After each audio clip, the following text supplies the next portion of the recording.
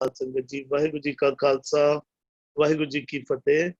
गुरु ग्रंथ साहब जी दी चल रही लड़ीवार विचारां विच अज अंक नंबर 1066 नंबर अंक तो अगे बात करना है।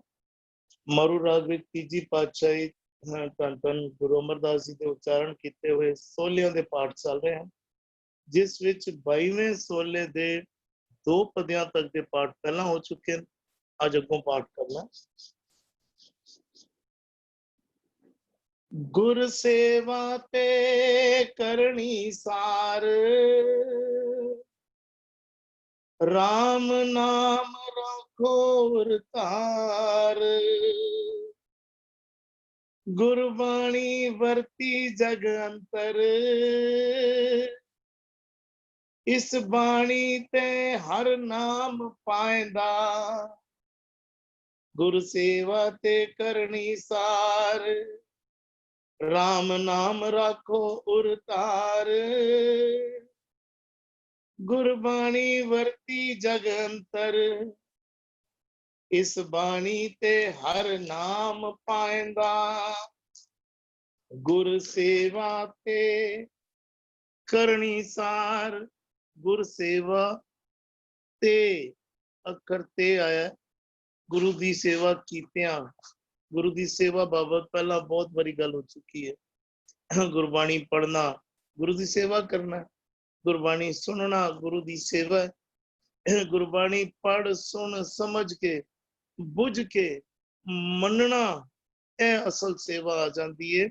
गुरु साहब कह रहे हैं गुर सेवा ते पाओ। गुरु की गल पहला करन तो पहला मनन तो पहला समझ लईए, समझन तो पहला पढ़ सुन लईए, चंगी तरीके दे नाल पढ़ सुन समझ के मनन विच ले आइए, ते की होएगा, फिर नतीजा की निकलेगा। ते करनी सार कहंदे ने, फिर सार तो पावे श्रेष्ठ। सार सार वैसे गुरबाणी विच जिहड़ा अखर आंदा है ना, सार संभाल करके भी आंदा है, सार लोहा करके भी आंदा है, कथना करड़ा सार लोहे करके भी आंदा है, लोहे वर्गा चबाउणा औखा काम है। ते इत्थे जिहड़ा आया श्रेष्ठ करके आया। तीनों रूपां विच गुरबाणी विच सार अखर आंदा है।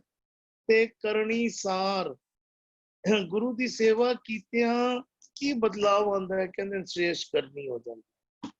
कर्म जिहड़े हैं वो उत्तम कर्म हो जाते हैं, श्रेष्ठ कर्म बन जाते हैं। अजे तक मन दे विच विकार सन, विकार ਜਿਹੜੇ ਪਾਸੇ ਤੱਕਦੇ ਸਨ ਉਹ ਕਾਰ ਕਰੀ ਜਾਂਦੇ ਸੀ। ਆਵਾਂਡੀਆਂ ਗਵਾਂਡੀਆਂ ਨਾਲ, ਭੈਣਾਂ ਭਰਾਵਾਂ ਨਾਲ, ਪਤੀ ਪਤਨੀ ਦੇ ਨਾਲ, ਆਪਸ ਵਿੱਚ ਬੱਚਿਆਂ ਨਾਲ, ਮਾਤਾ ਪਿਤਾ ਨਾਲ ਝਗੜੇ ਪਾਏ ਰੱਖੇ ਸੀ। ਕਿਉਂ?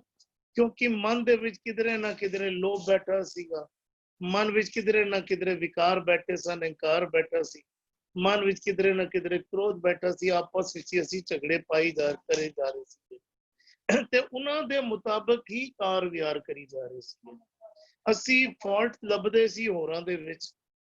ਮੈਨੂੰ ਨਾ ਮਾਤਾ ਚੰਗੀ ਮਿਲੀ, ਨਾ ਪਿਤਾ ਚੰਗਾ ਮਿਲਿਆ, ਨਾ ਭੈਣ ਚੰਗੀ ਮਿਲੀ, ਨਾ ਭਰਾ ਚੰਗਾ ਮਿਲਿਆ, ਨਾ ਪੜੋਸੀ ਚੰਗਾ ਮਿਲਿਆ, ਨਾ ਕੋਈ ਹੋਰ ਮਿੱਤਰ ਚੰਗੇ ਮਿਲੇ, ਸਾਰੇ ਮੇਰੇ ਨਾਲ ਲੜਦੇ ਹਨ। ਜਦੋਂ ਗੁਰੂ ਦੀ ਬਾਣੀ ਪੜ੍ਹੀ ਤੇ ਸਮਝ ਆਇਆ ਸਾਰੇ ਮੇਰੇ ਨਾਲ ਲੜਦੇ ਸੀ, ਮੈਂ ਸਾਰਿਆਂ ਨਾਲ ਲੜਦਾ ਸੀ। ਮੇਰੀ ਕਰਨੀ ਐਸੀ ਸੀ, ਮੇਰੀ ਸਮਝ ਐਸੀ ਸੀ, ਜਿੱਤੇ ਤੇ ਮੈਨੂੰ ਆਪਣਾ ਨਫਾ ਨਜ਼ਰ ਆਉਂਦਾ ਸੀ, ਮੈਂ ਕੰਪਰੋਮਾਈਜ਼ ਕਰ ਲੈਂਦਾ ਸੀ, ਨਹੀਂ ਤੇ ਮੈਂ ਝਗੜੇ ਹੀ ਪਾਈ ਜਾਂਦਾ ਸੀਗਾ।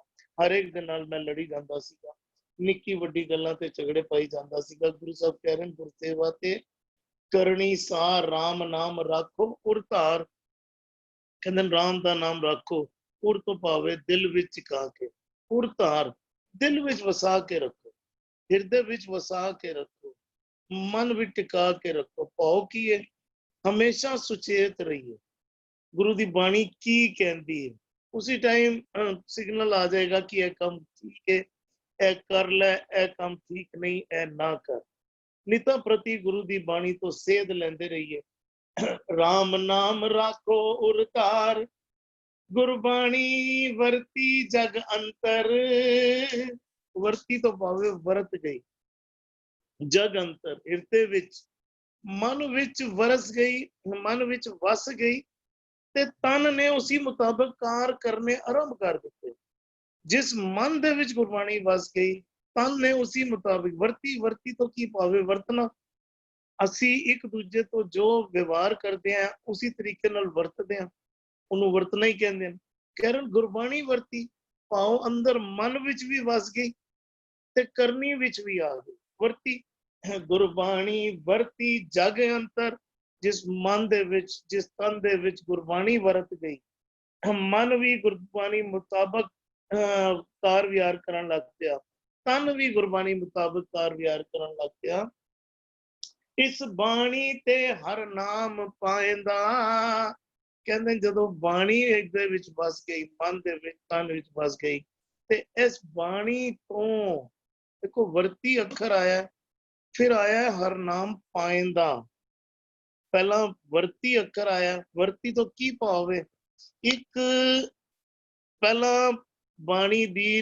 ਨੌਲੇਜ ਆ ਗਈ ਰੱਖੋ ਉਰ ਧਾਰ फिर उस नॉलेज मुताबिक कार विहार करने आरंभ कर दिते जदों कार विहार आरंभ कर दिते कहंदे ने इस बाणी ते हर नाम पाएंदा इस बाणी ते हर नाम पाएंदा कहंदे फिर नाम दी प्राप्ति हुई है फिर तत्व ज्ञान दी प्राप्ति हुई है हरि नाम की है ता समझ विच आया रटन विच ते बड़े शब्द मैं भी रट सकदा अर्थ भी समझ सकदा पर उस शब्द तो सिक्ख्या की है कि मेरे अंदरों वो सिक्ख्यावां प्रगट भी हो रही या नहीं हो रही रोजाना असी नवे तो नवे शब्द पढ़ते हैं अर्थ जानना चाहते हैं बहुत चंगी गल है पर उन अर्थां नूं जीवन भी ढालिया या नहीं ढालिया गुरु साहब कह रहे हैं जीवन भी जदों ढालेगा ना तां तैनूं हरि दे नाम की प्राप्ति होएगी तां तैनूं तत्त ज्ञान की प्राप्ति होएगी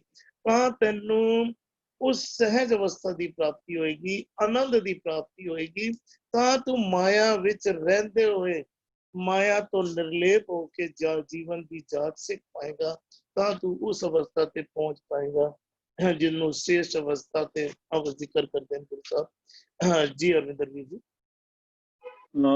ਕੱਲ ਤੋਂ ਅਸੀਂ ਇਹ 16 ਸਾਹਿਬ ਜਿਹੜਾ ਆਰੰਭ ਹੋਇਆ ਸੀ ਵੀ ਗੁਰੂ ਸਾਹਿਬ ਜਿਵੇਂ ਸਾਨੂੰ ਨਾਲ ਨਾਲ ਲੱਗੇ ਤੋਰੀ ਜਾਂਦੇ ਪਏ ਨੇ ਵੀ ਨਿਰੰਕਾਰ ਆਕਾਰ ਉਪਾਇਆ ਉਸ ਪਰਮਾਤਮਾ ਨੇ ਜੋ ਸਾਰੀ ਦ੍ਰਿਸ਼ਟਮਾਨ ਜਿਹੜੀ ਸ੍ਰਿਸ਼ਟੀ ਹੈ ਉਹਨੇ ਉਹ ਪੈਦਾ ਕੀਤੀ ਮਾਇਆ ਮੋਹ ਹੁਕਮ ਬਣਾਇਆ ਵੀ ਇਹਦੇ ਵਿੱਚ ਜਿਹੜਾ ਮਾਇਆ ਦਾ ਮੂਲ ਪ੍ਰਭਾਵ ਜਿਹੜਾ ਹੈ ਨਾ ਵੀ ਇਹ ਮਾਇਆ ਵਾਲੀ ਬਿਰਤੀ ਜਿਹੜੀ ਹੈ ਉਹ ਰੱਬ ਨੇ ਸਾਰਿਆਂ ਵਿੱਚ ਪਾਈ ਹੋਈ ਸੀ ਕਹਿੰਦਾ ਆਪੇ ਖੇਲ ਕਰੇ ਸਭ ਕਰਤਾ ਸੁਣ ਸਾਚਾ ਮਨ ਵਸਾਇੰਦਾ ਇਹ ਸਾਰਾ ਉਸ ਮਾਲਕ ਦਾ ਖੇਡ ਹੈ ਫਿਰ ਉਸ ਤੋਂ ਬਾਅਦ ਕਹਿੰਦੇ ਨੇ ਮਾਇਆ ਮਾਈ ਤ੍ਰੈ ਗੁਣ ਪ੍ਰਸੂਤ ਜਮਾਏ ਉਹ ਇਹ ਤ੍ਰੈਵਾ ਗੁਣਾ ਦੇ ਆਧਾਰ ਦੇ ਉੱਤੇ ਇਹ ਤ੍ਰੈ ਗੁਣਾ ਨੂੰ ਲੈ ਕੇ ਹੀ ਅਸੀਂ ਮਨੋ ਇਸ ਧਰਤੀ ਤੇ ਆਉਂਦੇ ਹਾਂ ਰਜਗੁਣ ਸਤਗੁਣ ਤਮਗੁਣ ਜਿਹੜਾ ਹੈ ਨਾ ਫਿਰ ਕਹਿੰਦੇ ਚਾਰੇ ਵੇਦ ਬ੍ਰਹਮੇ ਨੂੰ ਪਰਮਾਇਆ ਜਿੱਥੇ ਰੱਬ ਨੇ ਇਹ ਮਾਇਆ ਮਮਤਾ ਕਰਤੇ ਲਾਈ ਹੈ ਨਾ ਉੱਥੇ ਰੱਬ ਨੇ ਸਾਨੂੰ ਨਾਲ ਨਾਲ ਇੱਕ ਗੁਰੂ ਵੀ ਬਖਸ਼ਿਸ਼ ਕੀਤਾ ਹੋਇਆ ਉਹ ਵੀ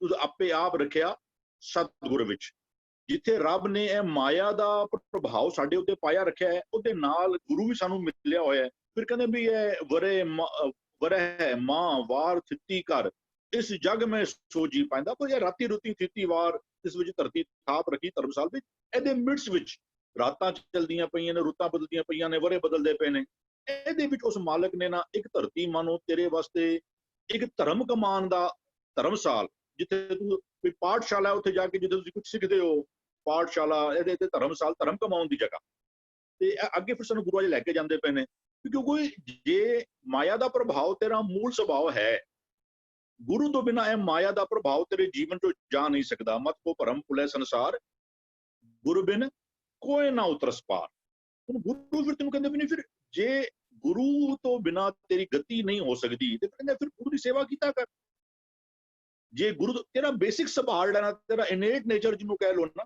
ਉਹ ਤੇ ਵਿਕਾਰੀ ਜਿਹੜਾ ਹੈ ਨਾ ਤੂੰ ਲੋਭੀ ਜਿਹੜਾ ਹੈ ਨਾ ਉਹ ਲੋਭ ਤੇਰੇ ਅੰਦਰ ਕਹਿੰਦੇ ਵਿੱਚ ਲੋਭ ਜਨਤਾ ਪਾਇਆ ਹੁਣ ਉਹਨੇ ਉਹ ਤੇਰੇ ਵਿੱਚ ਪਾਇਆ ਹੋਇਆ ਹੁਣ ਗੁਰੂ ਦੇ ਰਾਹੀਂ ਗੁਰੂ ਕੋਲੋਂ ਸਿੱਖਿਆ ਲੈ ਕੇ ਤੂੰ ਇਸ ਤੋਂ ਬਚ ਸਕਣਾ ਫਿਰ ਕੀਤਾ ਕੀ ਕਰ ਫਿਰ ਗੁਰੂ ਦੀ ਸੇਵਾ ਕੀਤਾ ਕਰ ਗੁਰੂ ਦੀ ਸੇਵਾ ਅਸੀਂ ਕਈ ਵਾਰ ਗੱਲ ਕਰਨਾ ਮੈਂ ਕਿ ਗੁਰੂ ਦੀ ਸੇਵਾ ਕੀ ਹੈ ਗੁਰੂ ਦੀ ਸੇਵਾ ਸ਼ਬਦ ਦੀ ਵਿਚਾਰ ਹੈ ਸਤਿਗੁਰੂ ਜਿਨੀ ਨਾ ਸੇਵਿਓ ਸ਼ਬਦ ਨਾ ਕੀਤੋ ਵਿਚਾਰ ਜੇ ਮਾਨਸ ਜੋਨ ਨਾ ਆਖੀਏ ਪਸ਼ੂ ਢੋਰ ਗਵਾਰ ਸੁਣ ਹੋ ਕੰਤ ਮਹੇਲਿਓ ਫਿਰ ਸੇਵੋ ਸ਼ਬਦ ਵਿਚਾਰ ਕਹਿੰਦੇ ਨੇ ਗੁਰ ਸੇਵਾ ਤੇ ਕਰਨੀ ਸਾਰ ਗੁਰੂ ਦੀ ਸੇਵਾ ਗੁਰੂ ਜੋ ਜ਼ਿੰਦਗੀ ਵਿੱਚ ਜੋ ਵੀ ਕੰਮ ਕਰੇਗਾ ਨਾ, ਜੇ ਗੁਰੂ ਦੀ ਅਗਵਾਈ ਤੋਂ ਬਿਨਾ ਉਹ ਕੰਮ ਕੀਤੇ, ਗੁਰ ਸੇਵਾ ਤੇ ਤੇਰੇ ਕਰਮ ਤੇ ਕਰਨੇ ਨੇ।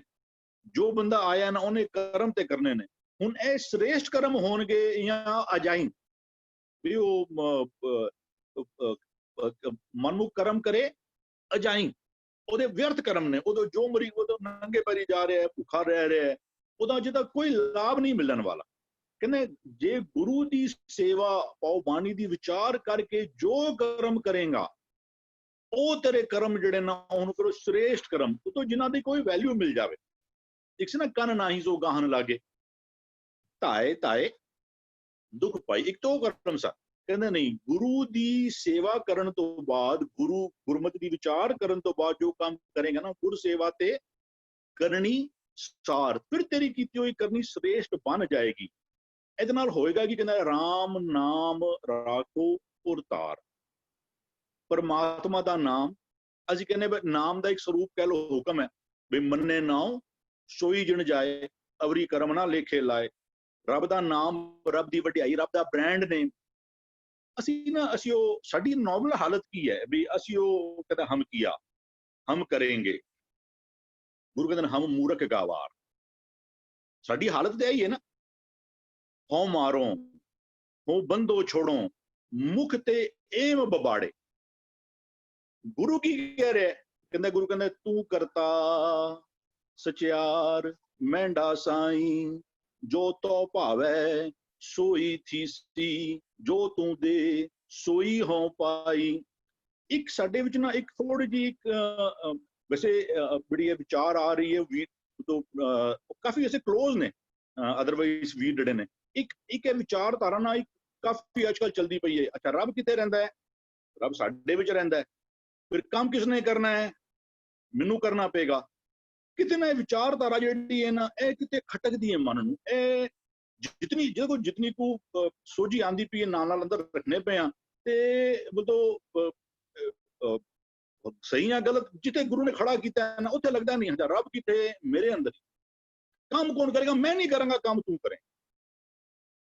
ਵੀ ਇਹ ਜਿਹੜਾ ਫਰਕ ਹੈ ਨਾ, ਇਹ ਹਮ ਕੀਆ ਹਮ ਕरेंगे। ਗੁਰੂ ਕਹਿੰਦਾ ਵੀ ਉਹ ਸਭਨੀ ਛਾਲਾਂ ਮਾਰੀਆਂ ਕਰਤਾ ਕਰੇ ਸੋ। ਇਸ ਗੱਲ ਵਿੱਚ ਕੋਈ ਸ਼ੱਕ ਨਹੀਂ ਕਿ ਰੱਬ ਕਿੱਥੇ, ਰੱਬ ਤੇ ਮੇਰੇ ਅੰਦਰ ਹੀ ਹੈ, ਲੇਕਿਨ ਕੰਮ ਕੌਣ ਕਰੇਗਾ? ਮੈਂ ਨਹੀਂ ਕਰਾਂਗਾ। ਤੂੰ ਕਰਤਾ ਕਰਨਾ ਮੈਂ ਨਹੀਂ, ਜਾਂ ਹੋਂ ਕਰੀ ਨਾ ਹੋਈ। ਹਾਂ, ਉਦਮ ਜ਼ਰੂਰ ਕਰਨਾ ਤੂੰ, ਇਸ ਗੱਲ ਵਿੱਚ ਕੋਈ ਸ਼ੱਕ ਨਹੀਂ। ਇਹ ਥੋੜਾ ਜਿਹਾ ਨਾ ਇੱਕ ਭੇਦ ਹੈ ਕਿ ਵੀ ਥੋੜਾ ਜਿਹਾ ਕਹਿ ਲੋ, ਹਾਂ ਰੱਬ ਦੇ ਸਾਡੇ ਵਿੱਚ ਹੀ, ਕੋਈ ਸ਼ੱਕ ਨਹੀਂ। ਗੁਰੂ ਕਹਿੰਦਾ ਉਦਮ ਵੀ ਕਰ, ਆਪਨ ਹੱਥੀ ਆਪਣਾ ਆਪੇ ਹੀ ਕਾਜ ਸਵਾਰੀਏ। ਲੇਕਿਨ ਜਦੋਂ ਅਸੀਂ ਇਹ ਭਰੋਸਾ ਆਪਣੀ ਕੀਤੇ, ਗੁਰੂ ਨੇ ਕਰਮ ਕਰਤ ਹੋਵੇ ਨਹਿ ਕਰਮ। ਕੱਲ ਵੀ ਕੋਈ ਵਿਚਾਰ ਦਾ ਵਿਸ਼ਾ ਆਇਆ ਸੀ ਵੀ ਹਉਮੈ ਕਰਤਾ ਜਗ ਮੁਆ, ਤੇ ਉਹ ਗੱਲ ਚੱਲੀ ਸੀ ਵੀ ਹਉਮੈ ਕਰਤਾ ਬਣ ਜਾਂਦਾ ਹੈ। ਇਟ ਇਜ਼ ਹਉਮੈ ਵਿੱਚ ਬੰਦਾ ਆਪਣੇ ਆਪ ਨੂੰ ਕਰਤਾ ਸਮਝ ਲੈਂਦਾ ਹੈ। ਅਸੀਂ ਕਰਤਾ ਜਿਹਨੂੰ ਕਹਿੰਦੇ ਕਰਤਾ ਆਪ ਭੁੱਲ ਹੈ, ਹਉਮੈ ਕਰਤਾ ਉਸ ਹਿਸਾਬ ਨਾਲ ਤੇ ਹੋ ਨਹੀਂ ਸਕਦਾ। ਹਉਮੈ ਵਿੱਚ, ਹਉਮੈ ਦੀ ਬਿਰਤੀ ਦੇ ਕਾਰਨ ਬੰਦਾ ਆਪਣੇ ਆਪ ਨੂੰ ਕਰਤਾ, ਉਹ ਜਿਹੜਾ ਕਹਿੰਦੇ ਵੈਦ ਕਹੇ ਹਉ ਹੀ ਭਲਾ ਦਾਰੂ ਮੇਰੇ ਵਸ, ਕਹਿੰਦੇ ਇਹ ਤੋਂ ਬਸਤ ਗੋਪਾਲ। ਸਾਰੇ ਜਿਹੜੇ ਸ਼ਬਦ ਨੇ, ਮਤਾ ਕਰੇ ਪਛਮ ਕੇ ਤਾਹੀ ਪੂਰਬ ਹੀ ਲੈ ਜਾਤ, ਇਹ ਸਾਰੇ ਸ਼ਬਦ ਨੇ ਵੀ ਨਰ ਚਾਹਤ ਵਿੱਚ ਔਰ ਅਵਰੇ ਕੀ ਅਵਰੇ ਭਈ, ਚਿਤਵਤ ਰਹੋ ਠਗੌਰ। ਹੈ ਰੱਬ ਮੇਰੇ ਵਿੱਚ ਹੀ, ਲੇਕਿਨ ਨਾਮ ਜਪਤ ਦੀ ਕਿਰਿਆ ਕੀ ਹੈ? ਨਾਮ ਅੱਛਾ ਕਹਿੰਦਾ ਸਾਰਿਆਂ ਧਰਮਾਂ ਵਿੱਚੋਂ ਸ੍ਰੇਸ਼ਟ ਧਰਮ ਕਿਹੜਾ ਹੈ? ਕਹਿੰਦਾ ਸਰਬ ਧਰਮ ਹੈ ਸ੍ਰੇਸ਼ਟ ਧਰਮ ਹਰ ਕੋ ਨਾਮ ਜਪ ਨਿਰਮਲ ਕਰ। ਨਿਰਮਲ ਕਰਮ ਕਰਦਿਆਂ ਆਪਣੇ ਆਪ ਨੂੰ ਨਾ ਜਣਾਈ, ਸਭ ਕੁਝ ਚੰਗਾ ਕਰਦਿਆਂ, ਮਿਹਨਤ ਕਰਦਿਆਂ, ਉਦਮ ਕਰਦਿਆਂ, ਗੁਰਮਤਿ ਤੇ ਰਾਹ ਦੇ ਚਲਦਿਆਂ, ਕਿਸੇ ਦੀ ਬਾਹ ਫੜਦਿਆਂ, ਜੇ ਤੂੰ ਕਹੇ ਕਿ ਮੈਂ ਕਰਨਾ ਪਿਆ, ਜੇ ਤੂੰ ਇਹ ਹਉਮੈ ਕੀਤੀ, ਤੇਰਾ ਸਾਰਾ ਕੀਤਾ ਨਾ ਸਾਰਾ ਉਹਦਾ ਖਤਮ ਹੋ ਜਾਏਗਾ। ਸਾਰਾ ਕੁਝ ਕਰਦਿਆਂ ਕਹਿ ਰੱਬ ਤੂੰ ਕਰਵਾਨਾ ਪਿਆ। ਅਸੀਂ ਜੈ ਪ੍ਰਸਾਦ ਕੀ ਹੈ? ਅਸੀਂ ਭੋਜਨ ਤੇ ਖਾਣੇ ਹੀ ਖਾਣੇ ਆ, ਅਸੀਂ ਬਿਸਤਰਿਆਂ ਤੇ ਸੋਨੇ ਹੀ ਸੋਨੇ ਪਏ ਆ, ਅਸੀਂ ਅੱਛੇ ਘਰਾਂ ਵਿੱਚ ਰਹਿਣੇ ਹੀ ਪਏ ਆ। ਗੁਰੂ ਕਹਿੰਦਾ ਜੈ ਪ੍ਰਸਾਦ 36 ਅੰਮ੍ਰਿਤ ਖਾਏ, ਜੈ ਪ੍ਰਸਾਦ ਬਸੈ ਸੁਖ ਮੰਦਰ। ਜੇ ਤੂੰ ਜਿਸ ਦਿਨ ਕਹਿ ਦਾਂਗੇ ਨਹੀਂ ਮੈਂ ਇਹ ਮਹਿਲ ਕਮਾਇਆ ਹੈ, ਇਹ ਮੇਰੀ ਕਮਾਈ ਹੋਈ ਰੋਟੀ ਹੈ, ਤੂੰ ਕਹਿੰਦੇ ਨਾਮ ਬਿਨਾ ਜੋ ਪਹਿਰੇ ਖਾਏ, ਜਿਉ ਕੂਕਰ ਜੂਠਨ ਮੈਂ ਪਾਏ। ਰੱਬ ਦਾ ਨਾਮ ਜਪ ਕੇ ਖਾਣਾ ਕਹਿ ਰੱਬ ਨੇ ਦਿੱਤੀ ਹੈ। ਤੇਰੇ ਮਨ ਨੂੰ ਵੀ ਭਰੋਸਾ ਹੈ ਕਿ ਜੇ ਰੱਬ ਨਾ ਦਿੰਦਾ ਮੇਰੀ ਉਦਮ ਦਾ ਮੈਨੂੰ ਕੁਝ ਨਹੀਂ ਸੀ ਮਿਲ ਸਕਦਾ। ਇਹ ਜਿਹੜਾ ਹਲਕਾ ਜਿਹਾ ਡਿਫਰੈਂਸ ਕਹਿ ਲਓ ਕਿ ਵੀ ਹਾਂ ਰੱਬ ਸਾਡੇ ਵਿੱਚ ਹੀ ਹੈ, ਉਦਮ ਅਸੀਂ ਕਰਨਾ। ਗੁਰੂ ਕਹਿੰਦਾ ਉਦਮ ਕਰਿਆ ਜੀ ਉਦੋਂ ਕਮਾਉਂਦੇ ਆ ਸੁਖ ਪਹੁੰਚ, ਲੇਕਿਨ ਉਹ ਕਰਦਿਆਂ ਆਪਣੇ ਕਰਮ ਕਰਤ ਹੋਵੇ ਨਹਿ ਕਰਮ, ਆਸਾ ਭੀਤਰ ਰਹੇ ਨਿਰਾਸਾ, ਤੋ ਨਾਨਕ ਏਕ ਮਿਲੇ। ਕਰਨਾ ਤਾਂ शारीरिक तौर ਤੇ ਤੈਨੂੰ ਕਰਨਾ ਪਏਗਾ, ਲੇਕਿਨ ਭਰੋਸਾ ਆਪਣੀ ਸਿਆਣਪ, ਆਪਣੀ ਚਤਰਾਈ, ਆਪਣੀ ਮਿਹਨਤ ਵੀ ਮੈਂ ਕਰਨਾ ਪਿਆ ਇਹ ਤਾਂ ਹਉਮੈ ਹੈ। ਜਦੋਂ ਹਉਮੈ ਨੂੰ ਬੰਦਾ ਉਦੋਂ ਹਉਮੈ ਦੇ ਐਸਪੈਕਟ ਨੂੰ ਸਮਝਦਾ ਤਾਂ ਫਿਰ ਉਹ ਆਪਣੇ ਆਪ ਨੂੰ ਕਰਤਾ ਬਣਾ ਲੈਂਦਾ ਕਿ ਮੈਂ ਕਰਨਾ ਪਿਆ। ਹਾਲਾਂਕਿ ਗੁਰੂ ਹਮੇਸ਼ਾ ਕਹਿੰਦਾ ਵੀ ਤੂੰ ਕਰਤਾ, ਵੀ ਤੂੰ ਕਰਤਾ ਸਚਿਆਰ ਮਹਿੰਡਾ ਸਾਈਂ ਜੋ ਤੋ ਭਾਵ ਹੈ, ਮੇਰੇ ਕੋਲ ਕੁਝ ਨਹੀਂ ਹੋ ਸਕਣ ਲੱਗਾ। ਤੇ ਉਹ ਇੱਥੇ ਕਹਿੰਦੇ ਵੀ ਰਾਮ ਨਾਮ ਰਾਖੋ ਔਰ ਧਾਰ, ਜੀਵਨ ਵਿੱਚ ਨਾ ਇਸ ਪ੍ਰਵਿਰਤੀ ਨੂੰ ਆਪਣੇ ਜੀਵਨ ਵਿੱਚ ਧਾਰ। ਰੱਬ ਦਾ ਬ੍ਰਾਂਡ ਨੇ, ਰੱਬ ਦੀਆਂ ਵਡਿਆਈਆਂ, ਰੱਬ ਦੀਆਂ ਸਿਫਤਾਂ, ਰੱਬ ਦਾ ਗੁਣ ਗਾਇਨ, ਰੱਬ ਦੀ ਕੀਰਤੀ, ਇਹਨੂੰ ਆਪਣੇ ਜੀਵਨ ਵਿੱਚ ਧਾਰਨ ਕਰ ਲੈ। ਅਦਰਵਾਈਜ਼ ਜਿਹੜਾ ਕਹਿੰਦਾ ਵੀ ਨਿਰੰਕਾਰ ਨੇ ਤਾਂ ਕਾਰ ਉਪਾਇਆ, ਉਹਦੇ ਅੰਦਰ ਉਹਨੇ ਮਾਇਆ ਦਾ ਮੋਹ ਪਾਇਆ ਹੋਇਆ, ਤੈਨੂੰ ਇਹ ਅਟੈਚਮੈਂਟ, ਤੈਨੂੰ ਉਹਨੇ ਰੱਬੋਂ ਪਾਈ ਹੋਈ ਹੈ, ਉਹਨੇ ਨਾਲ ਤੈਨੂੰ ਗੁਰੂ ਦਿੱਤਾ ਹੈ। ਵੀ ਗੁਰੂ ਦੀ ਸੇਵਾ ਜਿਹੜੀ ਨਾ ਇਹਦੇ ਨਾਲ ਤੇਰੀ ਕੀਤੀ ਹੋਈ ਹਰ ਕਾਜ ਜਿਹੜਾ ਉਹ ਸ੍ਰੇਸ਼ਟ ਹੋ ਜਾਏਗਾ। ਗੁਰ ਸੇਵਾ ਤੇ ਕਰਨੀ ਸਾਰ ਹੋ ਜਾਏਗੀ। ਪਰਮਾਤਮਾ ਗੁਰੂ ਦੀ ਸੇਵਾ ਕਰੇਗਾ ਨਾ, ਤੈਨੂੰ ਗੁਰੂ ਇਹ ਬਿਰਤੀ ਦੇਗਾ। ਇੱਕ ਤੇ ਨਾ ਵੀ ਉਹ ਹਉ ਮਾਰੋ ਹਉ ਬੰਦੋ ਛੋੜੋ, ਇੱਕ ਦੂਜਾ ਵੀ ਆਉਂਦਾ ਹੈ ਵੀ ਹਮਰੀ ਭੂਮ ਪਾਉਣ ਕਾਲੇ ਪੈਰ। ਇਹ ਵਾਲੇ ਸਾਰੀਆਂ ਗੱਲਾਂ ਨੇ ਨਾ, ਜੇ ਅਸੀਂ ਉਤਰਾ ਚੇਂਜ ਕਰ ਦਈਏ ਕਿ ਨਹੀਂ ਰੱਬ ਕਰਨ ਵਾਲਾ, ਰੱਬ ਚਾਹੇਗਾ ਤਾਂ ਜ਼ਰੂਰ ਹੋ ਜਾਏਗਾ। ਇਹ ਸਾਰਾ ਜਿਹੜਾ ਬਾਬਾ ਜੀ ਸਿਸਟਮ ਕੀ ਹੈ, ਬਾਬਾ ਜੀ ਕੋਲ ਜਾਓ, ਬਾਬਾ ਜੀ ਬੱਚੇ ਦੀ ਦਾਤ ਦੇਣਗੇ, ਬਾਬਾ ਜੀ ਆਪਣਾ ਨਾਮ ਜਪਾਉਂਦੇ ਪਏ। ਕਰਨਾ ਕੀ ਚਾਹੀਦਾ ਸੀ? ਸਾਡੇ ਹਰ ਬੋਲ ਦੇ ਨਾਲ ਸਾਡਾ ਵੀ ਭਰੋਸਾ, ਤੇ ਜਿਸ ਨਾਲ ਗੱਲ ਕਰਨੇ ਉਹਦਾ ਭਰੋਸਾ ਆਪਣੇ ਆਪ ਤੇ ਨਾ ਆਂਦਾ, ਉਹਦਾ ਭਰੋਸਾ ਰੱਬ ਤੇ ਹੈ। ਰੱਬ ਕਰਤਾ ਹੈ, ਮੈਂ ਕਰਤਾ ਨਹੀਂ ਆ। ਤੂੰ ਕਰਤਾ ਹੈ, ਮੈਂ ਕਰਤਾ ਨਹੀਂ ਆ। ਜਦੋਂ ਮੈਂ ਕਰਤਾ ਬਣ ਜਾਂਦਾ ਨਾ, ਤਾਂ ਮੇਰਾ ਜੀਵਨ ਹਉਮੈ ਵੀ ਜਿਹੜਾ ਹੈ ਨਾ, ਉਹ ਗੱਲਾਂ ਕਰਨਾ ਪਿਆ ਮੈਂ। ਇਹ ਤੇ ਕਹਿੰਦੇ ਰਾਮ ਨਾਮ ਗੁਰੂ ਦੀ ਸੇਵਾ ਦੇ ਰਾਹੀਂ ਪਰਮਾਤਮਾ ਦੇ ਨਾਮ ਨੂੰ ਆਪਣੇ ਹਿਰਦੇ ਵਿੱਚ ਹਮੇਸ਼ਾ ਧਾਰਨ ਕਰਕੇ ਰੱਖ। ਹਮੇਸ਼ਾ ਹਰ ਗੱਲ ਦੇ ਪਿੱਛੇ ਕਹਿ ਦੇ ਕਿ ਰੱਬ ਨੇ ਕੀਤਾ, ਬਿਲਕੁਲ ਸਪਸ਼ਟ ਤੌਰ ਤੇ। ਕਹਿੰਦੇ ਡੰਕੇ ਦੀ ਚੋਟ ਤੇ ਗੱਲ ਕਰਨੀ, ਕਹਿ ਦੇ ਮੈਂ ਨਹੀਂ ਕੀਤਾ। ਜੇ ਰੱਬ ਨਾ ਕਰਵਾਉਂਦਾ ਨਾ, ਮੇਰੇ ਕੋਲ ਨਹੀਂ ਸੀ ਹੋ ਸਕਣ ਲੱਗਾ। ਇਹ ਰੱਬ ਦੀ ਮਿਹਰ ਹੈ, ਰੱਬ ਦੀ ਕਿਰਪਾ ਹੈ। ਇਸ ਗੱਲ ਨੂੰ ਅਸੀਂ ਜੀ ਕਹਿੰਦੇ ਹਾਂ ਵੀ ਸ਼ੁਕਰ ਹੈ, ਬਖਸ਼ਿਸ਼ ਹੈ, ਕੀ ਹੈ? ਇਹ ਤੇ ਉਸ ਰੱਬ ਦੀ, ਰੱਬ ਸਾਡੇ ਵਿੱਚ ਹੀ ਹੈ। ਕਿਰਿਆ ਫਿਜ਼ੀਕਲੀ ਅਸੀਂ ਕਰਨੀ ਹੈ, ਲੇਕਿਨ ਮਨ ਦਾ ਭਰੋਸਾ, ਕਿਉਂਕਿ ਗੁਰਬਾਣੀ ਬਹੁਤ ਬਰੀਕ ਹੈ। ਜਿਤਨੀ ਹੋਰ ਵਿਚਾਰਾਂਗੇ ਇਹਦੇ ਅੰਦਰ ਹੋਰ ਉਤਨਾ ਖੁਲਾਸਾ ਆਂਦੇ ਜਾਏਗਾ। ਅੱਗੇ ਵੀ ਕਹਿੰਦੇ ਫਿਰ ਕਹਿੰਦੇ ਵੀ ਰਾਮ ਨਾਮ ਰਾਖੋ, ਤਾਂ ਕਹਿੰਦਾ ਗੁਰਬਾਣੀ ਵਰਤੀ ਜਾਗੇ ਅੰਤਰ। ਗੁਰੂ ਦੀ ਸੇਵਾ ਕਰੇਗਾ, ਗੁਰੂ ਦੇ ਰਾਹੀਂ ਇਹ ਬਾਣੀ ਜਿਹੜੀ ਨਾ ਸੰਸਾਰ ਵਿੱਚ ਆਈ ਹੈ, ਕਹਿੰਦਾ ਇਸ ਬਾਣੀ ਤੇ ਹਰ ਨਾਮ ਪਾਇੰਦਾ। ਇਹ ਰੱਬੀ ਹੁਕਮ ਜੋ ਨੇ ਨਾ, ਰੱਬ ਦੀ ਸਿਫਤ ਸਲਾਹ ਕੀ ਹੈ, ਰੱਬੀ ਹੁਕਮ ਕੀ ਨੇ? ਵੀ ਇਹ ਰਖਵਾਦ ਨਾ ਕੀਜੇ ਰੇ ਮਨ, ਸੁਕ੍ਰਿਤ ਕਰ ਲੀਜੇ ਰੇ ਮਨ, ਫਰੀਦਾ ਪੂਰੇ ਦਾ ਭਲਾ ਕਰ, ਪਰਤਰਿਆ ਰੂਪ ਨਾ ਪੇਖੇ ਨੇਤਰ। ਇਹ ਸਾਰੇ ਨਾਮ ਦੀ ਦਾਤ ਹੈ, ਹੁਕਮਾਂ ਦੀ ਸੋਝੀ। ਅਦਰਵਾਈਜ਼ ਉਹ ਕਹਿੰਦੇ ਮੰਨੇ ਨਾ ਸੋਈ ਜਿਨ ਜਾਏ, ਅਵਰੀ ਕਰਮ ਨਾ ਲੇਖੇ ਲਾਏ। ਤੂੰ ਬਾਕੀ ਤੂੰ ਉੱਥੇ ਫਰਸ਼ੀਆਂ ਪੂਜਦਾ ਹੈ, ਜਾਂ ਤੂੰ ਠੀਕ ਹੈ, ਉਹ ਆਪਣੇ ਤਰਫੋਂ ਉਹ ਮੇਨ ਜਿਹੜਾ ਹੈ ਨਾ, ਉਹ ਟਾਰਗੇਟ ਨਹੀਂ ਹੈ। ਪਰਮਾਤਮਾ ਦੇ ਨਾਮ, ਉਹਦੇ ਹੁਕਮਾਂ ਨੂੰ ਚੇਤੇ ਰੱਖ ਕੇ ਹਰ ਕਰਮ ਕਰਨਾ, ਫਿਰ ਤੇਰਾ ਉਹ ਸੇਮ ਕਰਮ। ਜੇ ਟ੍ਰਾਂਸਫਰਮੇਸ਼ਨ ਕੀ ਹੈ ਕਿ ਰੋਟੀ ਤੇ ਖਾਣੀ ਹੈ, ਗੁਰੂ ਨਹੀਂ ਕਹਿੰਦਾ ਰੋਟੀ ਨਾ ਖਾ, ਗੁਰੂ ਨਹੀਂ ਕਹਿੰਦਾ ਵੀ ਉਹ ਗੁਰੂ ਦਾ ਛੋੜੇ ਆਨ ਕਰੇ ਪਖੰਡ, ਲੇਕਿਨ ਉਹ ਰੋਟੀ ਖਾਂਦੇ ਆ ਮੈਂ ਕਮਾਇਆ ਜਾਂ ਜੈ ਪ੍ਰਸਾਦ 36 ਅੰਮ੍ਰਿਤ ਹੈ। ਜ਼ਿੰਦਗੀ ਦੀ ਹਰ ਕਿਰਿਆ ਵਿੱਚ ਹਰ ਨਿਯਮਤ ਨੂੰ ਗੁਰ ਪ੍ਰਸਾਦ ਦੇ ਨਾਲ ਜੋੜ ਲੈਣਾ। ਜੈ ਪ੍ਰਸਾਦ ਤੂੰ ਕੀਤਾ ਸੀ ਤੇ ਮਿਲਿਆ ਸੀ। ਇਹ ਨਾਮ ਜਿਹੜਾ ਨਾ, ਇਸ ਬਾਣੀ ਤੋਂ ਇਸ ਨਾਮ ਦੀ ਬਖਸ਼ਿਸ਼ ਸਾਨੂੰ ਜਿਹੜੀ ਉਹ ਮਿਲਦੀ। ਹਾਂਜੀ ਹਾਂ, ਧੰਨਵਾਦ ਵੀਰ ਜੀ। ਬੜੀ ਡਿਟੇਲ ਵਿੱਚ ਬਰੀਕੀ ਦੇ ਨਾਲ ਆਪ ਜੀ ਨੇ ਬੜੀ ਖੁਲਾਸਾ ਕਰਕੇ ਸਮਝਾਣਾ ਕੀਤਾ। ਇੱਕ ਬੜਾ ਬਰੀਕ ਵਿਸ਼ਾ ਆਪ ਜੀ ਨੇ ਸਮਝਾਣਾ ਕੀਤਾ, ਬੜੀ ਖੂਬਸੂਰਤੀ ਦੇ ਨਾਲ। ਉਸ ਮਨ ਦੀ ਉਸ ਉੱਚੀ ਅਵਸਥਾ ਦਾ ਜ਼ਿਕਰ ਕੀਤਾ ਕਿ ਤਨ ਕਰਕੇ ਤੇ ਅਸੀਂ ਉਦਮ ਕਰਨਾ ਹੈ, ਲੇਕਿਨ ਮਨ ਦੇ ਵਿੱਚ ਉਹ ਪਰਮਾਤਮਾ ਵਸਦਾ ਰਹੇ ਕਿ ਕਰਨ ਵਾਲਾ ਤੂੰ ਹੈ। ਉਹ ਅਵਸਥਾ ਹੈ, ਜੇ ਤਨ ਕਰਕੇ ਅਸੀਂ ਉਦਮ ਕਰੀਏ ਔਰ ਮਨ ਦੇ ਵਿੱਚ ਇਹ ਆ ਜਾਏ ਕਿ ਮੈਂ ਕਰ ਰਿਹਾ, ਤੇ ਉਹ ਦੁਨਿਆਵੀ ਪਦਾਰਥ ਤੇ ਪ੍ਰਾਪਤ ਕਰ ਲਾਂਗੇ, ਨਾਲ ਦੇ ਨਾਲ ਮਨ ਨੂੰ ਰੋਗੀ ਬਣਾ ਲਾਂਗੇ, ਨਾਲ ਦੇ ਨਾਲ ਅਹੰਕਾਰ ਵਸ ਜਾਏਗਾ, ਤੇ ਕਿਧਰੇ ਨਾ ਕਿਧਰੇ ਪਦਾਰਥ ਕਮਾਉਂਦੇ ਹੋਏ ਵੀ ਦੁੱਖਾਂ ਵਾਲਾ ਜੀਵਨ ਵਾਲੇ ਪਾਸੇ ਵੱਧਦੇ ਜਾਵਾਂਗੇ। ਧੰਨਵਾਦ ਆਪ ਜੀ ਦਾ।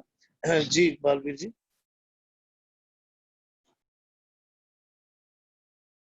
ਵੀਰ ਜੀ ਆਪ ਜੀ ਦੀ ਆਡੀਓ ਆਫ ਹੈ ਜੀ। ਵਾਹਿਗੁਰੂ ਜੀ ਕਾ ਖਾਲਸਾ ਵਾਹਿਗੁਰੂ ਜੀ ਕੀ ਫਤਿਹ। ਫਤਿਹ ਵੀਰ ਜੀ। ਗੁਰ ਸੇਵਾ ਤੇ ਕਰਨੀ ਸਾਰ, ਚਾਰ ਸ੍ਰੇਸ਼ਟ ਗੁਰ ਸੇਵਾ ਗੁਰ ਸ਼ਬਦ ਵਿਚਾਰ। ਜਿਹੜਾ ਮਨੁੱਖ ਗੁਰੂ ਦੀ ਸ਼ਬਦ ਦੀ ਵਿਚਾਰ ਕਰਦਾ ਹੈ, ਉਹਦੀ ਫਿਰ ਜਿਹੜੀ ਤਨ ਦਾ ਕਰਮ ਹੈ ਉਹ ਸ੍ਰੇਸ਼ਟ ਉੱਤਮ ਭਾਵ ਕੇ ਸ਼ੁਭ ਗੁਣਾਂ ਵਾਲਾ ਬਣ ਜਾਂਦਾ ਹੈ। ਉਹਦੀ ਕਰਨੀ ਦੇ ਵਿੱਚ ਸਦੀਵ ਸਦਾ ਹੀ ਸੱਚ ਪ੍ਰਗਟ ਹੁੰਦਾ ਹੈ। ਉਹ ਗੁਰੂ ਦੇ ਦੱਸੇ ਮਾਰਗ ਤੇ ਹੀ ਚੱਲਦਾ ਹੈ, ਇਸ ਕਰਕੇ ਉਹਦੀ ਕਰਨੀ ਜਿਹੜੀ ਹੈ ਸ੍ਰੇਸ਼ਟ ਬਣ ਜਾਂਦੀ ਹੈ। ਰਾਮ ਨਾਮ ਰਾਖੋ ਔਰ ਧਾਰ। ਗੁਰੂ ਸੇਵਾ ਕੀ ਹੈ?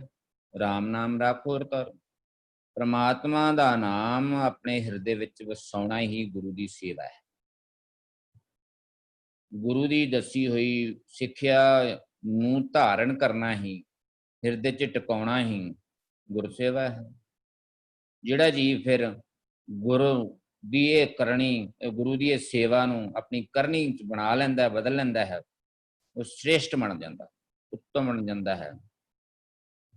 ਉਹਦਾ ਜੀਵਨ ਪੱਧਰ ਜਿਹੜਾ ਹੈ ਉਹ ਜੱਗ ਦੇ ਅੰਦਰ ਧੰਤਾ ਯੋਗ ਹੋ ਜਾਂਦਾ ਹੈ।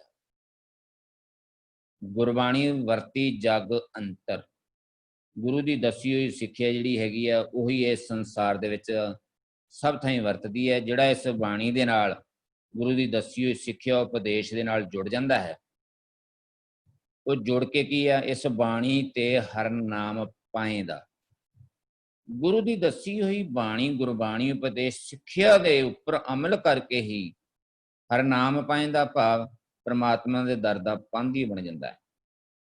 ਜਦੋਂ ਜੀਵ ਗੁਰਬਾਣੀ ਦੇ ਨਾਲ ਜੁੜ ਜਾਂਦਾ ਹੈ, ਉਹਦੀ ਕਰਨੀ ਸਾਰ ਸ੍ਰੇਸ਼ਟ ਬਣ ਜਾਂਦੀ ਹੈ। ਦੱਸੀ ਹੋਈ ਕਰਨੀ ਸੇਵਾ, ਰਾਮ ਨਾਮ ਨੂੰ ਆਪਣੇ ਰਾਮ ਨਾਮ ਹਿਰਦੇ 'ਚ ਟਿਕਾ ਲੈਂਦਾ, ਇਹ ਸੇਵਾ ਕਰਦਾ ਹੈ, ਉਹਦੀ ਕਰਨੀ ਸਾਰ ਬਣ ਜਾਂਦੀ ਹੈ। ਜਦੋਂ ਉਹਦੀ ਕਰਨੀ ਸ੍ਰੇਸ਼ਟ ਬਣ ਜਾਂਦੀ ਹੈ ਤੇ ਉਹ ਹਰੀ ਪ੍ਰਮਾਤਮਾ ਦਾ ਹਰ ਨਾਮ, ਇਸ ਬਾਣੀ ਤੇ ਹਰ ਨਾਮ ਪਾਏਂਦਾ, ਉਹ ਪ੍ਰਾਪਤ ਕਰ ਲੈਂਦਾ ਪ੍ਰਮਾਤਮਾ ਦੇ ਦਰ ਦਾ। ਗੁਰੂ ਦੇ ਦਰ ਤੋਂ ਪ੍ਰਮਾਤਮਾ ਦੇ ਦਰ ਤੇ ਪਹੁੰਚ ਜਾਂਦਾ ਹੈ, ਦਰ ਪ੍ਰਾਪਤ ਕਰ ਲੈਂਦਾ ਹੈ, ਉਹਦੇ ਦਰ ਦਾ ਪਾਂਧੀ ਬਣ ਜਾਂਦਾ। ਹਾਂਜੀ, ਗੁਰੂ ਦੇ ਦਰ ਤੋਂ ਪ੍ਰਮਾਤਮਾ ਦੇ ਦਰ ਦਾ ਪਾਂਧੀ ਬਣ ਜਾਂਦਾ। ਧੰਨਵਾਦ ਵੀਰ ਜੀ। ਜੀ ਭੂਆ ਜੀ ਆਪ ਜੀ ਵੀ ਵਿਚਾਰ ਦਿਓ ਜੀ। ਗੁਰ ਸੇਵਾ ਤੇ ਕਰਨੀ ਸਾਰ, ਰਾਮ ਨਾਮ ਰਾਖੋ ਉਧਾਰ। ਜਿਹੜਾ ਮਨ ਉਸ ਇੱਕ ਦੀ ਸਿੱਖਿਆ ਪ੍ਰਾਪਤ ਕਰਕੇ ਉਸ ਮਾਰਗ ਤੇ ਚੱਲ ਕੇ ਉਸ ਨਾਲ ਭੇਜ ਜਾਂਦਾ ਹੈ, ਇਹੀ ਕਰਨੀ ਉਸ ਗੁਰ ਦੀ ਸੇਵਾ ਹੈ। ਔਰ ਜਦੋਂ ਇਹ ਕਰਨੀ ਕਰਦਾ ਹੈ, ਉਹਦੀ ਸੇਵਾ ਕਰਦਾ ਹੈ, ਇਹੀ ਨਾਮ ਹੈ ਜਿਹੜਾ ਆਪਣੇ ਮਨ ਦੇ ਅੰਦਰ ਵਸਾ ਲੈਂਦਾ ਹੈ। ਔਰ ਜਦੋਂ ਮਨ ਦੇ ਅੰਦਰ ਵਸਾ ਲੈਂਦਾ ਤੇ ਕਹਿੰਦੇ ਗੁਰਬਾਣੀ ਵਰਤੀ। ਵਰਤੀ means it is in tuned. Tuned ਕਿ ਹੁਣ ਇਹ ਗੁਰਬਾਣੀ ਜਿਹੜੀ ਹੈ ਇਹ ਹੁਣ ਤਤ ਗਿਆਨ ਦੀ ਗੱਲ ਕਰ ਰਹੀ ਹੈ। ਜਦੋਂ ਉਹ ਤਤ ਗਿਆਨ ਤੇ ਜਿਹੜੇ ਉੱਪਰਲੇ ਦੋ ਤੁਕਾਂ ਵਿੱਚ ਕਹਿ ਦਿੱਤਾ ਕਿ ਭਿੱਜ ਗਿਆ ਹੈ, ਤੇ ਫਿਰ ਉਹ ਪੂਰਾ ਅੰਦਰ ਹੀ ਉਸ ਦੇ ਨਾਲ ਟਿਊਨਡ ਹੋ ਜਾਂਦਾ ਹੈ। ਜਦੋਂ ਟਿਊਨਡ ਹੋ ਜਾਂਦਾ ਤੇ ਫਿਰ ਇਹ ਹੀ ਨਾਮ ਹੈ, ਉਸ ਨੂੰ ਵੀ ਮਿਲਦਾ ਔਰ ਉਹਦੀ ਪੂਰੀ ਸ੍ਰਿਸ਼ਟੀ ਨੂੰ ਵੀ ਮਿਲ ਜਾਂਦਾ ਹੈ। ਹਾਂਜੀ, ਧੰਨਵਾਦ ਭੂਆ ਜੀ। ਇਨ ਟਿਊਨਡ ਹੋ ਜਾਣਾ, ਅਸੀਂ ਧਿਆਨ ਦਈਏ ਨਾ, ਓਵਰ ਦਾ ਪੀਰੀਅਡ ਸਾਡਾ ਇੱਕ ਸੁਭਾਅ ਬਣ ਜਾਂਦਾ। ਅਸੀਂ ਚਾਹੁੰਦਿਆਂ ਹੋਇਆਂ ਨਾ ਚਾਹੁੰਦਿਆਂ ਹੋਇਆਂ ਉਸੇ ਸੁਭਾਅ ਮੁਤਾਬਿਕ ਅਸੀਂ ਗੱਲ ਕਰਦੇ ਰਹਿੰਦੇ ਹਾਂ, ਕੰਮ ਕਰਦੇ ਰਹਿੰਦੇ ਹਾਂ। ਅਸੀਂ ਗੁਰਬਾਣੀ ਸੁਣਦੇ ਹਾਂ, ਮਨ ਗੁਰਬਾਣੀ ਤੋਂ ਪ੍ਰਭਾਵਿਤ ਹੁੰਦਾ, ਲੇਕਿਨ ਅਜੇ ਸੁਭਾਅ ਨਹੀਂ ਬਦਲਿਆ। ਪ੍ਰਭਾਵਿਤ ਹੋਇਆ, ਰਸ ਆਇਆ, ਲੇਕਿਨ ਮਨ ਅਜੇ ਜਿਹੜਾ ਸਾਡੀ ਪੁਰਾਣੀ ਕਰਨੀਆਂ ਸੀ ਉਸੇ ਮੁਤਾਬਕ ਚੱਲਦਾ ਰਹਿੰਦਾ। ਤੇ ਨਤੀਜਾ ਕੀ ਨਿਕਲਦਾ ਹੈ? ਜਦੋਂ ਅਸੀਂ ਗੁਰਬਾਣੀ ਤੋਂ ਦੂਰ ਹੋਏ, ਅਸੀਂ ਸੰਸਾਰੀ ਕਾਰ ਵਿਹਾਰ ਕਰਨ ਲੱਗ ਪਏ, ਉਹ ਫਿਰ ਜਿਹੜਾ ਸਾਡਾ ਮਨ ਸ਼ੁਰੂ ਤੋਂ ਬਣਿਆ ਸੀ ਉਸੇ ਮੁਤਾਬਿਕ ਕਰਨਾ ਆਰੰਭ ਹੋ ਗਿਆ। ਜਿਸ ਤਰ੍ਹਾਂ ਪੈਂਡੂਲਮ ਦਾ ਟੋਏ ਹੁੰਦਾ ਹੈ ਨਾ, ਥੋੜਾ ਜਿਹਾ ਪ੍ਰਭਾਵਿਤ ਉਹਨੂੰ ਝੁਕਾ ਦਿਓ ਇੱਕ ਪਾਸੇ, ਦਬਾ ਕੇ ਰੱਖੋ, ਜਿਸ ਤਰ੍ਹਾਂ ਹੀ ਛੱਡੋ ਵਾਪਸ ਆਪਣੇ ਸਥਾਨ ਤੇ ਤੁਸੀਂ ਬੜੀ ਖੂਬਸੂਰਤ ਅੱਖਰ ਇਸਤੇਮਾਲ ਕੀਤਾ, ਇਨ ਟਿਊਨਡ ਹੋ ਜਾਣਾ। ਇਸ ਤੋਂ ਇੰਝ ਮਹਿਸੂਸ ਹੋ ਰਿਹਾ ਗੁਰੂ ਸਾਹਿਬ ਇਸ ਪੰਕਤੀਆਂ ਦੇ ਰਾਹੀਂ ਇਹ ਸਮਝਾਣਾ ਕਰਦੇ ਹਨ ਕਿ ਮਨ ਦਾ ਸੁਭਾਅ ਵੀ ਅੰਦਰੋਂ ਬਦਲ ਗਿਆ। ਹੁਣ ਜਿਹੜਾ ਹੈ ਸਿਰਫ ਬਾਹਰੋਂ ਬਾਹਰ ਪ੍ਰਭਾਵਿਤ ਨਹੀਂ ਹੋਇਆ, ਹੁਣ ਸੁਭਾਅ ਵੀ ਜਿਹੜਾ ਹੈ ਸੱਚ ਵਾਲਾ ਸੁਭਾਅ ਬਣ ਗਿਆ। ਉਸੀ ਨੂੰ ਇਨਟਿਊਨ ਕਹਿ ਸਕਦੇ ਹਾਂ ਅਸੀਂ, ਉਸੀ ਨੂੰ ਇੰਝ ਕਹਿ ਸਕਦੇ ਹਾਂ ਕਿ ਪੂਰਨ ਤੌਰ ਤੋਂ ਬਦਲਾਅ ਹੋ ਜਾਣਾ। ਇੰਝ ਸਮਝੀਏ ਕਿ ਸਾਡਾ ਅੰਦਰ ਦਾ DNA ਚੇਂਜ ਹੋ ਗਿਆ। ਧੰਨਵਾਦ ਭੂਆ ਜੀ। ਜੀ ਸੁਖਿੰਦਰ ਵੀਰ ਜੀ। ਹਾਂਜੀ ਵੀਰ ਜੀ। ਵੀਰ ਜੀ ਦੇਖੋ, ਗੁਰਬਾਣੀ ਪਿਛਲੇ ਬੰਦ ਵਿੱਚ ਕਿੱਥੇ ਸਾਨੂੰ ਛੋੜ ਕੇ ਆਏ ਨਾ, ਨਾਲ ਵਾਲਾ ਸੀ ਉਹ ਬੰਦ ਨੂੰ ਕੰਟੀਨਿਊ ਕਰਨਾ ਉੱਥੋਂ, ਜਿੱਥੇ ਪਿੱਛੇ ਸਤਿਗੁਰੂ ਜੀ ਸਾਨੂੰ ਸਮਝਾ ਕੇ ਆਏ ਨੇ, ਇਸ ਜਗ ਮੈਂ ਸੋਝੀ ਪਾਏਗਾ। ਉਹ ਸੋਝੀ ਕਿਉਂ ਪ੍ਰਾਪਤ ਹੋਈ ਜਗ ਦੇ ਵਿੱਚ? ਅਸੀਂ ਮੇਨ ਕੀ ਕਹਿੰਦੇ, ਜਦੋਂ ਅਸੀਂ ਗੁਰਬਾਣੀ ਦੇ ਲਫ਼ਜ਼ ਅਰਥ ਕਰਦੇ ਹਾਂ ਤਾਂ ਗੁਰਬਾਣੀ ਦੇ ਜਿਹੜੇ ਲਫ਼ਜ਼ਾਂ ਨੂੰ ਨਾ ਅਸੀਂ ਅੱਜ ਤੱਕ ਜੋ ਸਾਨੂੰ ਸਦੀਆਂ ਤੋਂ ਸਮਝਾਇਆ ਗਿਆ ਨਾ, ਅਸੀਂ ਉਹਨਾਂ ਤੇ ਸੱਚੀ ਭਰੋਸਾ ਕਰਕੇ ਬੈਠੇ। ਸਾਨੂੰ ਸਮਝਾਇਆ ਗਿਆ ਕਿ ਸੰਸਾਰ ਗੁਰਬਾਣੀ ਦੇ ਵਿੱਚ ਜਿੱਥੇ ਜਿੱਥੇ ਜੋ ਲਫ਼ਜ਼ ਆਏ ਨੇ, ਗੁਰਬਾਣੀ ਵਿੱਚ ਲਫ਼ਜ਼ ਆਇਆ ਜਗ, ਅਸੀਂ ਕਹਿ ਰਹੇ ਜੀ ਬਾਹਰਲਾ ਜਗ, ਜਿਹਦੇ ਵਿੱਚ America, Canada, England, Europe, India ਹੈ। ਇਸ ਨੂੰ ਅਸੀਂ ਜਗ ਸਮਝ ਲਿਆ ਕਿਉਂਕਿ ਸਾਨੂੰ ਸਮਝਾਇਆ ਗਿਆ। ਜਾਂ ਬਾਹਰਲੀ ਸ੍ਰਿਸ਼ਟੀ ਕਹਿ ਲਈ, ਇਸ ਤੋਂ ਵੀ ਅੱਗੇ ਚੱਲ ਗਏ ਬਾਹਰਲੇ ਪੂਰੇ ਜਿਹੜੇ ਕੀ ਕਹਿੰਦੇ ਹੋਰ ਗ੍ਰਹਿ ਵਗੈਰਾ, ਉਹ ਸਾਰਿਆਂ ਨੂੰ ਐਡ ਕਰਕੇ ਜਿੱਥੇ ਸੂਰਜ ਚੰਦਰਮਾ ਵੀ, ਅਸੀਂ ਉਹਨਾਂ ਨੂੰ ਸ੍ਰਿਸ਼ਟੀ ਮੰਨ ਲਿਆ। ਗੁਰਬਾਣੀ ਨੇ ਜਗ ਲਫ਼ਜ਼ ਯੂਜ਼ ਕੀਤਾ ਹੈ, ਸੰਸਾਰ ਲਫ਼ਜ਼ ਵੀ ਯੂਜ਼ ਕੀਤਾ ਹੈ, ਲੇਕਿਨ ਗੁਰਬਾਣੀ ਦਾ ਸੰਸਾਰ ਅਲੱਗ ਹੈ, ਇਹਦਾ ਭਾਵ ਅਲੱਗ ਹੈ। ਜਦੋਂ ਤੱਕ ਅਸੀਂ ਉਹ ਪੁਰਾਣੇ ਸਮਝ ਕੇ ਬੈਠੇ ਜਾਂਗੇ, ਗੁਰੂ ਸਾਹਿਬ ਜੀ ਨੇ ਤਾਂ ਇਹੀ ਤਾਂ ਗੁਰੂ ਸਾਹਿਬ ਜੀ ਦੀ ਬਖਸ਼ਿਸ਼ ਹੈ, ਰੱਬੀ ਹੁਕਮਾਂ ਦੀ ਇਹੀ ਤਾਂ ਸਾਡੇ 'ਚ ਨਿਆਮਤ ਹੈ। ਇਸੀ ਨੂੰ ਤਾਂ ਕਹਿੰਦੇ ਨੇ ਵੀ ਰੱਬ ਜੀ ਵੀ ਉਸਨੇ ਕਿਹਾ ਭਾਈ ਤੂੰ ਜੋ ਕੁਝ ਸਮਝ ਸਕਦਾ ਹੈ ਨਾ, ਤੈਨੂੰ ਸਮਝ ਦਿੱਤੀ ਹੈ, ਸਮਝਣਾ ਕੀ ਹੈ ਤੇਰੀ ਮਰਜ਼ੀ, ਤੂੰ ਇਸ ਨੂੰ ਜੋ ਕੁਝ ਮਰਜ਼ੀ ਸਮਝ ਲੈ। ਗੁਰਬਾਣੀ ਵਿੱਚ ਮਾਤਾ ਆਇਆ, ਅਗਰ ਉਸ ਮਾਤਾ ਨੂੰ ਤੂੰ ਆਪਣੀ ਮਾਤਾ ਬਾਹਰ ਵਾਲੀ ਸਮਝ ਲੈ, ਬਾਹਰ ਵਾਲੀ ਸਮਝ ਲੈ। ਲੇਕਿਨ ਅਸੀਂ ਕੀ ਕਰਦੇ ਹਾਂ, ਕਿਤੇ ਕਿਤੇ ਤਾਂ ਅਸੀਂ ਕਰਦੇ ਹਾਂ ਵੀ ਨਹੀਂ, ਗੁਰਬਾਣੀ ਵਿੱਚ ਮਾਤਾ ਲਫ਼ਜ਼ ਆਇਆ ਉਹ ਮਾਤਾ ਵਾਸਤੇ ਆਇਆ, ਲਫ਼ਜ਼ ਆਇਆ ਪਿਤਾ ਵਾਸਤੇ ਆਇਆ, ਲੇਕਿਨ ਨਹੀਂ, ਜਿਹੜਾ ਸੰਸਾਰ ਲਫ਼ਜ਼ ਆਇਆ ਉਹ ਬਾਹਰਲੇ ਵਾਸਤੇ ਸੰਸਾਰ ਆਇਆ, ਜਿਹੜਾ ਜਗ ਹੈ ਉਹ ਬਾਹਰਲਾ ਹੈ। ਤੇ ਕਦੀ ਫਿਰ ਅਸੀਂ ਗੱਲ ਕਰਾਂਗੇ ਨਹੀਂ ਗੁਰੂ ਲਫ਼ਜ਼ ਆਇਆ, ਫਿਰ ਕਦੀ ਅਸੀਂ ਗੱਲ ਕਰ ਲਾਂਗੇ ਨਹੀਂ ਗੁਰਬਾਣੀ ਵਾਸਤੇ ਗੁਰੂ ਲਫ਼ਜ਼ ਆਇਆ, ਸ਼ਬਦ ਗੁਰੂ ਵਾਸਤੇ ਆਇਆ। ਫਿਰ ਨਹੀਂ ਕਿਤੇ ਨਹੀਂ 10 ਗੁਰੂਆਂ ਵਾਸਤੇ ਵੀ ਗੁਰੂ ਲਫ਼ਜ਼ ਆ ਰਿਹਾ। ਹਰ ਜਗ੍ਹਾ ਤੇ ਅਸੀਂ ਆਪਣੇ ਜੋ ਅਸੀਂ ਸੋਚਿਆ ਹੋਇਆ, ਜੋ ਸਮਝਿਆ ਹੋਇਆ, ਉਸ ਦੇ ਅਕੋਰਡਿੰਗ ਗੁਰਬਾਣੀ ਦੀ ਅਸੀਂ ਅਰਥ ਕਰ ਲੈਂਦੇ ਹਾਂ। ਜੋ ਸਾਨੂੰ ਸਮਝ ਆ ਜਾਂਦਾ ਗੁਰਬਾਣੀ ਦੀ ਤੁਕਾਂ ਦੇ, ਉਸ ਨੂੰ ਅਸੀਂ ਮੰਨ ਲੈਂਦੇ ਹਾਂ, ਨਹੀਂ ਤਾਂ ਬਾਕੀ ਛੋੜ ਦਿੰਦੇ। ਹੁਣ ਸਾਨੂੰ ਇਹ ਸਮਝ ਆ ਗਿਆ ਕਿ ਗੁਰੂ ਦੀ ਸੇਵਾ ਕੀ ਹੈ, ਸਾਨੂੰ ਪਤਾ ਲੱਗ ਗਿਆ ਗੁਰੂ ਕੀ ਸੇਵਾ ਸ਼ਬਦ ਵਿਚਾਰ, ਉਹ ਅਸੀਂ ਮੰਨ ਲਿਆ। ਅਦਰਵਾਈਜ਼ ਜਿਨ੍ਹਾਂ ਨੂੰ ਅਜੇ ਇਹ ਨਹੀਂ ਸਮਝ ਆ, ਉਹ ਜੇ ਵੀ ਇਹ ਕਹਿ ਰਹੇ ਨੇ ਕਿ ਗੁਰੂ ਕੀ ਸੇਵਾ ਉਹ ਹੈ ਵੀ ਗੁਰੂ ਹੈ ਸਾਡਾ, ਅਸੀਂ ਉਸ ਨੂੰ ਜਾ ਕੇ ਉਹ ਗੁਰੂ ਸਰੀਰਕ ਹੁੰਦਾ ਹੈ ਜਾਂ ਗੁਰੂ ਇੱਕ ਵਾਰ ਇੱਥੇ ਆਇਆ ਸੀ ਉਹਦੀ ਸੇਵਾ ਕਰਨੀ ਹੈ। ਅਜੇ ਉਹ ਵੀ ਲੋਕ ਬੈਠੇ ਨੇ, ਅੱਜ ਹੋ ਸਕਦਾ ਇਸ ਗਰੁੱਪ ਵਿੱਚ ਕੀ ਬੈਠੇ ਜਿਹੜੇ ਅਜੇ ਵੀ ਇਹ ਸਮਝ ਰਹੇ ਨੇ ਕਿ ਗੁਰੂ ਫਿਜ਼ੀਕਲੀ ਗੁਰੂ ਦੀ ਜਾ ਕੇ ਸੇਵਾ ਕਰਨੀ ਹੀ ਗੁਰੂ ਦੀ ਸੇਵਾ ਹੁੰਦੀ ਹੈ। ਇਹ ਸਾਡੀ ਸੋਚ ਤੇ ਹੈ। ਜਿੱਥੇ ਅਸੀਂ ਗੁਰਬਾਣੀ ਨੂੰ ਸਮਝ ਕੇ ਆਪਣਾ ਮਨ ਮੰਨ ਲਿਆ, ਉਹ ਉਸੇ ਤਰ੍ਹਾਂ ਸਾਡੀ ਸੋਚ ਬਣ ਲੇਗੀ। ਲੇਕਿਨ ਕਈ ਲੋਕ ਬਹੁਤ ਸਲੋਲੀ ਚੱਲ ਰਹੇ ਹਾਂ, ਲੇਕਿਨ ਗੁਰਬਾਣੀ ਦੇ ਵਿੱਚ ਗੁਰਬਾਣੀ ਦੇ ਅਰਥ ਜਲਦੀ ਖੋਜਣਾ ਚਾਹੀਦਾ ਸਾਨੂੰ। ਗੁਰਬਾਣੀ ਵਿੱਚ ਸਾਰਾ ਕੁਝ ਹੈ, ਲੇਕਿਨ ਸਾਡੇ ਤੇ ਪ੍ਰਭਾਵ ਬਹੁਤ ਜ਼ਿਆਦਾ ਪਿਆ ਹੋਇਆ। ਬਹੁਤ ਸਾਲਾਂ ਤੋਂ ਜੋ ਸਾਡੇ ਵਰਗੇ ਪ੍ਰਚਾਰਕਾਂ ਨੇ ਜੋ ਸਿਖਾਇਆ ਹੈ, ਉਹੀ ਸੰਗਤਾਂ ਦੇ ਮਨ ਵਿੱਚ ਘਰ ਕਰ ਚੁੱਕੀ ਹੋਈ ਗੱਲ। ਸਾਡੇ ਵਰਗੇ ਪ੍ਰਚਾਰਕ ਸਦੀਆਂ ਤੋਂ ਇਹੀ ਸਮਝਾਉਂਦੇ ਜਾ ਰਹੇ ਨੇ, ਗੁਰਬਾਣੀ ਦੇ ਵਿੱਚੋਂ ਗੁਰਬਾਣੀ ਦਾ ਅਰਥ ਕਰਨ ਦੀ ਕੋਸ਼ਿਸ਼ ਨਹੀਂ ਕੀਤੀ ਅਸੀਂ, ਕਿਉਂਕਿ ਗੁਰਬਾਣੀ ਕਹਿੰਦੀ ਹੈ ਮਨ ਜੀਤੈ ਜਗ ਜੀਤ। ਮਨ ਜਿਹੜਾ ਹੈ ਨਾ ਉਹ ਬਾਹਰ ਵਾਲੇ ਜਗਤ 'ਚ ਨਹੀਂ ਹੈ, ਮਨ ਅੰਦਰਲੇ ਵਾਲੇ ਜਗਤ, ਸਰੀਰ ਦੇ ਅੰਦਰ ਵਾਲੇ ਜਗਤ ਵਿੱਚ ਹੈ ਮਨ। ਤੇ ਮਨ ਜਿੱਥੇ ਵਸਦਾ ਹੈ, ਮਨ ਉਹ ਕਿਸ ਤਰ੍ਹਾਂ ਅੰਦਰਲੇ ਵਾਲੇ ਜਗਤ ਦੀ ਗੱਲ ਚੱਲ ਰਹੀ, ਅਗਰ ਅਸੀਂ ਉਸ ਤਰ੍ਹਾਂ ਸਮਝ ਲਵਾਂਗੇ ਤਾਂ ਸਾਡੇ ਅੰਦਰਲੇ ਜਗਤ ਦੇ ਵੱਲ ਗੁਰਬਾਣੀ ਦਾ ਵਾਸਾ ਹੋਣਾ ਸ਼ੁਰੂ ਹੋ ਜਾਏਗਾ। ਇਹ ਅਸੀਂ ਹੀ ਸਮਝਣਾ ਹੈ। ਗੁਰਬਾਣੀ ਤੇ ਦੇਖੋ, ਗੁਰਬਾਣੀ ਵਿੱਚ ਸਿਰਫ ਇਹ ਪੰਕਤੀਆਂ ਆਈਆਂ ਨੇ, ਗੁਰਬਾਣੀ ਵਰਤੀ ਜਗ ਅੰਤਰ। ਹੁਣ ਗੁਰਬਾਣੀ ਕਿਸ ਨੂੰ ਸਮਝਣਾ ਹੈ, ਜਗ ਕਿਸ ਨੂੰ ਸਮਝਣਾ ਹੈ, ਅੰਤਰ ਕਿਸ ਨੂੰ ਸਮਝਣਾ ਹੈ, ਉਹ ਅਸੀਂ ਦੇਖਣਾ ਹੈ। ਜੋ ਅਸੀਂ ਸਮਝ ਲਵਾਂਗੇ, ਇਸ ਨੂੰ ਕਹਿੰਦੇ ਨੇ ਇਹ ਮਨ ਜੈਸਾ ਸੇਵੈ ਤੈਸਾ ਹੋਏ। ਸਾਡਾ ਉਸੇ ਤਰ੍ਹਾਂ ਦਾ ਸਾਡਾ ਸੁਭਾਅ ਬਣ ਜਾਏਗਾ ਤੇ ਉਸੇ ਤਰ੍ਹਾਂ ਹੀ ਅਸੀਂ ਆਪ ਜਪਾਂਗੇ ਤੇ ਦੂਜਿਆਂ ਨੂੰ ਵੀ ਉਵੇਂ ਹੀ ਜਪਾਵਾਂਗੇ। ਲੇਕਿਨ ਅਗਰ ਇਹ ਅਸੀਂ ਸਮਝ ਲਈਏ ਕਿ ਹੋ ਸਕਦਾ ਹੈ ਕਿ ਗੁਰਬਾਣੀ ਜਿਸ ਤਰ੍ਹਾਂ ਸਾਨੂੰ ਸਮਝਾ ਰਹੀ, ਇਹ ਮਨ ਜੈਸਾ ਸੇਵਾ। ਹੁਣ ਅੱਛਾ ਗੱਲ ਕਰੀਏ, ਯਾਰ ਉੱਪਰ ਆ ਰਹੀ ਹੈ ਗੁਰ ਸੇਵਾ ਕਰਨੀ ਕਿਸ ਨੇ ਹੈ? ਮਨ। ਉਹ ਮਨ ਵੀ ਕੋਈ ਸਰੀਰ ਨਹੀਂ ਹੈ, ਮਨ ਹੈ ਸਿਰਫ ਸਾਡੇ ਵਿਚਾਰ ਕਰਨ ਦੀ ਜਿਹੜੀ ਸਾਨੂੰ ਸ਼ਕਤੀ ਮਿਲੀ ਹੋਈ ਹੈ। ਇਹ ਮਨ ਸ਼ਕਤੀ, ਇੱਕ ਵਿਚਾਰ ਕਰਨ ਦੀ ਸ਼ਕਤੀ ਨੂੰ ਮੰਨ ਕੇ ਔਰ ਉਹਦੀ ਸੇਵਾ ਕਰਨੀ ਹੈ। ਸੇਵਾ ਕਰਨੀ ਹੈ ਵਿਚਾਰ ਵਾਲੀ ਸ਼ਕਤੀ ਨੇ, ਔਰ ਵਿਚਾਰ ਵਾਲੀ ਸ਼ਕਤੀ ਸੇਵਾ ਕਰੇਗੀ ਤੇ ਉਹਨੂੰ ਪ੍ਰਾਪਤ ਕੀ ਹੋਏਗਾ? ਜਿਹੜੇ ਵਿਚਾਰਾਂ ਦੀ ਉਹ ਸੇਵਾ ਕਰੇਗੀ। ਵਿਚਾਰ ਵਾਲੀ ਸ਼ਕਤੀ ਦੋ ਤਰ੍ਹਾਂ ਦੀ ਸੇਵਾ ਕਰ ਸਕਦੀ ਹੈ, ਜਾਂ ਤਾਂ ਚੰਗੇ ਵਿਚਾਰਾਂ ਦੀ ਸੇਵਾ ਕਰ ਸਕਦੀ ਹੈ, ਜਿਸ ਨੂੰ ਮਨਮਤ ਕਹਿੰਦੀ ਹੈ ਗੁਰੂ, ਦੂਜਾ ਭਾਵ ਕਹਿੰਦੀ ਹੈ ਦੁਰਮਤ ਕਹਿੰਦੀ ਹੈ, ਹਉਮੈ ਕਹਿੰਦੀ ਹੈ। ਉਸ ਨੂੰ ਉਹ ਮਤ ਪ੍ਰਾਪਤ ਹੋ ਜਾਏਗੀ।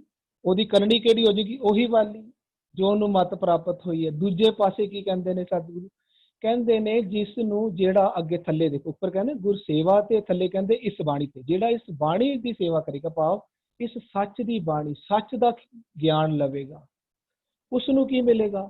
ਉਸ ਨੂੰ ਸੱਚ ਦਾ ਗਿਆਨ ਮਿਲ ਜਾਏਗਾ, ਸੱਚ ਦੇ ਵਿਚਾਰ ਮਿਲਣਗੇ। ਅੰਦਰ ਸਾਡੇ ਸਿਰਫ ਵਿਚਾਰ ਕਰਨ ਦੀ ਸ਼ਕਤੀ ਸਾਡੇ ਅੰਦਰ ਪਾਈ ਹੈ, ਉਸੇ ਨੂੰ ਹੀ ਮਨ ਕਹਿੰਦੇ ਨੇ। ਵਿਚਾਰ ਕਰਨ ਦੀ ਸ਼ਕਤੀ ਨੂੰ ਹੀ ਮਨ ਕਹਿੰਦੇ ਨੇ। ਉਹ ਕਿਸੇ ਪਾਸੇ ਵੀ ਜਾ ਸਕਦੀ ਹੈ। ਝੂਠ ਦੇ ਵਿਚਾਰਾਂ ਵੱਲ ਪਾਸੇ ਵੀ ਜਾ ਸਕਦੇ ਹਾਂ ਅਸੀਂ, ਤੇ ਸੱਚ ਦੇ ਵਿਚਾਰਾਂ ਵਾਲੇ ਪਾਸੇ ਵੀ ਜਾ ਸਕਦੇ। ਸੱਚ ਵਾਲੇ ਵਿਚਾਰਾਂ ਦੇ ਵੱਲ ਜਾਂਦੇ ਹਾਂ ਤਾਂ ਸਾਡਾ ਸਾਰਾ ਕੰਮ ਸੱਚ ਹੀ ਕਰਦਾ ਹੈ, ਅਸੀਂ ਨਹੀਂ ਕਰਦੇ। ਨਾ ਸਾਨੂੰ ਸੱਚ ਮਿਲਦਾ ਹੈ, ਨਾ ਅਸੀਂ ਸੱਚ ਕਰਦੇ ਹਾਂ। ਗੁਰਬਾਣੀ ਇਹ ਜ਼ਰੂਰ ਕਹਿੰਦੀ ਹੈ ਕਿ ਆਨੰਦ ਭਇਆ ਮੇਰੀ ਮਾਏ, ਸਤਿਗੁਰੂ ਮੈਂ ਪਾਇਆ। ਕਹਿੰਦੇ ਅਸੀਂ ਸਤਿਗੁਰੂ ਦੀ ਸੇਵਾ ਕੀਤੀ ਕਹਿੰਦੇ ਨੇ ਮੈਂ ਅਸੀਂ ਕਹਿੰਦੇ ਜਿਹੜਾ ਵੀ ਇਹ ਬਾਣੀ ਜਿਸ ਦੇ ਵੀ ਸਿਰਲੇਖ ਦੇ ਹੇਠ ਇਹ ਬਾਣੀ ਦਰਜ ਹੈ, ਮਹਿਲਾ ਤੀਜਾ ਦੀ, ਉਹਨਾਂ ਨੇ ਇਹ ਜ਼ਰੂਰ ਬੋਲਿਆ ਕਿ ਮੈਂ ਪਾਇਆ। ਪਰ ਕਹਿੰਦੇ ਨੇ ਪਾਇਆ ਕੀ? ਸਤਿਗੁਰੂ। ਕਹਿੰਦੇ ਨੇ ਆਨੰਦ ਭਇਆ ਮੇਰੀ ਮਾਏ, ਸਤਿਗੁਰੂ ਮੈਂ ਪਾਇਆ। ਉਹ ਬੋਲ ਰਹੇ ਨੇ ਮੈਂ, ਇਹ ਉਹਨਾਂ ਦੀ ਹਉਮੈ ਨਹੀਂ ਹੈ। ਹਾਂ, ਉਹਨਾਂ ਨੇ ਮੰਨਿਆ ਕਿ ਮੈਂ ਪਹਿਲਾਂ ਸਤਿਗੁਰੂ ਦੀ ਸੇਵਾ ਨਹੀਂ ਸੀ ਕੀਤੀ, ਮੈਨੂੰ ਸਤਿਗੁਰੂ ਨੂੰ ਨਹੀਂ ਪ੍ਰਾਪਤ ਕੀਤਾ ਸੀ ਮੈਂ। ਹੁਣ ਕਹਿੰਦੇ ਨੇ ਮੈਂ ਸੇਵਾ ਕੀਤੀ, ਤੇ ਕਹਿੰਦੇ ਨੇ ਮੈਂ ਪਾਇਆ। ਇਹ ਮੈਂ ਨੂੰ ਅਗਰ ਅਸੀਂ ਉਹਨਾਂ ਦੀ ਹਉਮੈ ਸਮਝ ਲਵਾਂਗੇ, ਫਿਰ ਇਹ ਸਾਡਾ ਭੁਲੇਖਾ ਹੈ। ਉਹਨਾਂ ਨੇ ਇਹ ਜ਼ਰੂਰ ਕਿਹਾ ਕਿ ਮੈਂ ਪਾਇਆ, ਕਹਿੰਦੇ ਲੇਕਿਨ ਮੈਂ ਸਤਿਗੁਰੂ ਪਾ ਲਿਆ। ਇਹ ਦੁਨੀਆ ਦੇ ਲੋਗੋ, ਮੈਂ ਦੁਨੀਆ ਦੇ ਲੋਗੋ ਕਲੇਮ ਕਰਕੇ ਕਹਿ ਰਿਹਾ ਵੀ ਹੁਣ ਮੈਂ ਆਪਣੀ ਮੱਤ ਨਹੀਂ ਹੈ ਮੇਰੇ ਕੋਲ, ਮੈਂ ਆਪਣੀ ਮੱਤ ਛੋੜ ਦਿੱਤੀ, ਹੁਣ ਮੈਂ ਸਤਿਗੁਰੂ ਦੀ ਮੱਤ ਲੈ ਲਈ। ਹਾਂ, ਮੈਨੂੰ ਸਤਿਗੁਰੂ ਦੀ ਮੱਤ, ਮੈਂ ਸਤਿਗੁਰੂ ਦੇ ਅੱਗੇ ਅਰਦਾਸ ਕੀਤੀ, ਸਤਿਗੁਰੂ ਜੀ ਮੈਨੂੰ ਆਪਣੀ ਮੱਤ ਦੇ ਦਿਓ, ਮੈਂ ਤੁਹਾਡੀ ਮੱਤ ਚਾਹੁੰਦਾ ਹਾਂ, ਮੈਨੂੰ ਤੁਹਾਡੀ ਮੱਤ ਪਸੰਦ ਆ ਗਈ ਹੈ, ਇਸ ਲਈ ਮੈਂ ਤੁਹਾਡੀ ਸੇਵਾ ਕਰ ਰਿਹਾ, ਸ਼ਬਦ ਦੀ ਵਿਚਾਰ ਕਰ ਰਿਹਾ। ਸਤਿਗੁਰ ਕੀ ਸੇਵਾ, ਗੁਰ ਕੀ ਸੇਵਾ, ਸ਼ਬਦ ਵਿਚਾਰ। ਕਿਉਂਕਿ ਮੈਨੂੰ ਤੁਹਾਡੀ ਹੁਣ ਇਹ ਵਿਚਾਰ, ਸ਼ਬਦ ਦੀ ਵਿਚਾਰ ਮੈਨੂੰ ਪਸੰਦ ਆ ਗਈ ਹੈ। ਜਦੋਂ ਪਸੰਦ ਆ ਕੇ ਅਰਦਾਸ ਕਰਦੇ ਹਾਂ ਅਸੀਂ, ਸਤਿਗੁਰੂ ਜੀ ਮੈਨੂੰ ਆਪਣੀ ਮੱਤ ਦਿਓ, ਮੈਂ ਚਾਹੁੰਦਾ ਹੁਣ ਤੁਹਾਡੀ ਮੱਤ ਮੈਨੂੰ ਪਸੰਦ ਆ ਗਈ, ਉਦੋਂ ਮਿਲਦੀ ਹੈ ਮੱਤ। ਉਦੋਂ ਫਿਰ ਉਹ ਮਨ ਕਹਿੰਦਾ ਹੈ, ਉਦੋਂ ਫਿਰ ਉਹ ਸਿੱਖ ਕਹਿੰਦਾ ਹੈ ਮੈਨੂੰ ਸਤਿਗੁਰੂ ਮੈਂ ਪਾ ਲਿਆ ਮੈਂ ਸਤਿਗੁਰੂ। ਇਹ ਉਹਦੀ ਹਉਮੈ ਨਹੀਂ ਹੈ, ਇਹ ਉਹ ਦੱਸ ਰਿਹਾ ਕਿ ਮੈਂ ਸਤਿਗੁਰੂ ਨੂੰ ਪਾਇਆ ਹੈ, ਮੈਂ ਆਪਣੇ ਆਪ ਨੂੰ ਨਹੀਂ ਪਾਇਆ, ਆਪਣੀ ਹਉਮੈ ਨੂੰ ਨਹੀਂ ਹੁਣ ਪਾਇਆ। ਮੈਂ ਤਾਂ ਆਲਰੇਡੀ ਸੀ ਮੇਰੇ ਕੋਲ। ਸਤਿਗੁਰੂ ਜਦੋਂ ਆ ਜਾਂਦਾ ਹੈ ਉਦੋਂ ਕਰਨੀ ਸ੍ਰੇਸ਼ਟ ਹੁੰਦੀ ਹੈ। ਇਹਨੂੰ ਕਹਿੰਦੇ ਨੇ ਜਾਂ ਕਰਨੀ ਤਾਂ ਪੂਰੀ ਮੱਤ ਰੂਪੀ ਕਰਨੀ ਦੀ ਸ੍ਰੇਸ਼ਟ ਕਰਨੀ ਆਖਰ ਨੇ ਇੱਥੇ। ਜਦੋਂ ਸਤਿਗੁਰੂ ਦੀ ਪੂਰੀ ਗੁਰ ਸੇਵਾ ਤੇ ਇਸ ਬਾਣੀ ਤੇ ਹਰਨਾਮ ਨੂੰ, ਜਦੋਂ ਹਰਨਾਮ ਮਿਲਦਾ ਹੈ, ਨਾਮ ਦਾ ਭਾਵ ਸੱਚ ਦਾ ਗਿਆਨ, ਸੱਚ ਦੀ ਮੱਤ, ਇਹ ਜਦੋਂ ਮਿਲ ਜਾਂਦੀ ਹੈ, ਇਸੀ ਨੂੰ ਹੀ ਕਹਿੰਦੇ ਨੇ ਜਾਂ ਕਰਨੀ ਤਾਂ ਪੂਰੀ ਮੱਤ ਮਿਲਦੀ ਹੈ, ਪੂਰੇ ਗੁਰੂ ਦੀ ਪੂਰੀ ਮੱਤ, ਸੱਚ ਦੀ ਮੱਤ ਮਿਲਦੀ ਹੈ। ਔਰ ਫਿਰ ਉਹਨੂੰ ਕਹਿੰਦੇ ਨੇ ਰਾਮ ਨਾਮ ਰਾਖੋ ਉਰਧਾਰ। ਕਹਿੰਦੇ ਹੁਣ ਇਸ ਨੂੰ ਅੰਦਰ ਨਾ ਰੱਖਣਾ, ਟਿਕਾ ਕੇ ਸੰਭਾਲ ਕੇ ਰੱਖਣਾ, ਇਹ ਬਹੁਤ ਕੀਮਤੀ ਵਸਤੂ ਹੈ, ਇਸ ਨੂੰ ਆਪਣੇ ਅੰਦਰ ਹਮੇਸ਼ਾ ਧਾਰ ਕੇ ਰੱਖਣਾ। ਦੇਖੋ ਫਿਰ ਲਫ਼ਜ਼ ਆਇਆ ਧਾਰ, ਉਰ ਵਿੱਚ ਧਾਰ, ਹਿਰਦੇ ਵਿੱਚ ਧਾਰ ਕੇ ਰੱਖਣਾ। ਅਸੀਂ ਕੁਝ ਨਾ ਕੁਝ ਧਾਰਨ ਹੀ ਕਰ ਸਕਦੇ ਹਾਂ। ਮੱਤ ਕਿਹੜੀ ਧਾਰਨ ਕਰ ਸਕਦੇ ਹਾਂ? ਜਦੋਂ ਅਸੀਂ ਮਾਇਆ ਵਾਲੀ ਮੱਤ ਧਾਰਨ ਕਰਦੇ ਹਾਂ, ਉਦੋਂ ਕਹਿੰਦੇ ਨੇ ਮਾਇਆ ਧਾਰੀ ਅਤ ਅੰਨਾ ਬੋਲਾ, ਸ਼ਬਦ ਨਾ ਸੁਣਈ ਉਹ ਰੋਲ ਕਚੋਲਾ। ਉਦੋਂ ਵੀ ਅਸੀਂ ਕੁਝ ਨਾ ਕੁਝ ਧਾਰਨ ਕਰਦਾ, ਸਾਡਾ ਮਨ ਮਾਇਆ ਵਾਲੇ ਖਿਆਲ ਧਾਰਨ ਕਰਦਾ। ਦੂਜੇ ਪਾਸੇ ਜਦੋਂ ਕਹਿੰਦੇ ਨੇ, ਗੁਰਬਾਣੀ ਕਹਿੰਦੀ ਹੈ ਅੰਮ੍ਰਿਤ ਬਾਣੀ ਹਰ ਹਰ ਤੇਰੀ, ਫਿਰ ਕਹਿੰਦੇ ਨੇ ਅੱਛਾ ਬਾਣੀ ਅੰਮ੍ਰਿਤ ਹੈ, ਤੇ ਜਿਹੜਾ ਅੰਮ੍ਰਿਤ ਰੂਪੀ ਬਾਣੀ ਨੂੰ ਧਾਰਨ ਕਰਦਾ ਹੈ ਉਸ ਨੂੰ ਕਹਿੰਦੇ ਨੇ ਹਮਾਰੀ ਪਿਆਰੀ ਅੰਮ੍ਰਿਤ ਧਾਰੀ। ਉਹ ਅੰਮ੍ਰਿਤ ਧਾਰਨ ਕਰਨ ਵਾਲਾ ਹੁੰਦਾ, ਉਹ ਵਾਲੀ ਮਤ ਅੰਮ੍ਰਿਤ ਧਾਰਨ ਕਰਦੇ ਹਾਂ ਅਸੀਂ, ਉਸ ਨੂੰ ਕਹਿੰਦੇ ਨੇ ਧਾਰ ਕਿਰਪਾ। ਅੰਮ੍ਰਿਤ ਨੂੰ ਜਦੋਂ ਧਾਰਨ ਕਰਦੇ ਹਾਂ, ਨਾਮ ਨੂੰ ਜਦੋਂ ਅਸੀਂ ਅੰਦਰ ਧਾਰਨ ਕਰਦੇ ਹਾਂ, ਉਸੇ ਨੂੰ ਕਹਿੰਦੇ ਨੇ ਧਾਰ ਕੇ ਕਿਰਪਾ। ਧਾਰ ਕਿਰਪਾ ਪ੍ਰਭ ਹੱਥ ਦੇ ਰੱਖਿਆ। ਪ੍ਰਭੂ ਨੇ ਮੈਨੂੰ ਹੱਥ ਦੇ ਕੇ ਰੱਖ ਲਿਆ। ਕੀ ਰੱਖਿਆ? ਕਿ ਉਹਨੇ ਮੈਨੂੰ ਆਪਣੀ ਮੱਤ ਦਿੱਤੀ ਤੇ ਮੈਂ ਧਾਰ ਲਈ। ਉਸਨੇ ਦਿੱਤੀ, ਮੈਂ ਉਹਦੇ ਅਗੇਂਸਟ ਨਹੀਂ ਗਿਆ। ਉਸਨੇ ਮੈਨੂੰ ਆਪਣੀ ਮੱਤ, ਜੋ ਜੋ ਉਸਨੇ ਕਿਹਾ, ਗੁਰ ਕਹਿਆ ਸਾਕਾਰ ਕਮਾਵੋ, ਇਹ ਹੈ ਕਰਨੀ। ਦੇਖੋ ਅਸੀਂ ਕਹਿੰਦੇ ਹਾਂ ਨਾ ਸਾਡੇ ਅੰਦਰ ਪਰਮਾਤਮਾ ਦੀ ਵਸਦੇ ਆ, ਲੇਕਿਨ ਜੋ ਕਰਵਾਉਂਦਾ ਹੈ ਉਹ ਅਸੀਂ ਨਹੀਂ ਕਰਦੇ ਹਾਂ। ਅਸੀਂ ਕਰਦੇ ਹਾਂ, ਅਸੀਂ ਕਰਨਾ ਹੈ, ਲੇਕਿਨ ਕਰਨਾ ਕੀ ਹੈ? ਜੋ ਉਹ ਕਹਿੰਦਾ ਹੈ ਉਹ ਕਰਨਾ ਹੈ। ਅਸੀਂ ਉਹ ਕਰਦੇ ਨਹੀਂ ਆ ਜੋ ਕਹਿੰਦਾ ਹੈ, ਕਰਨਾ ਅਸੀਂ ਹੀ ਹੈ। ਗੁਰਬਾਣੀ ਕਹਿੰਦੀ ਹੈ ਗੁਰ ਕਹਿਆ ਸਾਕਾਰ ਕਮਾਓ। ਅਸੀਂ ਕਰਦੇ ਕੀ ਆ? ਅਸੀਂ ਮਨ ਕੀ ਮੱਤ ਦੇ ਵਿੱਚ ਕਰਮ ਕਰਦੇ। ਗੁਰੂ ਕਹਿੰਦਾ, ਸਤਿਗੁਰੂ ਜੀ ਕਹਿੰਦੇ ਨੇ, ਜੋ ਗੁਰ ਕਹੈ ਸੋਈ ਭਲ ਮਾਨੋ। ਗੁਰ ਕਹਿਆ ਸਾਕਾਰ ਕਮਾਵੋ। ਉਹ ਕੰਮ ਕਰੋ ਜੋ ਗੁਰ ਕਿਹਾ। ਗੁਰੂ ਨੂੰ ਪੁੱਛ ਕੇ ਕੰਮ ਕਰੋ। ਕਰਨਾ ਤਾਂ ਅਸੀਂ ਹੈ। ਗੁਰੂ ਕਹੇਗਾ ਆ ਕੰਮ ਕਰ, ਅਸੀਂ ਕਹਾਂਗੇ 7 ਵਚਨ। ਗੁਰੂ ਕਹੇਗਾ ਪਰਤਰੇ ਰੂਪ ਨਾ ਪੇਖੈ ਨੇਤਰ, ਇਹ ਗੁਰੂ ਨੇ ਥੋੜੀ ਆ ਕੇ ਪਰਤਰੇ ਰੂਪ ਪੇਖਾ ਨੇਤਰ ਕਰਨੇ, ਅਸੀਂ ਨਹੀਂ ਕਰਨੇ ਪਰਤਰੇ ਰੂਪ। ਗੁਰੂ ਕਹੇਗਾ ਪਰ ਕਾ ਬੁਰਾ ਨਾ ਰੱਖੋ ਚੀਤ, ਅਸੀਂ ਕਹਾਂਗੇ 7 ਵਚਨ ਜੀ, ਮੈਂ ਅੱਜ ਤੋਂ ਬਾਅਦ ਪਰਾਇਆ ਬੁਰਾ ਨਹੀਂ ਰੱਖਾਂਗਾ। ਗੁਰ ਕਹੇਗਾ ਕਿਸੇ ਦੀ ਨਿੰਦਾ ਨਾ ਕਰ, ਅਸੀਂ ਕਹਾਂਗੇ ਠੀਕ ਹੈ ਸਤਿਗੁਰੂ ਜੀ, ਅੱਜ ਤੋਂ ਬਾਅਦ ਮੈਂ ਨਿੰਦਾ ਨਹੀਂ ਕਰਨੀ। ਗੁਰ ਕਹੇਗਾ ਰਾਮ ਨਾਮ ਰੱਖੋ ਉਰ ਤਹਾਰ, ਮੈਂ ਕਹਾਂਗਾ 7 ਵਚਨ ਸਤਿਗੁਰੂ ਜੀ, ਅੱਜ ਤੋਂ ਬਾਅਦ ਮੈਂ ਰਾਮ ਦਾ ਨਾਮ ਹੀ ਅੰਦਰ ਰੱਖਾਂਗਾ। ਅੱਜ ਤੋਂ ਬਾਅਦ ਮੈਂ ਦੁਨਿਆਵੀ ਕੋਈ ਭੈੜੀ ਮੱਤ, ਦੁਨੀਆ ਦੀ ਮੱਤ ਅੰਦਰ ਨਹੀਂ ਰੱਖਾਂਗਾ। ਗੁਰੂ ਸਤਿਗੁਰ ਕਾ ਉਪਦੇਸ਼ ਸੁਣ ਤੂੰ ਹੋਵੇ ਤੇਰਾ, ਅਸੀਂ ਸਤਿਗੁਰ ਦਾ ਉਪਦੇਸ਼ ਸੁਣ ਕੇ ਉਹਨੂੰ ਮੰਨਣਾ ਹੈ, ਫਿਰ ਉਹਦੇ ਤੇ ਕਾਰ ਕਰਨੀ ਹੈ। ਇਹਨੂੰ ਕਹਿੰਦੇ ਨੇ ਜੀਵ ਹੁਕਮ ਤਿਵੈ ਤਿਵ, ਕਰਨਾ ਕੀ ਹੈ? ਜੋ ਉਹਦਾ ਹੁਕਮ ਹੋਏਗਾ, ਜੋ ਹੁਕਮ ਕਰਦਾ ਹੈ, ਇਹੀ ਤਾਂ ਕਾਰ ਕਰਨੀ। ਅਸੀਂ ਆਪ ਜਦੋਂ ਕਾਰ ਕਰਾਂਗੇ, ਅਸੀਂ ਭਾਵ ਸਾਡੇ ਅੰਦਰ ਜੋ ਵਿਚਾਰਾਂ ਦੀ ਸ਼ਕਤੀ ਹੈ ਉਹੀ ਹਾਂ ਅਸੀਂ, ਸਾਡੇ ਵਿਚਾਰ ਹੀ ਅਸੀਂ ਹਾਂ। ਕੋਈ ਸਾਨੂੰ ਕਹਿੰਦਾ ਇਹ ਸੱਚਾ ਬੰਦਾ ਹੈ, ਭਾਵ ਇਹਨੇ ਸੱਚ ਦੇ ਮੱਤ ਲਿੱਤੀ ਹੈ, ਇਹਦੇ ਕਰਮਾਂ ਵਿੱਚ ਵੀ ਸੱਚ ਹੈ, ਇਹਦੇ ਬੋਲਾਂ ਵਿੱਚ ਵੀ ਸੱਚ ਹੈ, ਇਸ ਲਈ ਉਹ ਬੰਦੇ ਨੂੰ ਕਹਿੰਦੇ ਨੇ ਇਹ ਬੰਦਾ ਬਹੁਤ ਸੱਚਾ ਹੈ। ਜਦੋਂ ਅਸੀਂ ਫਿਰ ਕਿਸੇ ਨੂੰ ਕਹਿੰਦੇ ਨੇ ਬਹੁਤ ਝੂਠਾ ਹੈ, ਕਿਉਂ? ਉਹਦੇ ਅੰਦਰ ਝੂਠ ਵਸਿਆ ਹੋਇਆ ਹੈ, ਕਰਮ ਵੀ ਮਾੜੇ ਕਰਦਾ ਹੈ। ਉਹ ਕੋਈ ਰੱਬ ਜੀ ਥੋੜੀ ਰੱਬ ਜੀ ਕਹਿੰਦੇ ਨੇ ਤੂੰ ਸੱਚ ਦੇ ਕਰਮ ਕਰ, ਉਹ ਨਹੀਂ ਕਰਦਾ, ਉਹ ਮੰਨਦਾ ਨਹੀਂ ਰੱਬ ਜੀ ਦੀ ਗੱਲ, ਉਹਨੂੰ ਕਹਿੰਦਾ ਪਿੱਠ ਦੇ ਦਿੰਦਾ। ਜਦੋਂ ਅਸੀਂ ਰਾਮ ਨਾਮ ਰੱਖੋ ਉਰ ਧਾਰ ਕਰ, ਉਰ ਦੇ ਵਿੱਚ ਧਾਰ ਕੇ ਰੱਖਦੇ ਹਾਂ ਰਾਮ ਦਾ ਨਾਮ, ਭਾਵ ਸੱਚ ਦੀ ਸਿੱਖਿਆਵਾਂ ਨੂੰ ਅਸੀਂ ਅੰਦਰ ਸੁਣ ਕੇ ਮੰਨ ਕੇ ਉਹਦੇ ਉੱਤੇ ਕਰਨੀ ਕਰਦੇ ਹਾਂ। ਤੇ ਕਹਿੰਦੇ ਹੁੰਦਾ ਕੀ ਉਹਦੇ ਨਾਲ? ਗੁਰਬਾਣੀ ਵਰਤੀ ਜਗ ਅੰਤਰ। ਅੱਛਾ, ਸੇਵਾ ਮੈਂ ਕਰ ਰਿਹਾ, ਸੇਵਾ ਤਾਂ ਮੈਂ ਕਰ ਰਿਹਾ। ਅਗਰ ਅਸੀਂ ਇਹਦੇ ਅਰਥ ਕਰਾਂਗੇ ਨਾ ਗੁਰਬਾਣੀ ਵਰਤੀ ਜਗ ਅੰਦਰ, ਬਾਹਲੀ ਉਦੋਂ ਵਰਤ ਜਾਂਦੀ ਹੈ, ਇੱਥੇ ਇੱਥੇ ਅਰਥ ਇਹਦੇ ਇਹ ਨਹੀਂ ਹੈ ਕਿ ਗੁਰਬਾਣੀ ਵਰਤੀ ਜਗ ਅੰਦਰ ਵੀ ਸ਼ੁਰੂ ਤੋਂ ਗੁਰਬਾਣੀ ਵਰਤੀ ਹੋਈ ਹੈ ਜਗ ਦੇ ਅੰਦਰ, ਇਹਦੇ ਅਰਥ ਉਹ ਨਹੀਂ ਹੈ। ਇਹਦੇ ਅਰਥ ਹੈ ਉਸ ਸਮੇਂ ਵਰਤਦੀ ਹੈ, ਉਦੋਂ ਵਰਤੇਗੀ। ਕਦੋਂ? ਜਦੋਂ ਅਸੀਂ ਰਾਮ ਨਾਮ ਰੱਖੋ ਉਰ ਧਾਰ ਕਰਦੇ ਹਾਂ। ਇੱਥੇ ਰਾਮ ਨਾਮ ਗੁਰ ਸੇਵਾ ਦੀ ਗੱਲ ਚੱਲ ਰਹੀ ਹੈ, ਸਾਡੀ ਕਰਨੀ ਦੀ ਗੱਲ ਚੱਲ ਰਹੀ ਹੈ, ਉਹਦੇ ਨਾਲ ਹੀ ਰਿਲੇਟ ਕਰਕੇ ਅਸੀਂ ਇਹ ਗੱਲ ਕਰਾਂਗੇ। ਰਾਮ ਨਾਮ ਕਿੱਥੇ ਰੱਖਿਆ? ਉਰ ਦੇ ਵਿੱਚ। ਰਾਮ ਨਾਮ ਨੂੰ ਹੀ ਗੁਰਬਾਣੀ ਕਹਿੰਦੇ ਨੇ, ਰਾਮ ਨਾਮ ਰੱਖਿਆ ਉਰ ਵਿੱਚ, ਤੇ ਇਸ ਦਾ ਮਤਲਬ ਹੁਣ ਉਰ ਦੇ ਵਿੱਚ ਰਾਮ ਦਾ ਨਾਮ ਵਰਤ ਰਿਹਾ ਹੈ, ਉਰ ਦੇ ਵਿੱਚ ਗੁਰਬਾਣੀ ਵਰਤੀ ਹੈ। ਅਦਰਵਾਈਜ਼ ਗੁਰਬਾਣੀ ਵਿੱਚ ਇੱਕ ਹੋਰ ਜਗ੍ਹਾ ਵੀ ਹੈ, ਇਹ ਤਾਂ ਹੈ ਪੋਜ਼ਿਟਿਵ ਅਵਸਥਾ ਦੀ ਗੱਲ ਕਰ ਰਹੇ ਨਾ, ਇੱਕ ਇਹਦੇ ਚ ਨੈਗੇਟਿਵ ਅਵਸਥਾ ਦੀ ਗੱਲ ਵੀ ਸਤਿਗੁਰੂ ਜੀ ਕਰਦੇ ਨੇ। ਸਤਿਗੁਰੂ ਕਹਿੰਦੇ ਨੇ ਛਛੈ ਛਾਇਆ ਵਰਤੀ ਸਭ ਅੰਤਰ, ਤੇਰਾ ਕੀਆ ਭਰਮ ਹੋਆ। ਜਦੋਂ ਅਸੀਂ ਰਾਮ ਨਾਮ ਨੂੰ ਅੰਦਰ ਹਿਰਦੇ ਵਿੱਚ ਨਹੀਂ ਧਾਰਨ ਕਰਦੇ ਹਾਂ, ਨਾ ਗੁਰੂ ਬਾਣੀ ਦੀ ਸੇਵਾ ਕਰਦੇ ਹਾਂ, ਸ਼ਬਦ ਦੀ ਵਿਚਾਰ ਕਰਦੇ ਹਾਂ, ਤਾਂ ਸਾਨੂੰ ਜੋ ਮੱਤ ਪ੍ਰਾਪਤ ਹੁੰਦੀ, ਸਾਡੀ ਮੱਤ ਨੂੰ ਕਹਿੰਦੇ ਨੇ ਛਛੈ ਛਾਇਆ ਵਰਤੀ ਸਭ ਅੰਤਰ। ਛਛੈ ਛਾਇਆ ਵਰਤੀ ਸਭ ਅੰਤਰ, ਤੇਰਾ ਕੀਆ ਭਰਮ ਹੋਆ। ਉਸ ਨੂੰ ਕਹਿੰਦੇ ਨੇ ਜੋ ਇਹ ਜਦੋਂ ਇਹ ਤੇਰੀ ਅੰਦਰ ਤੇਰੀ ਆਪਣੀ ਮੱਤ ਜਿਹੜੀ ਸਾਰੇ ਅੰਦਰ ਵਰਸਦੀ ਹੈ ਨਾ, ਤਾਂ ਉਹ ਤੇਰਾ ਕੀਤਾ ਭਰਮ ਹੁੰਦਾ ਹੈ, ਉਹ ਸਾਰਾ ਉਹ ਭਰਮ ਹੈ। ਉਹਦੇ ਵਿੱਚ ਤੂੰ ਸਾਰੀ ਸ੍ਰਿਸ਼ਟੀ ਅੰਦਰਲੀ ਉਪਾਉਂਦਾ ਹੈ, ਭਰਮ ਉਪਾਏ। ਅੱਗੇ ਫਿਰ ਕਹਿੰਦੇ ਅਸੀਂ ਇਹ ਵਾਲੀ ਛਾਇਆ ਅੰਦਰ ਦੇਖੋ, ਅੰਦਰ ਹਮੇਸ਼ਾ ਇੱਕ ਚੀਜ਼ ਵਰਤੇਗੀ ਹੀ ਵਰਤੇਗੀ, ਜਾਂ ਤਾਂ ਅੰਦਰ ਗੁਰਬਾਣੀ ਵਰਤੇਗੀ, ਜਾਂ ਅੰਦਰ ਵਰਤੇਗੀ ਸਾਡੀ ਮੱਤ ਦੀ ਮਨ ਦੀ ਮੱਤ, ਜਾਂ ਅੰਦਰ ਵਰਤੇਗੀ ਦੁਰਮਤ, ਜਾਂ ਅੰਦਰ ਵਰਤੇਗੀ ਮਨ ਮੱਤ। ਜਾਂ ਅੰਦਰ ਵਰਤੇਗਾ ਹਉਮੈ, ਜਾਂ ਅੰਦਰ ਵਰਤੇਗੀ ਰਾਮ ਨਾਮ।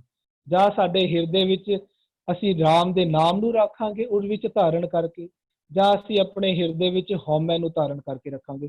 ਇਹ ਇੱਕ ਅਵਸਥਾ ਹਮੇਸ਼ਾ ਵਾਪਰਦੀ ਹੈ। ਅਸੀਂ ਕੁਝ ਨਾ ਕੁਝ ਧਾਰਨ ਕਰਨਾ ਹੀ ਹੈ। ਇਹੀ ਸਾਨੂੰ ਸ਼ਕਤੀ ਮਿਲੀ ਹੈ ਕਿ ਕੁਝ ਨਾ ਕੁਝ ਅਸੀਂ ਧਾਰਨ ਕਰ ਸਕਦੇ ਹਾਂ। ਕੀ ਧਾਰਨ ਕਰਨਾ, ਇਹਦੇ ਵਿੱਚ ਸਾਨੂੰ ਆਜ਼ਾਦੀ ਹੈ। ਸਾਨੂੰ ਸਤਿਗੁਰੂ ਸਮਝਾਉਂਦੇ ਨੇ, ਜੋ ਗੁਰੂ ਕਵੇ ਨਾ ਅੰਦਰੋਂ, ਜੋ ਗੁਰੂ ਅੰਦਰੋਂ ਉਪਦੇਸ਼ ਦੇਵੇ, ਤੂੰ ਸਿਰਫ ਉਹ ਧਾਰਨ ਕਰਿਆ ਕਰ। ਉਹਦੇ ਨਾਲ ਕੀ ਹੋਏਗਾ, ਕਹਿੰਦੇ ਤੇਰੇ ਸਾਰੇ ਜੱਗ ਦੇ ਅੰਦਰ ਤੇਰੇ ਰੋਮ ਵਿੱਚ ਬਾਣੀ ਵਰਤ ਜਾਏਗੀ। ਤੇਰੇ ਅੰਦਰ ਰਾਮ ਨਾਮ ਤੂੰ ਰੱਖੇਗਾ ਤੇ ਉਹਨਾਂ ਸਾਰਿਆਂ ਨੂੰ ਇਸ ਬਾਣੀ ਤੋਂ ਨਾਮ ਮਿਲੇਗਾ। ਨਾਮ ਮਿਲਦਾ ਹੈ ਪੂਰੇ ਅੰਦਰਲੇ ਜੱਗ ਦੇ ਵਿੱਚ, ਰੋਮ ਨੂੰ ਨਾਮ ਮਿਲਦਾ ਹੈ। ਰੋਮ ਤਾਂ ਹੀ ਨਾਮ ਨੂੰ ਧਿਆਉਂਦਾ ਹੈ ਕਿ ਜਦੋਂ ਅਸੀਂ ਹਿਰਦੇ ਵਿੱਚ ਨਾਮ ਨੂੰ ਧਾਰਨ ਕਰਦੇ ਹਾਂ, ਫਿਰ ਰੋਮ ਤੱਕ ਉਹ ਅੰਦਰ ਜਾਂਦਾ ਤੇ ਰੋਮ ਧਿਆਉਂਦਾ ਹੈ। ਉਸੇ ਨੂੰ ਕਹਿੰਦੇ ਨੇ ਇਸ ਬਾਣੀ ਤੇ ਹਰ ਨਾਮ ਪਾਇਦਾ। ਉਹ ਸਾਰੇ ਪਾਉਂਦੇ ਹਨ ਬਾਣੀ ਤੋਂ, ਕਿਉਂਕਿ ਬਾਣੀ ਅੰਦਰ ਵਰਤ ਗਈ, ਜੱਗ ਅੰਦਰ ਬਾਣੀ ਵਰਤ ਗਈ। ਹੁਣ ਉਹ ਸਾਰੇ ਬਾਣੀ ਤੋਂ ਨਾਮ ਪਾ ਰਹੇ। ਹੁਣ ਮਾਇਆ ਰੂਪੀ ਛਾਇਆ ਨਹੀਂ ਵਰਤ ਰਹੀ ਅੰਦਰ, ਹੁਣ ਨਾਮ ਵਰਤ ਰਿਹਾ ਹੈ, ਗੁਰਬਾਣੀ ਵਰਤ ਰਹੀ ਹੈ। ਤੇ ਅੰਦਰ ਇੱਕ ਰੋਮ ਜੀ ਜੰਤ, ਜਿਸ ਨੂੰ ਪਰਿਵਾਰ ਵੀ ਆਖਦੇ ਨੇ, ਅੰਧੀ ਰਈਅਤ ਵੀ ਆਖਦੇ ਨੇ, ਉਹ ਸਾਰੇ ਹੁਣ ਸੱਚ ਦੇ ਗਿਆਨ ਦੇ ਵਿੱਚ ਸੁਜਾਖੇ ਹੋ। ਉਹਨਾਂ ਨੂੰ ਕਹਿੰਦੇ ਨੇ ਨਾ ਮੰਨੈ ਅੰਧੇ ਪਾਵੈ ਰਾਹ, ਸੁਣਿਆ ਅੰਧੇ ਪਾਵੈ ਰਾਹ। ਉਹ ਸੁਣ ਕੇ ਮੰਨ ਕੇ ਉਹਨਾਂ ਨੂੰ ਇਹ ਰਾਹ ਪ੍ਰਾਪਤ ਹੁੰਦਾ। ਰਾਹ ਕਿਹੜਾ? ਹੁਕਮ ਚਲਾਏ ਰਾਹ, ਹੁਕਮ ਵਾਲਾ ਰਾਹ। ਮਨ ਵੀ ਹੁਕਮ ਵਿੱਚ ਚੱਲਦਾ ਹੈ, ਭਾਣੇ ਵਿੱਚ ਚੱਲਦਾ ਹੈ, ਉਹ ਵੀ ਸਾਰੇ ਜੀ ਜੰਤ ਭਾਣੇ ਵਿੱਚ ਚੱਲਣ ਲੱਗ ਜਾਂਦੇ ਆ। ਇਹ ਹੈ ਅੰਦਰ ਵਾਲੀ ਗੁਰਬਾਣੀ ਵਰਤੀ ਜੱਗ ਅੰਦਰ। ਹਾਂਜੀ, ਧੰਨਵਾਦ ਵੀਰ ਜੀ। ਆਪ ਜੀ ਨੇ ਅੰਦਰ ਦੀ ਗੁਰਬਾਣੀ ਦਾ ਜ਼ਿਕਰ ਕੀਤਾ ਹੈ। ਹੁਕਮ ਰੂਪ ਵਿੱਚ ਬਾਣੀ ਬਾਹਰ ਵੀ ਵਰਤ ਰਹੀ ਹੈ ਤੇ ਅੰਦਰ ਦੀ ਜਗਤ ਦੇ ਵਿੱਚ ਵੀ ਵਰਤਦੀ ਹੈ। ਤਾਂ ਕੀ ਬਦਲਾਵ ਆਉਂਦਾ ਹੈ? ਇੱਕ ਬੇਨਤੀ ਵੀ ਹੈ ਤੇ ਸੰਜੀਵ ਜੀ ਦਾ ਇੱਕ ਸਵਾਲ ਵੀ ਹੈ। ਬੇਨਤੀ ਇਹ ਹੈ ਕਿ ਅਸੀਂ ਆਪਣੇ ਵਿਚਾਰ ਰੱਖੀਏ, ਕਿਸੇ ਨੂੰ ਗਲਤ ਨਾ ਕਹੀਏ। ਔਰ ਸਵਾਲ ਸੰਜੀਵ ਜੀ ਨੇ ਕੀਤਾ ਹੈ ਕਿ ਜਦੋਂ ਤੀਜੀ ਪਾਤਸ਼ਾਹੀ ਜੀ ਦਾ ਆਪ ਜੀ ਨੇ ਸ਼ਬਦ ਕੀਤਾ ਕਿ ਸਤਿਗੁਰੂ ਮੈਂ ਪਾਇਆ, ਤੇ ਸਤਿਗੁਰੂ ਗੁਰੂ ਦੇ ਤਨ ਨੇ ਪਾਇਆ ਜਾਂ ਮਨ ਨੇ ਪਾਇਆ? ਬਿਲਕੁਲ ਸ਼ਾਰਟ ਵਿੱਚ ਹੈ ਵਿਚਾਰ, ਸੁਖਿੰਦਰ ਵੀਰ ਜੀ ਆਪ ਹੀ ਰੱਖਿਆ ਜੇ, ਆਪ ਹੀ ਨੂੰ ਸਵਾਲ ਆਇਆ ਤੇ ਬਿਲਕੁਲ ਸ਼ਾਰਟ ਵਿੱਚ ਆਪ ਜੀ ਇਸ ਦਾ ਜਵਾਬ ਦੇ ਦਿਆ ਜੇ ਕਿ ਉਹਨਾਂ ਦੇ ਤਨ ਨੇ ਪਾਇਆ ਜਾਂ ਮਨ ਨੇ ਪਾਇਆ। ਆਪ ਜੀ ਦੀ ਆਪਣੇ ਆਡੀਓ ਔਨ ਕਰ ਲਿਆ ਦੇ ਵਿੱਚ, ਮਿਊਟ ਹੋ ਗਈ ਤੇ ਵੀਰ ਜੀ ਤੁਸੀਂ ਨਾ ਕੁਐਸਚਨ ਬਹੁਤ ਪਿਆਰਾ ਕੀਤਾ, ਲੇਕਿਨ ਤੁਸੀਂ ਇੱਕ ਲਫ਼ਜ਼ ਥੋੜਾ ਜਿਹਾ ਮੈਨੂੰ ਕਲੀਅਰ ਦੇ। ਤੁਸੀਂ ਕਿਹਾ ਗੁਰੂ ਦੇ ਤਨ ਨੇ ਪਾਇਆ ਕਿ ਗੁਰੂ ਦੇ ਮਨ ਨੇ ਪਾਇਆ? ਸਵਾਲ ਮੇਰਾ ਨਹੀਂ ਹੈ ਵੀਰ ਜੀ। ਬਿਲਕੁਲ ਠੀਕ। ਸੁਣੋ ਵੀਰ ਜੀ, ਤੁਸੀਂ ਠੀਕ ਪੁੱਛਿਆ, ਮੈਂ ਉਹਦਾ ਜਵਾਬ ਦੇ ਰਿਹਾ। ਮੈਂ ਸਿਰਫ ਗੱਲ ਕਰ ਰਿਹਾ ਵੀ ਤੁਸੀਂ ਜਿਹਦਾ ਪੁੱਛਿਆ ਨਾ ਗੁਰੂ ਦਾ ਤਨ, ਗੁਰੂ ਦਾ ਮਨ, ਗੁਰੂ ਦਾ ਨਾ ਤਨ ਹੁੰਦਾ ਵੀਰ ਜੀ, ਨਾ ਗੁਰੂ ਦਾ ਮਨ ਹੁੰਦਾ। ਮੈਂ ਸਿਰਫ ਉਹ ਥੋੜਾ ਜਿਹਾ ਡਿਸਕਸ ਕੀਤਾ, ਉਹ ਤੁਹਾਡੇ ਨਾਲ ਸ਼ੇਅਰਿੰਗ ਕਰਨੀ ਸੀ। ਤੁਸੀਂ ਇਹ ਪੁੱਛਿਆ ਵੀ ਗੁਰੂ ਦੇ ਤਨ ਨੇ ਪਾਇਆ, ਗੁਰੂ ਦੇ ਮਨ ਨੇ ਪਾਇਆ। ਨਾ ਗੁਰੂ ਦੇ ਤਨ ਨੇ ਪਾਇਆ, ਨਾ ਗੁਰੂ ਦੇ ਮਨ ਨੇ ਪਾਇਆ। ਮਹਿਲੇ ਪਹਿਲੇ ਦੇ ਦੇਖੋ, ਸਿੱਖ ਗੁਰਬਾਣੀ ਕਿਹਨੂੰ ਕਹਿੰਦੀ ਹੈ? ਸੁਰਤ ਧੁਨ ਚੇਲਾ। ਸੁਰਤ ਨੂੰ ਸਿੱਖ ਕਹਿੰਦੇ ਨੇ। ਮਹਿਲਾ ਪਹਿਲਾ ਜਿਹੜਾ ਸਿੱਖ ਹੈ, ਮਹਿਲੇ ਪਹਿਲੇ ਦੀ ਸੁਰਤ ਨੇ ਗੁਰੂ ਨੂੰ ਪਾਇਆ, ਗੁਰੂ ਦੇ ਤਨ ਨੇ ਜਾਂ ਗੁਰੂ ਦੇ ਮਨ ਨੂੰ ਨਹੀਂ ਪਾਇਆ। ਮਹਿਲੇ ਪਹਿਲੇ ਦੀ ਸੁਰਤ ਨੇ, ਮਨ ਨੇ ਗੁਰੂ ਨੂੰ ਪਾਇਆ, ਸਤਿਗੁਰੂ ਨੂੰ ਪਾਇਆ। ਉਹਦੇ ਵਿੱਚ ਬਹੁਤ, ਇਹ ਹੈ ਛੋਟੀ ਜਿਹੀ ਗੱਲ ਲੱਗ ਰਹੀ ਹੈ, ਲੇਕਿਨ ਇਹਦੇ ਵਿੱਚ ਬਹੁਤ ਡੂੰਘੀ ਗੁਰਮਤ ਹੈ, ਇਹਦੇ ਵਿੱਚ ਬਹੁਤ ਵੱਡੀ ਫਿਲਾਸਫੀ ਹੈ। ਉਹਦੇ ਨਾਲ ਇਹ ਦੋ ਅਲੱਗ-ਅਲੱਗ ਰਸਤੇ ਨੇ ਜੋ ਅਸੀਂ ਕਹਿੰਦੇ ਨੇ। ਗੁਰੂ ਦਾ ਤਨ ਨਹੀਂ ਹੁੰਦਾ, ਗੁਰੂ ਦਾ ਮਨ ਨਹੀਂ ਹੁੰਦਾ। ਸਾਡਾ ਜਿਹੜਾ ਕੀ ਕਹਿੰਦੇ ਆ, ਸਾਡਾ ਜਿਹੜਾ ਸੁਰਤ ਹੈ, ਸਾਡਾ ਜਿਹੜਾ ਮਨ ਹੈ, ਉਹ ਗੁਰੂ ਨੂੰ ਪਾਉਂਦਾ ਹੈ। ਗੁਰਬਾਣੀ ਕੀ ਕਹਿੰਦੀ ਹੈ? ਗੁਰਬਾਣੀ ਆਖਦੀ ਹੈ ਨਾ, ਜਦੋਂ ਕਹਿੰਦੀ ਹੈ ਆਨੰਦ ਭਇਆ ਮੇਰੀ ਮਾਏ ਸਤਿਗੁਰੂ ਮੈਂ ਪਾਇਆ। ਮੈਂ ਕੌਣ ਹੈ? ਅਸੀਂ ਕੌਣ ਆ? ਪਾਵ ਮੈਂ ਕੌਣ ਆ? ਗੁਰਬਾਣੀ ਕਹਿੰਦੀ ਹੈ ਸਿੱਖ ਕੌਣ ਹੈ? ਕਹਿੰਦੇ ਨੇ ਸੁਰਤ ਧੁਨ ਚੇਲਾ। ਜਦੋਂ ਸਾਡਾ ਧਿਆਨ ਸ਼ਬਦ ਗੁਰੂ ਚ ਲੱਗਦਾ, ਉਸ ਟਾਈਮ ਅਸੀਂ ਗੁਰੂ ਦੇ ਸਿੱਖ ਹੁੰਦੇ ਹਾਂ। ਉਸ ਸਿੱਖ ਨੇ ਜਦੋਂ ਪਾਇਆ ਸਤਿਗੁਰੂ, ਸਤਿਗੁਰੂ ਦੀ ਮੱਤ ਪਾਈ, ਉਹ ਆਖ ਰਿਹਾ ਸਿੱਖ। ਜਿਸ ਨੇ ਮਹਿਲ ਪ੍ਰਾਪਤ ਕੀਤਾ, ਉਹ ਵਾਲਾ ਸਿੱਖ ਕਹਿ ਰਿਹਾ ਮੈਂ ਮਹਿਲ ਪ੍ਰਾਪਤ ਕਰ ਲਿਆ, ਮੈਂ ਸਤਿਗੁਰੂ ਪਾ ਲਿਆ। ਉਹ ਹੈ ਅਸੀਂ, ਉਹ ਕੀ ਕਹਿੰਦੇ ਆ, ਉਹ ਗੁਰਬਾਣੀ ਸੁਰਤ ਰੂਪੀ ਸਿੱਖ ਨੂੰ ਕਹਿੰਦੀ ਹੈ, ਜਿਸ ਨੇ ਮਹਿਲ ਪਾਇਆ, ਜਿਸ ਨੇ ਸਤਿਗੁਰੂ ਪਾਇਆ, ਉਹ ਗੱਲ ਕਹਿੰਦੇ। ਹਾਂਜੀ, ਧੰਨਵਾਦ ਵੀਰ ਜੀ। ਸੰਜੀਵ ਜੀ ਦਾ ਸਵਾਲ ਸੀ, ਉਹਨਾਂ ਨੂੰ ਮੇਰੇ ਕੋਲ ਜਵਾਬ ਮਿਲ ਗਿਆ ਹੋਣਾ। ਧੰਨਵਾਦ। ਆਪ ਜੀ ਨੇ ਬੜੀ ਬਰੀਕ ਗੱਲ ਕੀਤੀ। वेद पढ़े अनदिन वाद संभाले, नाम न चेते बद्धा जम काले, दूजे पाए सदा दुख पाए, त्रै गुण भरम भुलाएंदा, वेद पढ़े अनदिन वाद संभाले। ਅਸੀਂ ਧਿਆਨ ਦਈਏ ਨਾ, ਵੇਦਾਂ ਦਾ ਜ਼ਿਕਰ ਹਾਂ ਕੱਲ ਵੀ ਪਾਠ ਕਰ ਰਹੇ ਸੀ ਤਾਂ ਵੀ ਆਇਆ ਸੀ, ਚਾਰੇ ਵੇਦ, ਉੱਥੇ ਇੱਕ ਤੋਂ ਵੱਧ ਵੇਦਾਂ ਦਾ ਜ਼ਿਕਰ ਸੀ, ਚਾਰੇ ਵੇਦ ਦੱਦਾ ਮੁਕਤਾ ਆਇਆ। ਧਿਆਨ ਸਪੈਲਿੰਗ ਵੱਲ ਧਿਆਨ ਦਈਏ, ਜਿਨ੍ਹਾਂ ਨੇ ਨਾਲ ਵਿਚਾਰ ਖੋਲੇ ਹੋਏ ਨੇ ਗੁਰੂ ਗ੍ਰੰਥ ਸਾਹਿਬ ਜੀ ਦੇ, ਜਿਨ੍ਹਾਂ ਦੇ ਨਾਲ ਦਰਸ਼ਨ ਕਰ ਰਹੇ ਨੇ, ਚਾਰੇ ਵੇਦ ਦੱਦਾ ਮੁਕਤਾ ਆਇਆ। ਅੱਜ ਜਿਹੜਾ ਆਇਆ ਵੇਦ ਪੜ੍ਹੇ, ਇੱਥੇ ਵੇਦਾਂ ਦਾ ਜ਼ਿਕਰ ਨਹੀਂ ਆ ਰਿਹਾ, ਇੱਥੇ ਗਿਆਨ ਦਾ ਜ਼ਿਕਰ ਆ ਰਿਹਾ। वेद पढ़े, धार्मिक पुस्तक पढ़ रहा है, ज्ञान हासिल कर रहा है, ਇਹ ਉਹਨਾਂ ਦਾ ਜ਼ਿਕਰ ਹੋ ਰਿਹਾ ਹੈ ਜਿਹੜੇ ਗਿਆਨ ਹਾਸਲ ਕਰ ਲੈਂਦੇ ਹਨ, ਜ਼ਬਾਨੀ ਤੌਰ ਤੇ ਹਾਸਲ ਕਰ ਲੈਂਦੇ ਹਨ, ਜਾਂ ਇੰਜ ਕਹਿ ਲਈਏ ਕਿ ਗੁਰਬਾਣੀ ਦਾ ਰਟਨ ਤੇ ਕਰ ਲਿਆ, ਜਾਂ ਧਾਰਮਿਕ ਪੁਸਤਕਾਂ ਦਾ ਗਿਆਨ ਤੇ ਹਾਸਲ ਕਰ ਲਿਆ, ਤੇ ਹਿਰਦੇ ਵਿੱਚ ਉਸ ਗਿਆਨ ਨੂੰ ਫੋਲੋ ਨਹੀਂ ਕੀਤਾ। ਵੇਦ ਪੜ੍ਹੇ ਅਨਦਿਨ, ਹਰ ਰੋਜ਼ ਕੀ ਕਰਦਾ ਹੈ, ਵਾਦ ਸੰਭਾਲੇ। ਤੇ ਵਾਦ ਕੀ ਹੈ? ਵਾਦ ਵਿਵਾਦ, ਝਗੜੇ। ਪਹਿਲਾਂ ਅਸੀਂ ਪਾਠ ਕਰਕੇ ਆਇਆ ਕਿ ਗੁਰੂ ਸਾਹਿਬ ਬਾਰ-ਬਾਰ ਕਹਿੰਦੇ ਨਾਮ ਨੂੰ ਸੰਭਾਲਣਾ ਕਰ, ਜਾਂ ਜਿਹੜਾ ਜਿਸਦੇ ਹਿਰਦੇ ਵਿੱਚ ਨਾਮ ਵਸ ਜਾਂਦਾ ਉਹ ਨਾਮ ਨੂੰ ਸੰਭਾਲ ਲੈਂਦਾ। ਇੱਥੇ ਕਹਿ ਰਹੇ ਨੇ ਵਾਦ ਸੰਭਾਲੇ, ਬਹਿਸਾਂ ਸੰਭਾਲਦਾ ਹੈ, ਝਗੜੇ ਸੰਭਾਲਦਾ ਹੈ, ਤੂੰ ਗਲਤ ਤੇ ਮੈਂ ਠੀਕ, ਇਸੇ ਕੰਮ ਵਿੱਚ ਲੱਗਾ ਰਹਿੰਦਾ ਹੈ। ਇਹ ਉਹਨਾਂ ਦਾ ਜ਼ਿਕਰ ਹੈ ਜਿਨ੍ਹਾਂ ਨੇ ਥੋੜਾ ਜਿਹਾ ਗਿਆਨ ਜ਼ਬਾਨੀ ਤੌਰ ਤੇ ਹਾਸਲ ਕਰ ਲਿਆ, ਜ਼ਿੰਦਗੀ ਵਿੱਚ ਨਹੀਂ ਵਸਾਇਆ। ਇਹ ਉਹਨਾਂ ਦਾ ਜ਼ਿਕਰ ਨਹੀਂ ਜਿਹੜੇ ਗੁਰਬਾਣੀ ਪੜ੍ਹਦੇ ਨਹੀਂ ਜਾਂ ਜਿਹੜੇ ਧਾਰਮਿਕ ਪੁਸਤਕ ਪੜ੍ਹਦੇ ਨਹੀਂ।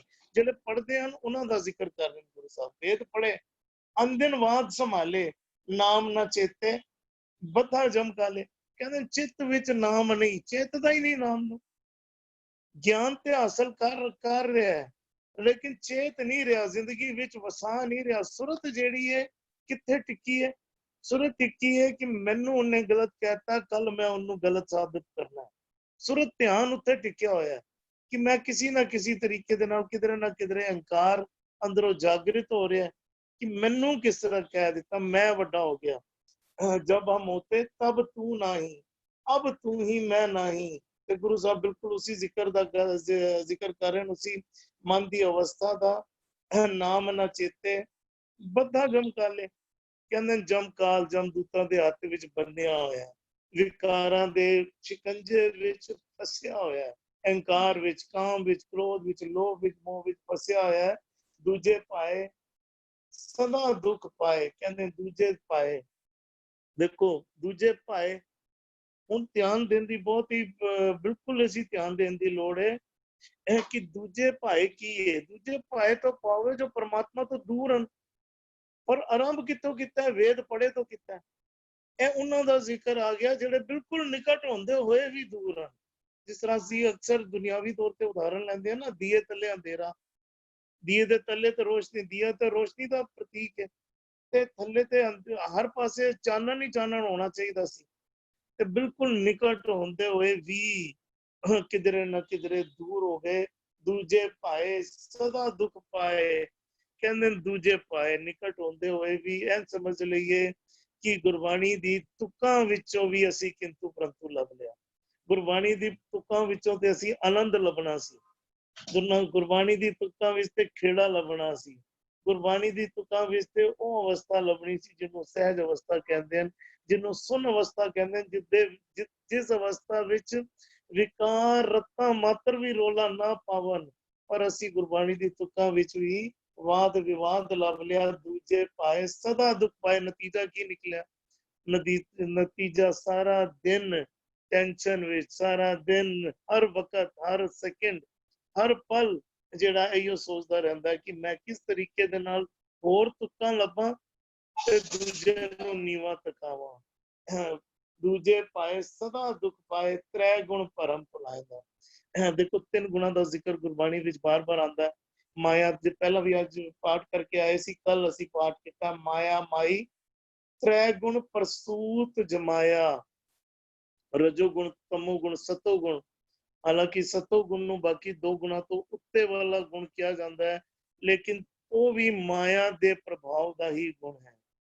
ਤਿੰਨ ਗੁਣ ਦੇ ਵਿੱਚ ਹੀ ਮਨੁੱਖ ਪਿਆ ਰਹਿੰਦਾ ਹੈ ਤੇ ਚੌਥੀ ਅਵਸਥਾ ਵਿੱਚ ਪਹੁੰਚ ਨਹੀਂ ਪਾਉਂਦਾ।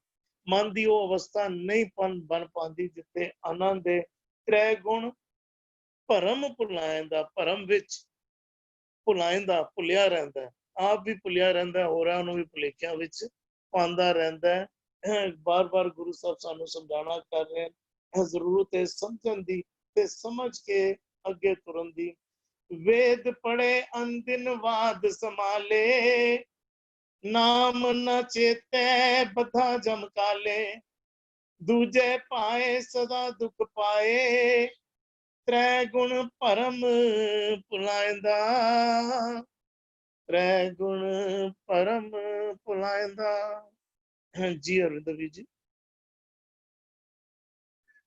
ਕੁਝ ਦਿਨ ਪਹਿਲੇ ਇੱਕ ਸ਼ਬਦ ਦੀ ਵਿਚਾਰ ਵੀ ਆਏ ਸੀ ਵੀ ਜਿੱਥੇ ਜਾਏ ਬਈਏ ਭਲਾ ਕਹੀਏ, ਝੋਲ ਅੰਮ੍ਰਿਤ ਪੀਜੀਏ, ਗੁਣਾ ਕਾ ਹੋਵੇ ਵਾਸਲਾ ਕੱਢ ਵਾਸ ਲਈ ਜਾਏ।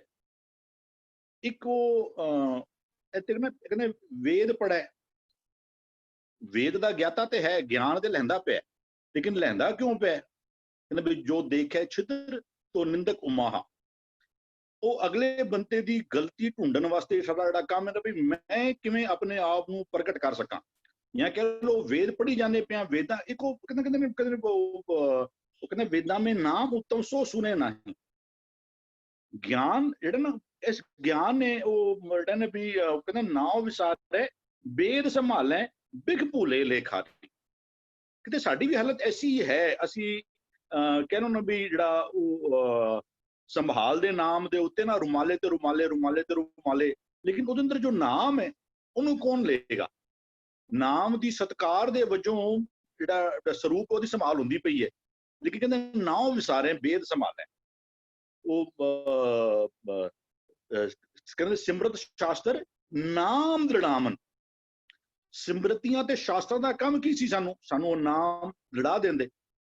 ਚਾਹੇ ਗੁਰੂ ਸਾਹਿਬ ਕਹਿੰਦੇ ਵੀ ਕੋ ਹੋਰ ਕਹਿੰਦੇ ਤਾਂ ਤੂੰ ਮੁੱਲਾ ਤਾਂ ਤੂੰ ਕਾਜੀ, ਜੇ ਜਾਣੇ ਨਾ ਉਹ ਖੁਦਾਏ। ਵੇਦ ਪੜ੍ਹਨੇ ਆਪਣੇ ਆਪ ਅੰਦਰ ਅੱਛੀ ਕਿਰਿਆ, ਮਾੜੀ ਤੇ ਮੈਂ ਕਿਉਂ ਕਹਾਂ, ਮਾੜੀ ਤੇ ਬਿਲਕੁਲ ਹੀ ਨਹੀਂ, ਉਹ ਅੱਛੀ ਕਿਰਿਆ, ਲੇਕਿਨ ਵੇਦਾਂ ਮੇਂ ਨਾਮ ਉੱਤਮ ਸੋ ਸੁਨੇ ਨਹੀਂ। ਵੇਦਾਂ ਵਿੱਚੋਂ ਜੋ ਨਾਮ ਲੈਣਾ ਸੀ ਨਾ, ਜੋ ਜੀਵਨ ਜਾਚ, ਰੱਬ ਦੀ ਵਡਿਆਈ, ਰੱਬ ਦੀ ਕੀਰਤੀ, ਰੱਬ ਦੇ ਹੁਕਮਾਂ ਦੀ ਸੋਝੀ, ਇਹ ਮਿਲਣੀ ਸੀ ਵੇਦਾਂ ਕੋਲੋਂ। ਲੇਕਿਨ ਅਸੀਂ ਵੇਦ ਪੜ੍ਹਨੇ ਕਿਉਂ ਪਏ ਆ? ਕਹਿੰਦਾ ਵੇਦ ਪੜ੍ਹੇ ਅਨਦਿਨ, ਨਾਮ ਸੰਭਾਲਣ ਦੀ ਥਾਂ ਦੇ ਉੱਤੇ ਵਾਦ ਸੰਭਾਲਣੇ ਪਏ ਆ। ਕਹਿੰਦੇ ਨਾਮ ਨਾ ਚੇਤੈ। ਉਹ ਬੰਦਾ ਜਿਹੜਾ ਉਹ ਵੇਦਾਂ ਵਿੱਚੋਂ ਜੋ ਨਾਮ ਮਿਲਦਾ ਪਿਆ ਨਾ, ਉਹ ਇੱਕ ਹੋਰ ਸ਼ਬਦ ਕਹਿੰਦੇ ਨੇ ਗਿਆਨ ਧਿਆਨ ਸਭ ਕੋਈ ਰਵੈ। ਇੱਕ ਸ਼ਬਦ ਹੈ ਐਸਾ ਗਿਆਨ ਜਪੋ ਮਨ ਮੇਰੇ।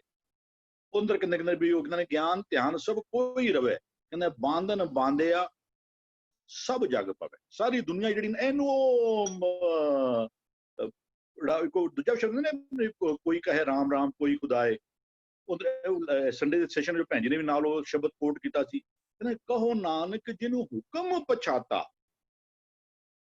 ਪ੍ਰਭ ਸਾਹਿਬ ਕਾ ਤਿੰਨ ਭੇਦ ਜਾਤਾ। ਗੱਲ ਵੀ ਤੂੰ ਭਾਵੇਂ ਉਹ ਕੋਈ ਨਾਵੇ ਤੀਰਥ, ਕੋਈ ਹਜ ਨਾਵੇ, ਕੋਈ ਪੜੇ ਵੇਦ, ਕੋਈ ਕਤੇ, ਗੱਲ ਤੇ ਕੀ ਸਾਰਿਆਂ ਵਿੱਚੋਂ ਨਾਮ ਖੋਜਣਾ ਸੀ। ਵੇਦ ਹੈ ਕਤੇ ਤੋਂ ਉਸ ਚੋਂ ਨਾਮ ਪ੍ਰਾਪਤ ਕਰ ਲੈ। ਵੇਦਾਂ ਮੇਂ ਨਾਮ ਉੱਤਮ ਸੋ ਸੁਨੇ ਨਹੀਂ। ਤੇ ਉਹ ਅੱਛਾ ਜੀ ਮੁੱਲਾ ਕਾਜੀ ਵੀ ਕਹਿੰਦੇ ਤਾਂ ਤੂੰ ਮੁੱਲਾ ਤਾਂ ਤੂੰ ਕਾਜੀ, ਜੇ ਜਾਣੇ ਨਾਮ ਖੁਦਾਏ। ਉਹ ਨਾਮ ਖੁਦਾਏ ਦਾ ਮਤਲਬ ਇਹ ਤੇ ਨਹੀਂ ਕਿ ਵੀ ਤੈਨੂੰ ਖੁਦਾ ਦਾ ਨਾਮ ਵਾਹਿਗੁਰੂ ਹੈ ਪਤਾ ਚੱਲ ਜਾਵੇ ਤੈਨੂੰ। ਉਹ ਰੱਬ ਦੀ ਵਡਿਆਈ, ਰੱਬੀ ਹੁਕਮਾਂ ਦੀ ਸੋਝੀ, ਇਹਦੀ ਤੈਨੂੰ ਜਾਣਕਾਰੀ ਮਿਲ ਜਾਵੇ। ਤੇ ਉਹ ਕਹਿੰਦੇ ਨਾਮ ਨਾ ਚੇਤੈ। ਅਸੀਂ ਵੇਦ ਪੜ੍ਹਨੇ ਪਏ ਆ। ਵੇਦ ਪੜ੍ਹਨ ਦਾ ਸਾਡਾ ਕਈ ਵਾਰ ਹੀ ਕਹਿੰਦਾ ਜਿੱਥੇ ਜਾਏ ਬਈਏ ਭਲਾ ਕਹੀਏ, ਝੋਲ ਕੋਈ ਗੱਲ ਨਹੀਂ ਠੀਕ ਲੱਗਦੀ, ਕੋਈ ਗੱਲ ਨਹੀਂ। ਹਰ ਬੰਦਾ ਇਨਸਾਨ ਹੈ ਤੇ ਕੋਈ ਗੁਰੂ ਰੱਬ ਬੈਠ ਕੇ ਕੋਈ ਗੱਲ ਨਹੀਂ ਕਰਦਾ ਪਿਆ, ਹੋ ਗਈ ਚਲੋ ਹੋ ਵੀ ਗਈ ਗਲਤੀ। ਲੇਕਿਨ ਉਹ ਜਿਹੜਾ ਇੱਕ ਐਸਪੈਕਟ ਸਾਡੇ ਜ਼ਿੰਦਗੀ ਜੋ ਦੇਖੇ ਛਿਦਰ ਤੋਂ ਨਿੰਦਕ ਮਾਹਾ, ਵੀ ਅਸੀਂ ਉਹ ਸਾਡਾ ਕੰਮ ਜ਼ਿਆਦਾ ਗਲਤੀਆਂ ਢੂੰਡਣੀਆਂ, ਫਿਰ ਉਹਦੇ ਥੋੜਾ ਜਿਹਾ ਇਹ ਥੋੜਾ ਜਿਹਾ ਉਹ, ਫਿਰ ਇੱਥੇ ਇਹਦੇ ਨਾਲ ਕਿਕਨ ਹੋ ਜਾਏਗਾ। ਕਹਿੰਦੇ ਸਾਡਾ ਜਿਹੜਾ ਜੋ ਕਹਿੰਦਾ ਅਸੀਂ ਨਾਮ ਨਹੀਂ ਸੰਭਾਲ ਰਹੇ, ਇਹਨਾਂ ਵਿੱਚੋਂ ਝੋਲ ਚੂ ਹਟਾ ਲੈ ਨਾ। ਜੇ ਤੈਨੂੰ ਲੱਗਦਾ ਕੋਈ ਚੀਜ਼ ਨਹੀਂ ਠੀਕ ਲੱਗਦੀ ਵੀ ਪਾਸੇ ਕਰ ਲੈ, ਉਹਨੂੰ ਤੂੰ ਅੰਮ੍ਰਿਤ ਪੀ ਜਾ। ਇਸ ਚੋਂ ਗੁਨਾਹ ਕਾ ਹੋਵੇ ਵਾਸਲਾ ਕੜਵਾਸ ਲਈ ਜਾਏ ਤੂੰ ਇਸ ਚੋਂ ਜਿਹੜੀ ਅੱਛੀ ਚੀਜ਼, ਅੱਛੀ ਸੁਗੰਧੀ ਵਾਲੀ ਚੀਜ਼ ਹੈ ਜੀਵਨ ਵਿੱਚ ਧਾਰਨ ਕਰ ਲੈ। ਕਹਿੰਦਾ ਲੇਕਿਨ ਕਹਿੰਦਾ ਵੇਦ ਪੜ੍ਹੈ ਅਨਦਿਨ ਵਾਦ ਸੰਭਾਲੈ ਨਾਮ ਨਾ ਚੇਤੈ ਬੱਧਾ ਜਮ ਕਾਲੇ। ਫਿਰ ਇਹ ਵਿਕਾਰ ਰੂਪੀ ਜਮ ਜਿਹੜੇ ਨੇ ਨਾ ਉਹਦੇ ਜੀਵਨ ਨੂੰ ਜਿਹੜਾ ਨਾ ਹਮੇਸ਼ਾ ਉਹਦਾ ਜੀਵਨ ਹਮੇਸ਼ਾ ਉਹਨਾਂ ਦੀ ਗ੍ਰਸਤ ਵਿੱਚ ਬਣਿਆ ਰਹੇਗਾ। ਦੂਜੇ ਭਾਏ ਸਦਾ ਦੁੱਖ ਪਾਏ। ਉਹ ਇੱਕ ਨਾਮ ਹੈ ਤੇ ਇੱਕ ਦੂਜਾ ਪਾਏ। ਇੱਕ ਰੱਬੀ ਹੁਕਮ ਨੇ, ਉਹਦੇ ਜਬ ਲੋ ਹੁਕਮ ਨਾ ਬੂਝਦਾ ਤਬ ਹੀ ਲੋ ਦੁਖੀਆ, ਵੀ ਉਹ ਮੰਨੇ ਨਾਉ ਸੋਈ ਜਿਣ ਜਾਏ। ਇੱਥੇ ਤੇ ਨਾਮ ਨੂੰ ਮੰਨਣਾ ਸੀ। ਅਸੀਂ ਦੂਜਾ ਪਾਏ, ਦੂਜੀ ਚੀਜ਼ਾਂ ਦੇ ਨਾਲ ਸਾਨੂੰ ਪਾਏ ਤੋਂ ਪਿਆਰ ਪੈ ਗਿਆ ਹੋਇਆ। ਸੰਸਾਰ ਦੇ ਨਾਲ ਵੀ ਸਾਨੂੰ ਪਿਆਰ ਪਿਆ ਹੋਇਆ। ਸੰਸਾਰ ਕੀ ਕਹੇਗਾ, ਸਮਾਜ ਕੀ ਕਹੇਗਾ, ਸਮਾਜ ਦਾ ਵੀ ਡਰ ਸਾਨੂੰ ਪਿਆ ਹੋਇਆ। ਕਹਿੰਦੇ ਇਹਦੇ ਵਿੱਚ ਤੂੰ ਹਮੇਸ਼ਾ ਦੁਖੀ ਰਹੇਗਾ। ਦੂਜੇ ਪਾਏ ਸਦਾ ਦੁੱਖ ਪਾਏ। ਇੱਕ ਹੋਸ਼ ਬੰਦਨ ਦੇ ਕਹਿੰਦੇ ਹਰ ਨਾਮ ਛੋੜ ਦੂਜੇ ਲਗੇ, ਕਹਿੰਦੇ ਤਿਨ ਕੇ ਗੁਣ ਹੋ ਕਿਆ ਕਹਾਂ। ਜਿਹੜੇ ਨਾਮ ਅਲਟੀਮੇਟਲੀ ਗੱਲ ਆ ਕੇ ਟਿਕੇਗੀ, ਕੋਈ ਨਾਨਕ ਕੇ ਕਰ ਕੇਵਲ ਨਾਮ। ਨਾਨਕ ਦੇ ਘਰ ਦੀ ਹੋਰ ਕੋਈ ਸਿੱਖਿਆ ਹੈ ਹੀ ਨਹੀਂ। ਨੰਗੇ ਪੈਰੀ ਜਾਓ, ਇਤਨੇ ਗਿਣਤੀ ਦੇ ਅਖੰਡ ਪਾਠ ਰਖਾਓ, ਭੁੱਖਾ ਰਹੋ, ਤੂੰ ਇਹ ਕਰ ਨਹੀਂ। ਨਾਨਕ ਦੇ ਘਰ ਨਾਮ ਰੱਬੀ ਹੁਕਮਾਂ ਦੀ ਸੋਝੀ। ਕਹਿੰਦੇ ਉਹ ਸ਼ਬਦ ਨੇ ਜਸਟ ਕੋਟ ਕੀਤਾ ਵੀ ਉਹ ਕੋਈ ਬੋਲੇ ਰਾਮ ਨਾ ਵਾਲਾ ਕਹੋ ਨਾਨਕ ਜਿਨ ਹੁਕਮ ਪਛਾਤਾ। ਹੁਕਮਾਂ ਦੀ ਸੋਝੀ ਗੁਰੂ ਕੋਲ ਹੋਏਗੀ। ਸਾਰਾ ਲੜੀਵਾਰ ਚੱਲੀ ਜਾਂਦਾ ਪਿਆ। ਰੱਬ ਨੇ ਇਹ ਖੇਡ ਬਣਾਇਆ, ਇਹ ਸ੍ਰਿਸ਼ਟੀ ਬਣਾਈ ਹੈ ਉਹਨੇ। ਗੁਰੂ ਤੋਂ ਬਿਨਾਂ ਸੋਝੀ ਨਹੀਂ ਮਿਲ ਸਕਦੀ। ਕਹਿੰਦੇ ਜਬ ਲੋਕ ਹੁਕਮ ਨਾ ਬੂਝਤਾ ਤਬ ਹੀ ਲੋ ਦੁਖੀਆ। ਔਰ ਗੁਰਮਿਰ ਕਿਨ ਸਮਝਾਈਏ, ਰਾਜਾ ਬਾਲਕ ਨਗਰੀ ਕਾਚੀ, ਦੁਸ਼ਟਾਂ ਨਾਲ ਪਿਆਰ। ਉਹ ਹਾਲਤ ਹੈ ਹੀ ਹੈ, ਗੁਰੂ ਤੋਂ ਬਿਨਾਂ ਕੋਈ ਸਮਝਾ ਨਹੀਂ ਸਕਦਾ। ਔਰ ਜਬ ਲੋਕ ਹੁਕਮ ਨਾ ਬੂਝਤਾ ਤਬ ਹੀ ਲੋ ਦੁਖੀਆ, ਕਹੋ ਨਾਨਕ ਜਿਨ ਹੁਕਮ ਪਛਾਤਾ। ਗੁਰੂ ਨੂੰ ਮਿਲ ਕੇ ਜਿਨ੍ਹਾਂ ਨੂੰ ਹੁਕਮ ਦੀ ਸੋਝੀ ਹੋ ਜਾਏਗੀ ਨਾ, ਕਹਿੰਦਾ ਉਹਨੂੰ ਰੱਬ ਦੀ ਨੇੜਤਾ ਜਿਹੜੀ ਹੈ ਨਾ ਮਿਲ ਸਕਦੀ ਹੈ। ਲੇਕਿਨ ਅਸੀਂ ਉਹ ਨਾਮ ਨੂੰ ਛੱਡ ਕੇ ਦੂਜੇ ਭਾਏ ਵਿੱਚ, ਕਹਿੰਦੇ ਦੂਜੇ ਭਾਏ ਸਦਾ ਦੁੱਖ ਪਾਏ, ਤ੍ਰੈ ਗੁਣ ਭਰਮ ਭੁਲਾਇੰਦਾ। ਅਸੀਂ ਸਾਰਾ ਕੰਮ ਕਰਨੇ ਪੈਣਾ। ਗੁਰੂ ਕਹਿੰਦਾ ਰਾਜਗੁਣ ਸਤਗੁਣ ਤਾਂ ਗੁਣ ਕੀ ਸਤਗੁਣ ਹੈ ਬਈ ਕਿਸੇ ਦਾ ਉਹ ਆਪਣਾ ਵਿਗਾੜ ਕੇ ਵੀ ਕਿਸੇ ਦਾ ਭਲਾ ਹੁੰਦਾ ਤੇ ਕਰ ਲਵੇ। ਲੇਕਿਨ ਉੱਥੇ ਜਿਹੜਾ ਇੱਕ ਸ਼ਬਦ ਆਉਂਦਾ ਹੈ, ਕਹਿੰਦਾ ਆਪਣਾ ਵਿਕਾਰ ਪਰਾਇਆ ਸੰਡ ਹੈ, ਆਪਣਾ ਵਿਕਾਰ ਪਰਾਇਆ ਸੰਡ ਕਰੇ ਨਿੰਦ ਬਹੁ ਜੋਨੀ ਹੰਡ ਹੈ। ਦਾਨ ਕਰਨਾ ਅੱਛਾ ਕੰਮ ਹੈ ਨਾ। ਬੰਦਾ ਕਹੇਗਾ ਕਿਸੇ ਦੀ ਬਾਹ ਫੜੀ ਕੋਈ ਮਾੜਾ ਕੰਮ ਕੋਈ ਨਹੀਂ ਕਹੇ, ਕਿਸੇ ਦੀ ਬਾਹ ਫੜਨੀ। ਲੇਕਿਨ ਗੁਰਬਾਣੀ ਕਹਿੰਦਾ ਹਰੀਚੰਦ ਦਾਨ ਕਰੇ ਜਸ ਲੇਵੇ, ਬਿਨ ਗੁਰ ਪੁੱਛੇ ਜਾਏ ਭੇਵੇ। ਜ਼ਿੰਦਗੀ ਦੀ ਹਰ ਇੱਕ ਕਿਰਿਆ ਜਿਹੜੀ ਨਾ ਉਹ ਗੁਰਮੁਖ ਵਾਲੀ ਕਿਰਿਆ। ਚੌਥੀ ਪਦਵੀ ਗੁਰਮੁਖ ਉੱਚੀ। ਚੌਥੀ ਅਵਸਥਾ ਕੀ ਹੈ? ਹੁਣ ਬੰਦਾ ਕਹੇ ਕਿਸੇ ਨੂੰ ਮਾਰਨਾ, ਆਮ ਬੰਦਾ ਕਹੇਗਾ ਕਿਸੇ ਨੂੰ ਮਾਰਨਾ ਗਲਤ ਕੰਮ ਹੈ। ਗੁਰੂ ਨੂੰ ਪੁੱਛੋ, ਗੁਰੂ ਕਹਿੰਦਾ ਹੋ ਸਕਦਾ ਜਿਹੜਾ ਜੱਜ ਹੈ ਉਹ ਕਿਸੇ ਨੂੰ ਫਾਂਸੀ ਸਜ਼ਾ ਦਿੰਦਾ ਪਿਆ, ਉਹ ਤੇ ਹੋ ਸਕਦਾ ਹੈ ਕਿ ਧਰਮ ਦਾ ਕਰਮ ਹੋ ਜਾਵੇ। ਜਿਹੜਾ ਚੌਥੇ ਪਦ ਜਿਹੜਾ ਕਹਿੰਦੇ ਤ੍ਰੈ ਗੁਣ ਭਰਮ। ਅਸੀਂ ਤ੍ਰੈ ਗੁਣਾਂ ਜਿਹੜਾ ਉਹਦੇ ਵਿੱਚ ਕੀ ਹੈ, ਸਿਮਰਤ ਸ਼ਾਸਤਰ ਪੁਨ ਪਾਪ ਵਿਚਾਰਦੇ ਤੱਤੇ ਸਾਰ ਨਾ ਜਾਣ। ਜਿਹੜੀ ਤੱਤ ਸਾਰ ਲੈਣੀ ਸੀ ਨਾ ਗੁਰੂ ਕੋਲੋਂ, ਹੋ ਸਕਦਾ ਹੈ ਕਿਸੇ ਦਾ ਮਾਰਨਾ ਵੀ ਧਾਰਮਿਕ ਕਿਰਿਆ ਬਣ ਜਾਵੇ। ਹੋ ਸਕਦਾ ਹੈ ਕਿਸੇ ਨੂੰ ਦਿੱਤਾ ਹੋਇਆ ਦਾਨ ਜਿਹੜਾ ਹੈ ਨਾ, ਅੱਜ ਅਸੀਂ ਕਰੋੜਾਂ ਰੁਪਏ ਜੇ ਦਰਬਾਰ ਸਾਹਿਬ ਯੂਜ਼ ਕਰਨੇ ਪਿਆ ਫॉर ਡੈਕੋਰੇਸ਼ਨ ਫਲਾਵਰਸ ਦੀ, ਜਿਹਦੀ 2 ਦਿਨਾਂ ਬਾਅਦ ਉਹ ਮਿੱਟੀ ਤੋਂ ਬਾਅਦ ਕੀਮਤ ਨਹੀਂ, ਜਿਹਨੂੰ ਚੁੱਕਣ ਵਾਸਤੇ ਵੀ ਪੈਸਾ ਦੇਣਾ ਪਏਗਾ। ਅਸੀਂ ਜੇ ਸਮਝੀਏ ਅਸੀਂ ਦਾਨ ਕੀਤਾ ਤੇ ਸਾਨੂੰ ਗੁਰੂ ਕੋਲੋਂ ਪੁੱਛਣਾ ਪਏਗਾ। ਅਕਲੀ ਸਾਹਿਬ ਸੇਵੀਏ, ਅਕਲੀ ਪਾਈਏ ਮਾਨ, ਅਕਲੀ ਪੜ ਕੇ ਬੁੱਝੀ, ਅਕਲੀ ਕੀਚੇ ਦਾਨ। ਜਿਹੜਾ ਗੁਰਮੁਖ ਅਵਸਥਾ ਜਿਹੜੀ ਹੈ ਨਾ, ਜ਼ਿੰਦਗੀ ਦੀ ਹਰ ਕਿਰਿਆ ਵਾਸਤੇ ਫੈਸਲਾ ਗੁਰੂ ਕੋਲ ਹੈ। ਬਾਣੀ ਨੂੰ ਪੜ੍ਹਨਾ ਵਿਚਾਰਨਾ ਤਾਂ ਹੀ ਹੈ ਨਾ। ਗੁਰੂ ਗੁਰੂ ਗੁਰੂ ਕਰ ਮਨ ਮੋਰ ਕਿਉਂ ਰੋਜ਼ ਕਿਉਂ ਪੜ੍ਹਨਾ, ਰੋਜ਼ ਕਿਉਂ ਵਿਚਾਰਨਾ ਕਿ ਜ਼ਿੰਦਗੀ ਦੇ ਵੱਖ-ਵੱਖ ਤੁਹਾਨੂੰ ਜਿਹੜੇ ਨੇ ਸਰੂਪ ਆਉਣਗੇ। ਤੁਹਾਡੇ ਜ਼ਿੰਦਗੀ ਵਿੱਚ ਵੱਖ-ਵੱਖ ਤੁਹਾਡੇ ਕਹਿ ਲਓ ਸਿਚੁਏਸ਼ਨਸ ਆਉਣਗੇ ਤੇ ਆਪਣੀ ਥਾਟ ਨੂੰ ਹੋਰ ਕਲੀਅਰ ਗੁਰੂ ਕੋਲੋਂ ਮਿਲ ਕੇ, ਗੁਰੂ ਨੂੰ ਮਿਲ ਕੇ ਆਪਣੀ ਥਾਟ ਪ੍ਰੋਸੈਸ ਨੂੰ ਹੋਰ ਕਲੀਅਰ ਕਰਦੇ ਜਾ, ਤਾਂ ਕਿ ਜ਼ਿੰਦਗੀ ਵਿੱਚ ਜਦੋਂ ਫੈਸਲਾ ਕਰਨਾ ਸਮਾਂ ਆਵੇ ਨਾ, ਜਿੱਥੇ ਗੁਰੂ ਖੜਾ ਕਰਦਾ ਇਮਾਨਦਾਰੀ ਨਾਲ ਉੱਥੇ ਖੜਾ ਹੋ। ਕੱਲ ਚੇਂਜ ਕਰੇਗਾ ਕੋਈ ਗੱਲ ਨਹੀਂ, ਫਿਰ ਵੀ ਜੇਕਰ ਇੱਕ ਤੇ ਐਕਸੈਪਟੇਬਿਲਿਟੀ ਹੋਵੇ ਕੋਈ ਗੱਲ ਨਹੀਂ, ਕੱਲ ਗੱਲ ਸਮਝ ਆ ਗਈ ਚੇਂਜ ਕਰਨਾ ਪਏ ਕੋਈ ਗੱਲ ਨਹੀਂ, ਫਿਰ ਚੇਂਜ ਕਰ ਲਵਾਂ। ਲੇਕਿਨ ਇਮਾਨਦਾਰੀ ਦੇ ਨਾਲ ਜੋ ਗੁਰੂ ਮਤ ਦਿੰਦਾ ਉਹਦੇ ਉੱਤੇ ਖੜਾ ਹੋ ਜਾ। ਹਾਂਜੀ ਧੰਨਵਾਦ ਵੀਰ ਜੀ। ਜੀ ਬਲਵੀਰ ਜੀ। ਹਾਂਜੀ, ਵੇਦ ਪੜੈ ਆਨੰਦਨ ਵਾਦ ਸੁਮਾਲੇ। ਜੀਵ ਦੀ ਫਿਤਰਤ ਕੀ ਹੈ? ਗਿਆਨ ਲੈਣਾ। ਜਦੋਂ ਗਿਆਨ ਲੈਂਦਾ, ਵੇਦ ਪੜ੍ਹੇ, ਵੇਦਾਂ ਨੂੰ ਪੜ੍ਹ ਕੇ ਗਿਆਨ ਦੀ ਪ੍ਰਾਪਤੀ ਕਰਦਾ, ਦਿਨ ਦਿਨ ਰਾਤ ਲੱਗਾ ਰਹਿੰਦਾ, ਗਿਆਨ ਹਾਸਲ ਕਰਦਾ, ਵਾਦ ਸੰਭਾਲੇ। ਜਦੋਂ ਗਿਆਨ ਦੇ ਰਾਹੀਂ ਆਪਣੀ ਹਉਮੈ ਹੰਤਾ ਵਿੱਚ ਪੁੱਜ ਜਾਂਦਾ ਹੈ, ਉਹ ਫਿਰ ਵਾਦ ਸੰਭਾਲਦਾ, ਕਿਉਂਕਿ ਗਿਆਨੀ ਬਣ ਜਾਂਦਾ ਹੈ। ਗਿਆਨੀ ਬਣਨ ਦੇ ਕਾਰਨ ਹੀ ਉਹ ਵਾਦ ਸੰਭਾਲਦਾ, ਵਿਚਾਰ ਨਹੀਂ ਕਰਦਾ। ਗੁਰੂ ਸਾਹਿਬ ਨੇ ਕਿਹਾ ਵਾਦ ਸੰਭਾਲੇ, ਤਰਕ ਤੇ ਤਰਕ ਕਰਦਾ ਹੈ। ਗੁਣਾਂ ਦੀ ਸਾਂਝ ਜਾਂ ਆਪ ਜਪੋ ਅਵਰੈ ਨਾਮ ਜਪਾਵੋ, ਉਹ ਕਰਮ ਨਹੀਂ ਕਰਦਾ, ਸਿਰਫ ਵਾਦ ਸੰਭਾਲਦਾ। ਵਾਦ ਸੰਭਾਲਦਾ ਮਤਲਬ ਕੇਵਲ ਤੇ ਕੇਵਲ ਆਪਣੇ ਹਉਮੈ ਦੇ ਵਿੱਚ ਜਾ ਕੇ ਗਿਆਨ ਦੀ ਕੜੀ ਘੋਲਣੀ ਵਾਲੀ ਗੱਲ ਹੈ, ਉਹ ਵਾਦ ਸੰਭਾਲਣਾ। ਭਾਵ ਆਪਣਾ ਆਪ ਨੂੰ ਉੱਤਮ ਸ੍ਰੇਸ਼ਟ ਗਿਆਨਵਾਨ ਦਰਸਾਉਣ ਦੇ ਲਈ ਵਾਦ ਸੰਭਾਲਦਾ। ਵੇਦ ਪੜ੍ਹੈ, ਗਿਆਨ ਪੜ੍ਹਦਾ ਲੈਂਦਾ, ਪਰ ਵਾਦ ਸੰਭਾਲਦਾ, ਕਿਉਂਕਿ ਮੈਂ ਮੇਰੀ ਵਿੱਚ ਫਸ ਜਾਂਦਾ, ਤਾਂ ਕਰਕੇ ਵਾਦ ਸੰਭਾਲਦਾ। ਜੇ ਗੁਰੂ ਦਾ ਦਿੱਤਾ ਹੋਇਆ ਗਿਆਨ ਸ੍ਰੇਸ਼ਟ ਮੰਨ ਲਵੇ ਤੇ ਉਹਦੀ ਕਰਨੀ ਵੀ ਸਾਰ ਬਣ ਜਾਂਦੀ ਹੈ, ਵਾਦ ਨਹੀਂ ਸੰਭਾਲਦਾ। ਨਾਮ ਨਾ ਚੇਤੈ, ਉਹ ਦੱਸੇ ਹੋਏ ਗਿਆਨ ਦੇ ਵਿੱਚ ਦੱਸੇ ਹੋਏ, ਵੇਦ ਵਿੱਚ ਦੱਸੇ ਹੋਏ ਨਾਮ ਨੂੰ ਚਿਤਵਦਾ ਨਹੀਂ ਹੈ, ਆਪਣੇ ਹਿਰਦੇ ਵਿੱਚ ਟਿਕਾਉਂਦਾ ਨਹੀਂ ਹੈ, ਧਾਰਨ ਨਹੀਂ ਕਰਦਾ। ਰਾਮ ਨਾਮ ਰੱਖੋ ਔਰ ਧਾਰ, ਕਿਹਾ ਤਾਂ ਸੀ ਔਰ ਧਾਰ ਕਰਨਾ ਹੈਗਾ, ਪਰ ਉਹ ਚਿਤਵਦਾ ਹੀ ਨਹੀਂ ਹੈ।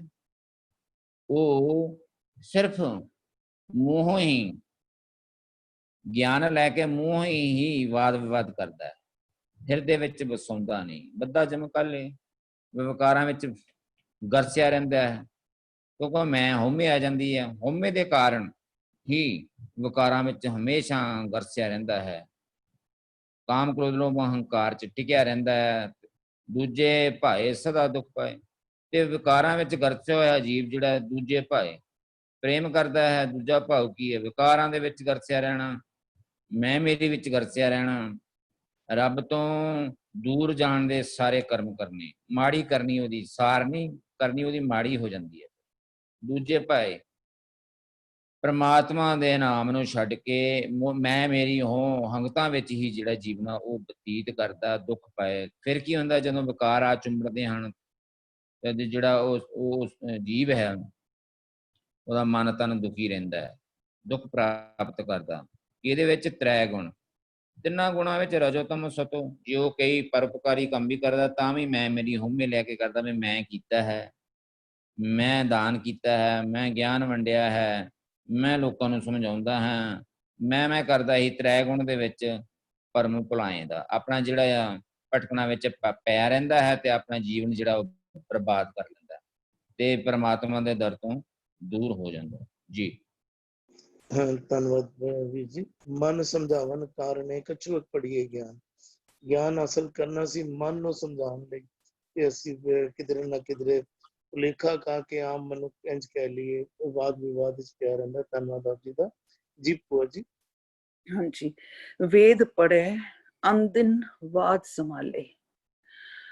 ਉਹ ਮਨ ਜਿਸ ਨੇ ਉਸ ਇੱਕ ਦੀ ਸਿੱਖਿਆ ਲੈ ਲਿੱਤੀ ਹੈ, ਸਮਝ ਗਿਆ, ਤੇ ਫਿਰ ਆਪਣੇ ਮਨ ਦੇ ਅੰਦਰ ਜਿਹੜਾ ਵੀ ਗਲਤ ਵਿਚਾਰ ਸਨ, ਗਲਤ ਫੁਰਨੇ ਸਨ, ਉਸਨੂੰ ਪੂਰੀ ਤਰ੍ਹਾਂ ਉਸ ਇੱਕ ਦੀ ਸਿੱਖਿਆ ਲੈ ਕੇ ਉਸ ਦੇ ਨਾਲ ਆਪਣੀ ਬਹੁਤ ਗ੍ਰੇਸਫੁਲੀ ਉਸਨੂੰ ਹੈਂਡਲ ਕਰ ਲੈਂਦਾ ਹੈ। ਇੱਕ ਲੜਾਈ ਹੈ ਕਿਸ ਦੀ? ਜਿਹੜੀ ਅੱਛੇ ਵਿਚਾਰ ਤੇ ਗਲਤ ਵਿਚਾਰਾਂ ਦਾ, ਪਰ ਉਸ ਇੱਕ ਦੀ ਸਿੱਖਿਆ ਦੇ ਨਾਲ ਲੈਣ ਉਹ ਆਪਣੇ ਆਪ ਨੂੰ ਸੰਭਾਲ ਲੈਂਦਾ ਹੈ, ਬੜੀ ਗ੍ਰੇਸਫੁਲੀ ਆਪਣੇ ਅੰਦਰ ਦੀ ਸ੍ਰਿਸ਼ਟੀ ਨੂੰ ਸੰਭਾਲ ਲੈਂਦਾ ਹੈ, ਟ੍ਰਾਂਸਫਰਮੇਸ਼ਨਸ ਲਿਆਂਦਾ ਹੈ।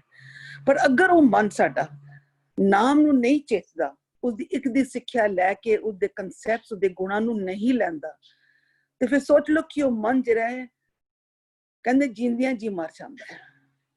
ਕਿਸ ਵਿੱਚ ਮਰਦਾ ਹੈ? ਉਹ ਆਪਣੇ ਗਲਤ ਵਿਚਾਰਾਂ ਤੇ ਅਵਗੁਣਾਂ ਦੇ ਵਿੱਚ ਹੀ ਮਰ ਜਾਂਦਾ ਹੈ, ਕਿਉਂਕਿ ਉਹ ਮਨ ਜਿਹੜਾ ਹੈ ਉਹ ਦੂਜੇ ਭਾਵ ਵਿੱਚ ਲੱਗਿਆ ਹੋਇਆ ਹੈ, ਡੁਐਲਿਟੀ ਵਿੱਚ ਲੱਗਿਆ ਹੋਇਆ ਹੈ, ਹਉਮੈ ਵਿੱਚ ਲੱਗਿਆ ਹੈ, ਔਰ ਪੂਰੀ ਤਾਂ ਗਲਤਾਨ ਹੋ ਗਿਆ। ਉਸਦੇ ਪੂਰੇ ਪਰਿਵਾਰ, ਜਿਸਨੂੰ ਕਹਿੰਦੇ ਨੇ ਉਹਦੀ ਪੂਰੀ ਬਰਾਤ, ਉਸਦੇ ਨਾਲ ਹੀ ਉਹ ਦੁੱਖ ਹੀ ਦੁੱਖ ਪਾਉਂਦਾ ਹੈ, ਕਿਉਂਕਿ ਅੰਦਰ ਦੀ ਜਿਹੜੀ ਸ੍ਰਿਸ਼ਟੀ ਹੈਗੀ ਉਹ ਤ੍ਰੈ ਗੁਣਾਂ ਦੇ ਵਿੱਚ ਵਰਤ ਰਹੀ ਹੈ, ਰਜੋ ਗੁਣ, ਤਮੋ ਗੁਣ ਤੇ ਸਤੋ ਗੁਣ, ਔਰ ਇਸੇ ਤਰੀਕੇ ਨਾਲ ਉਹ ਭੁਲੇਖਿਆਂ ਤੇ ਕਰਮ ਕਾਂਡਾਂ ਵਿੱਚ ਹੀ ਪਿਆ ਰਹਿ ਜਾਂਦਾ ਹੈ। ਹਾਂਜੀ, ਧੰਨਵਾਦ ਭੂਆ ਜੀ। ਭੁਲੇਖੇ ਤੇ ਭਰਮ ਵਿੱਚ ਪਿਆ ਰਹਿੰਦਾ, ਗਿਆਨ ਹੁੰਦੇ ਹੋਏ ਵੀ ਅੰਧੇਰੇ ਵਿੱਚ ਡਗਮਗਾਉਂਦਾ ਰਹਿੰਦਾ। ਧੰਨਵਾਦ ਆਪ ਜੀ ਦਾ। ਭੁਪਿੰਦਰ ਵੀਰ ਜੀ ਨੇ ਜੁਆਇਨ ਕੀਤਾ। ਹਾਂਜੀ ਐਨੂੰ ਵੀਰ ਜੀ 2 ਪਦਿਆਂ ਦਾ ਪਾਠ ਹੋਇਆ ਹੁਣੇ ਤੱਕ, ਤੀਜੇ ਔਰ ਚੌਥੇ ਪਦੇ ਦਾ। ਹਾਂ ਜੀ ਥੋੜਾ ਵਾਹਿਗੁਰੂ ਜੀ ਕਾ ਟਾਈਮ ਦਾ ਕੀ ਥੋੜਾ ਜਿਹਾ ਫਤਿਹ। ਧਿਆਨ ਰੱਖਿਓ ਵੀਰ ਜੀ ਪਲੀਜ਼। ਧੰਨਵਾਦ। ਹਾਂਜੀ, ਅਸੀਂ ਜਦੋਂ ਲੜੀਵਾਰ ਇਹਨੂੰ ਪੜ੍ਹ ਕੇ ਆਵਾਂਗੇ ਨਾ, ਜਿਹੜਾ ਮਨ ਨਿਰੰਕਾਰ ਦੀ ਮੱਤ ਪ੍ਰਾਪਤ ਕਰਕੇ ਨਿਰੰਕਾਰ ਹੋ ਕੇ ਆਪਣਾ ਆਕਾਰ ਬਣਾਉਂਦਾ ਹੈ, ਉਹਨੂੰ ਚੰਗੇ ਗੁਣਾਂ ਦੀ ਗੱਲ ਸਮਝ ਆ ਗਈ ਹੈ, ਚੰਗੇ ਗੁਣਾਂ ਵਾਲੀ ਮੱਤ ਸਮਝ ਆ ਗਈ ਹੈ, ਤੇ ਉਸ ਅਨੁਸਾਰ ਜਦੋਂ ਆਪਣੇ ਮਨ ਅੰਦਰ ਨੂੰ ਵਸਾ ਕੇ ਔਰ ਉਸ ਮੱਤ ਦੇ ਰਾਹੀਂ ਆਪਣੇ ਅੰਦਰ ਚੰਗੇ ਗੁਣ ਪ੍ਰਾਪਤ ਕਰਦਾ ਹੈ, ਤਾਂ ਉਹਦਾ ਜਿਹੜਾ ਸਤਿਗੁਰ ਦੀ ਮੱਤ ਵਾਲਾ ਸੁਨਿਆ ਉਹਨੂੰ ਪ੍ਰਾਪਤ ਹੁੰਦਾ ਹੈ ਨਾ, ਉਹਦੇ ਨਾਲ ਉਹਦੇ ਚੰਗੇ ਗੁਣਾਂ ਦੀ ਸ੍ਰਿਸ਼ਟੀ ਵਾਲੀ ਜਿਹੜੀ ਫੈਕਲਟੀ ਔਨ ਹੁੰਦੀ ਹੈ ਨਾ, ਉਹਨੂੰ ਬ੍ਰਹਮੇ ਨੂੰ ਫਰਮਾਇਆ ਕਹਿੰਦੇ, ਉਹਨੂੰ ਬ੍ਰਹਮਾ ਕਹਿੰਦੇ ਨੇ। ਉਹਦੇ ਨਾਲ ਉਹਨੂੰ ਵਕਤ ਦੀ ਸੋਝੀ ਹੁੰਦੀ ਹੈ। ਇਹ ਦੂਜੇ ਪਦੇ ਤੱਕ ਹੋ ਗਿਆ। ਹੁਣ ਵਕਤ ਦੀ ਸੋਝੀ ਦੇ ਬਾਰੇ ਨਾ ਇੱਥੇ ਹੁਣ ਇੱਕ ਗੱਲ ਇਹ ਮਨ ਰਿਅਲਾਈਜ਼ ਕਰਦਾ ਹੈ। ਗੁਰ ਸੇਵਾ ਤੇ ਕਰਨੀ ਸਾਰ, ਜਦੋਂ ਮੈਂ ਗੁਰੂ ਦੀ ਦਿੱਤੀ ਹੋਈ ਮੱਤ ਅਨੁਸਾਰ ਜੀਵਨ ਜੀਂਦਾ ਹਾਂ, ਇਹ ਦਰਅਸਲ ਅਸਲੀ ਤਤ ਗਿਆਨ ਹੈ। ਕਿਉਂਕਿ ਅਸੀਂ ਕਹਿੰਦੇ ਹਾਂ ਗੁਰ ਕਹੇ ਐਸਾ ਕਾਰ ਕਮਾਵੋ, ਉਹ ਜੀਵਨ ਜੀਣਾ ਚਾਹੀਦਾ ਹੈ। ਗੁਰ ਕੀ ਕਰਨੀ ਕਾਹੇ ਧਾਵੋ, ਗੁਰ ਕੀ ਕਰਨੀ ਕਾਹੇ ਧਾਵੋ ਦਾ ਮਤਲਬ ਹੁੰਦਾ ਜੋ ਤੈਨੂੰ ਅਮਲੀ ਜੀਵਨ ਸਿਖਾਇਆ ਗਿਆ ਉਸ ਤੋਂ ਕਾਹੇ ਧਾਵੋ। Why you run away, escape ਕਿਉਂ ਕਰਦਾ ਹੈ? ਤੈਨੂੰ ਗੁਰੂ ਨੇ ਜੋ ਦੱਸੀ ਮੱਤ, ਉਸ ਅਨੁਸਾਰ ਜੀਵਨ ਬਣਨਾ। ਉਹਦੇ ਨਾਲ ਉਹਦੇ ਅੰਦਰ ਚੰਗੇ ਆਕਾਰ ਪੈਦਾ ਹੁੰਦੇ ਨੇ, ਉਹਦੇ ਨਾਲ ਉਹਦਾ ਜਿਹੜਾ ਕ੍ਰੀਏਟਿਵ ਪੱਖ ਹੈ ਨਾ, ਉਹ ਕੰਮ ਕਰਦਾ ਰਹਿੰਦਾ ਹੈ। ਹੁਣ ਰਾਮ ਨਾਮ ਰਾਖੋ ਉਧਾਰ, ਉਹਨੇ ਉਹ ਜਿਹੜੀ ਗੁਰੂ ਦੀ ਮੱਤ ਹੈ ਨਾ, ਉਹਨੂੰ ਪ੍ਰੈਕਟਿਸ ਕਰਦਾ ਰਹਿੰਦਾ ਹੈ ਔਰ ਇਸ ਨੂੰ ਆਪਣੇ ਅੰਦਰ ਧਾਰ ਕੇ ਰੱਖਦਾ। ਗੁਰਬਾਣੀ ਵਰਤੀ ਜਗ ਅੰਤਰ, ਇੱਥੇ ਇੱਕ ਚੀਜ਼ ਮੈਂ ਹੋਰ ਐਡ ਕਰਨਾ ਚਾਹਾਂਗਾ। ਗੁਰੂ ਗ੍ਰੰਥ ਸਾਹਿਬ ਵਿੱਚ ਨਾ 4 ਸ਼ਬਦ ਕਹਿੰਦੇ ਹਨ ਬਾਬਰ ਬਾਣੀ ਦੇ, ਉੱਥੇ ਵੀ ਨਾ ਲਫ਼ਜ਼ ਬਾਣੀ ਆਇਆ, ਗੁਰਬਾਣੀ ਵਰਸਿਸ ਬਾਬਰ ਬਾਣੀ। ਤਾਂ ਅਸੀਂ ਉਸ ਸ਼ਬਦ ਅੰਦਰ ਆਪਣੇ ਤੇ ਟੁਕਾ, ਹਿਸਟਰੀ ਤੋਂ ਇਲਾਵਾ ਆਪਣੇ ਤੇ ਟੁਕਾ ਕੇ ਸਮਝਿਆ ਸੀ। ਬਾਬਰ ਬਾਣੀ ਫਿਰ ਗਈ ਕੋਇਰ ਨਾ ਰੋਟੀ ਖਾਏ। ਜਦੋਂ ਮੇਰਾ ਮਨ ਕੋਇਰ ਨੂੰ ਕਹਿੰਦੇ ਨੇ ਕੁੰਵਰ, ਪ੍ਰਿੰਸ, ਜਦੋਂ ਮੇਰਾ ਮਨ ਸੰਤੋਖ ਦੀ ਰੋਟੀ ਨਹੀਂ ਖਾਂਦਾ, ਮਾਨੋ ਉਹਦੇ ਉੱਤੇ ਬਾਬਰ ਬਾਣੀ ਫਿਰ ਗਈ ਹੈ। ਉਹ ਹੁਣ ਬਾਰਬਰਿਕ ਐਕਸ਼ਨ ਕਰੇਗਾ। ਕਿਸ ਤਰ੍ਹਾਂ? ਜਿਸ ਤਰ੍ਹਾਂ ਉਸ ਵੇਲੇ ਬਾਬਰ ਨੇ ਕੀਤਾ ਸੀ, ਇਸ ਤਰ੍ਹਾਂ ਮੇਰਾ ਮਨ ਵੀ ਇਹਦੇ ਉੱਤੇ ਬਾਬਰ ਬਾਣੀ ਫਿਰਨ ਦੀ ਬਜਾਏ ਜਦੋਂ ਇਹ ਅਮਲੀ ਜੀਵਨ ਜੀਂਦਾ ਹੈ ਨਾ, ਤਾਂ ਇਹਦੇ ਇੱਕ ਇੱਕ ਅੰਗ ਰੋਮ ਉਹਨੂੰ ਜਗ ਕਹਿੰਦੇ ਨੇ। ਇਹਦੇ ਥਾਟ ਪ੍ਰੋਸੈਸ, ਇਹਦੀ ਸੁਰਤ ਮਧੂ, ਸਾਰਿਆਂ ਉੱਤੇ ਬਾਣੀ ਫਿਰ ਜਾਂਦੀ ਹੈ। ਗੁਰਬਾਣੀ ਵਰਤੀ ਜਗ ਅੰਤਰ ਹੋ ਜਾਂਦਾ ਹੈ। ਇਹਦੇ ਨਿਜ ਘਰ ਚੋਂ ਜਿਹੜੀ ਬਾਣੀ ਇਹਨੂੰ ਸੁਣਾਈ ਗਈ ਨਾ, ਜਿਸ ਅਨੁਸਾਰ ਇਹਨੇ ਜੀਵਨ ਜੀਣਾ ਹੈ ਔਰ ਇਹਦਾ ਕ੍ਰੀਏਟਿਵ ਪੱਖ ਕੰਮ ਸ਼ੁਰੂ ਕਰਦਾ ਹੈ, ਇਸ ਬਾਣੀ ਤੇ ਹਰ ਨਾਮ ਪਾਇੰਦਾ ਉਹਨੂੰ ਅੰਦਰ ਦਾ ਨਾਮ ਸਮਝ ਆ ਜਾਂਦਾ ਹੈ। ਹੁਣ ਉਹ ਇਹੀ ਮਨ ਰਿਅਲਾਈਜ਼ ਕਰਦਾ। ਦੇਖੋ ਹੁਣ ਵਕਤ ਦੀ ਗੱਲ ਚੱਲ ਰਹੀ, ਹੁਣ ਵਕਤ ਬਾਰੇ ਸੋਝੀ ਹੋ ਗਈ ਹੈ। ਇਸ ਪਦੇ ਅੰਦਰ ਇੱਕ ਵਕਤ ਸਮਝਾਣਗੇ, ਜਮ ਕਾਲ। ਕਾਲ ਉਹ ਵਾਲਾ ਸਮਾਂ ਜਿਸ ਵੇਲੇ ਵਾਈਸਿਸ ਦੇ ਨਾਲ ਜੀਵੋ। ਹੁਣ ਇਹਦੇ ਅੰਦਰ ਵਾਈਸਿਸ ਸਮਝਾਉਂਦੇ ਨੇ। ਵਾਈਸਿਸ ਹੈ ਬਾਬਰ ਬਾਣੀ, ਵਾਈਸਿਸ ਹੈ ਜਮਾ ਵਾਲੀ ਮੱਤ। ਵੇਦ ਪੜ੍ਹੇ ਅਨਦਿਨ ਵਾਦ ਸੰਭਾਲੇ, ਤੂੰ ਧਰਮ ਗ੍ਰੰਥ ਤੇ ਪੜ੍ਹ ਲਿਆ, ਪਰ ਦਿਨ ਰਾਤ ਤੂੰ ਕੀਤੀ ਬਹਿਸ।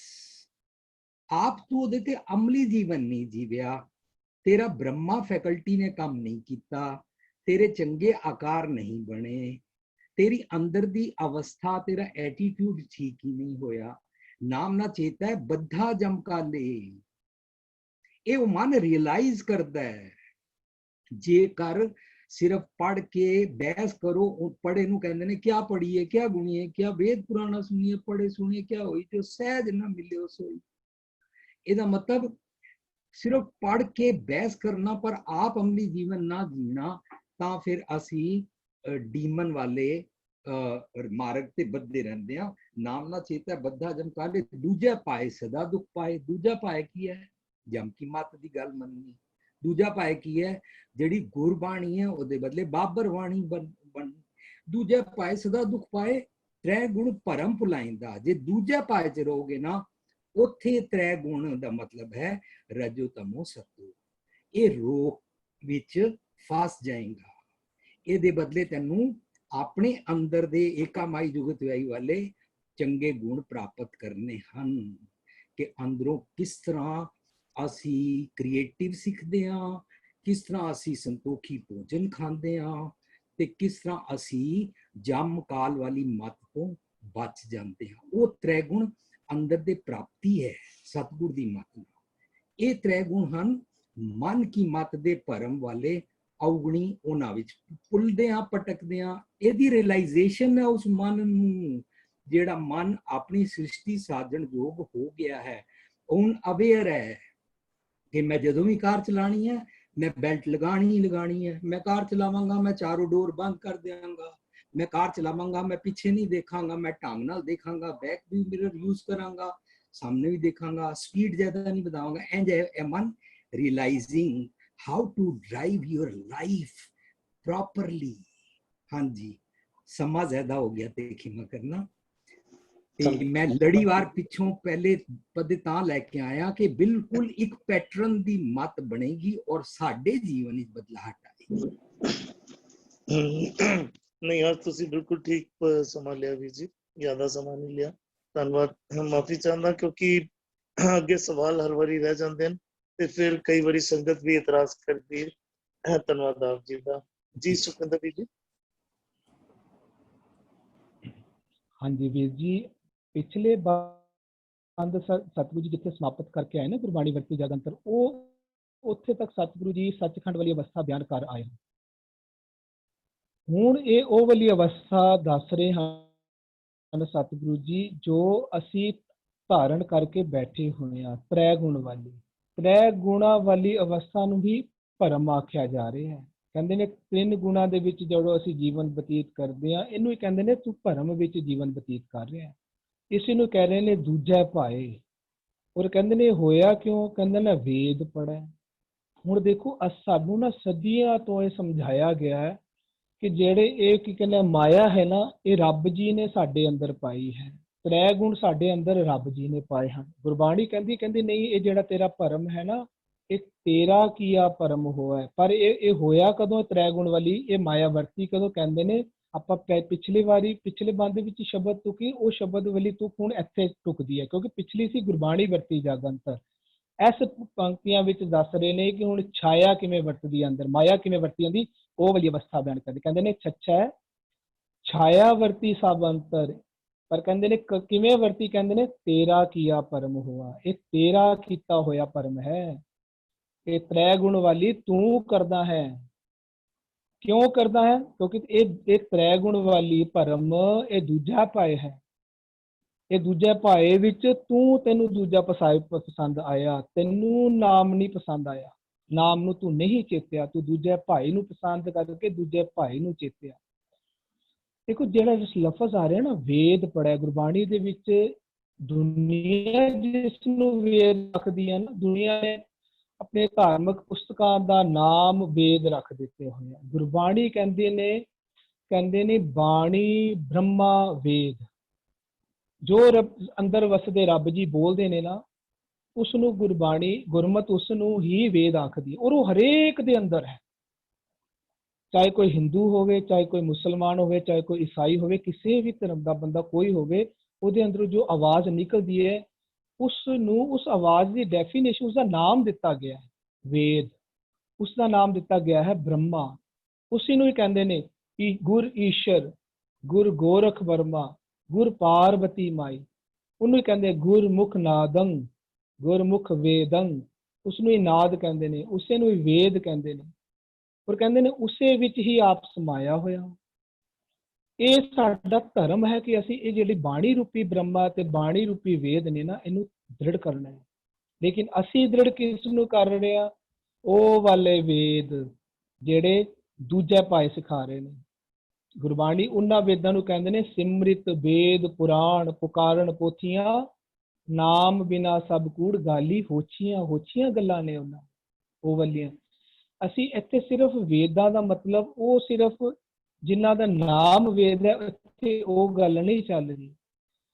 ਹਰ ਇੱਕ ਸੱਚ ਦੇ ਗਿਆਨ ਤੋਂ ਉਲਟ ਹਰ ਇੱਕ ਗਿਆਨ ਨੂੰ ਉਹ ਆਖਿਆ ਜਾ ਰਿਹਾ ਧਾਰਮਿਕ ਪੁਸਤਕਾਂ ਦਾ ਗਿਆਨ।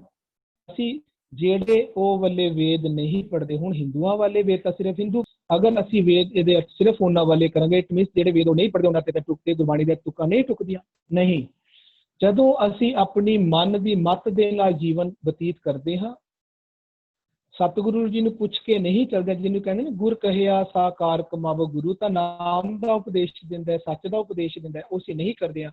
ਉਹ ਅਵਸਥਾ ਨੂੰ ਕਹਿੰਦੇ ਨੇ ਤੂੰ ਆਪਣਾ ਵੇਦ ਪੜ੍ਹ ਕੇ ਅੰਦਿਨ ਵੇਦ ਪੜ੍ਹ ਰਿਹਾ, ਭਾਵ ਆਪਣੀ ਮੱਤ ਦੇ ਮੁਤਾਬਕ ਆਪਣਾ ਜੀਵਨ ਬਤੀਤ ਕਰਿਆ, ਉਹਨੂੰ ਹੀ ਕਹਿ ਰਹੇ ਨੇ ਦੂਜਾ ਪਾਏ ਖਸਮ ਛੋੜ ਦੂਜਾ ਲੱਗੇ ਡੁੱਬੇ ਸੇਵਣ ਜਾ ਰਿਹਾ।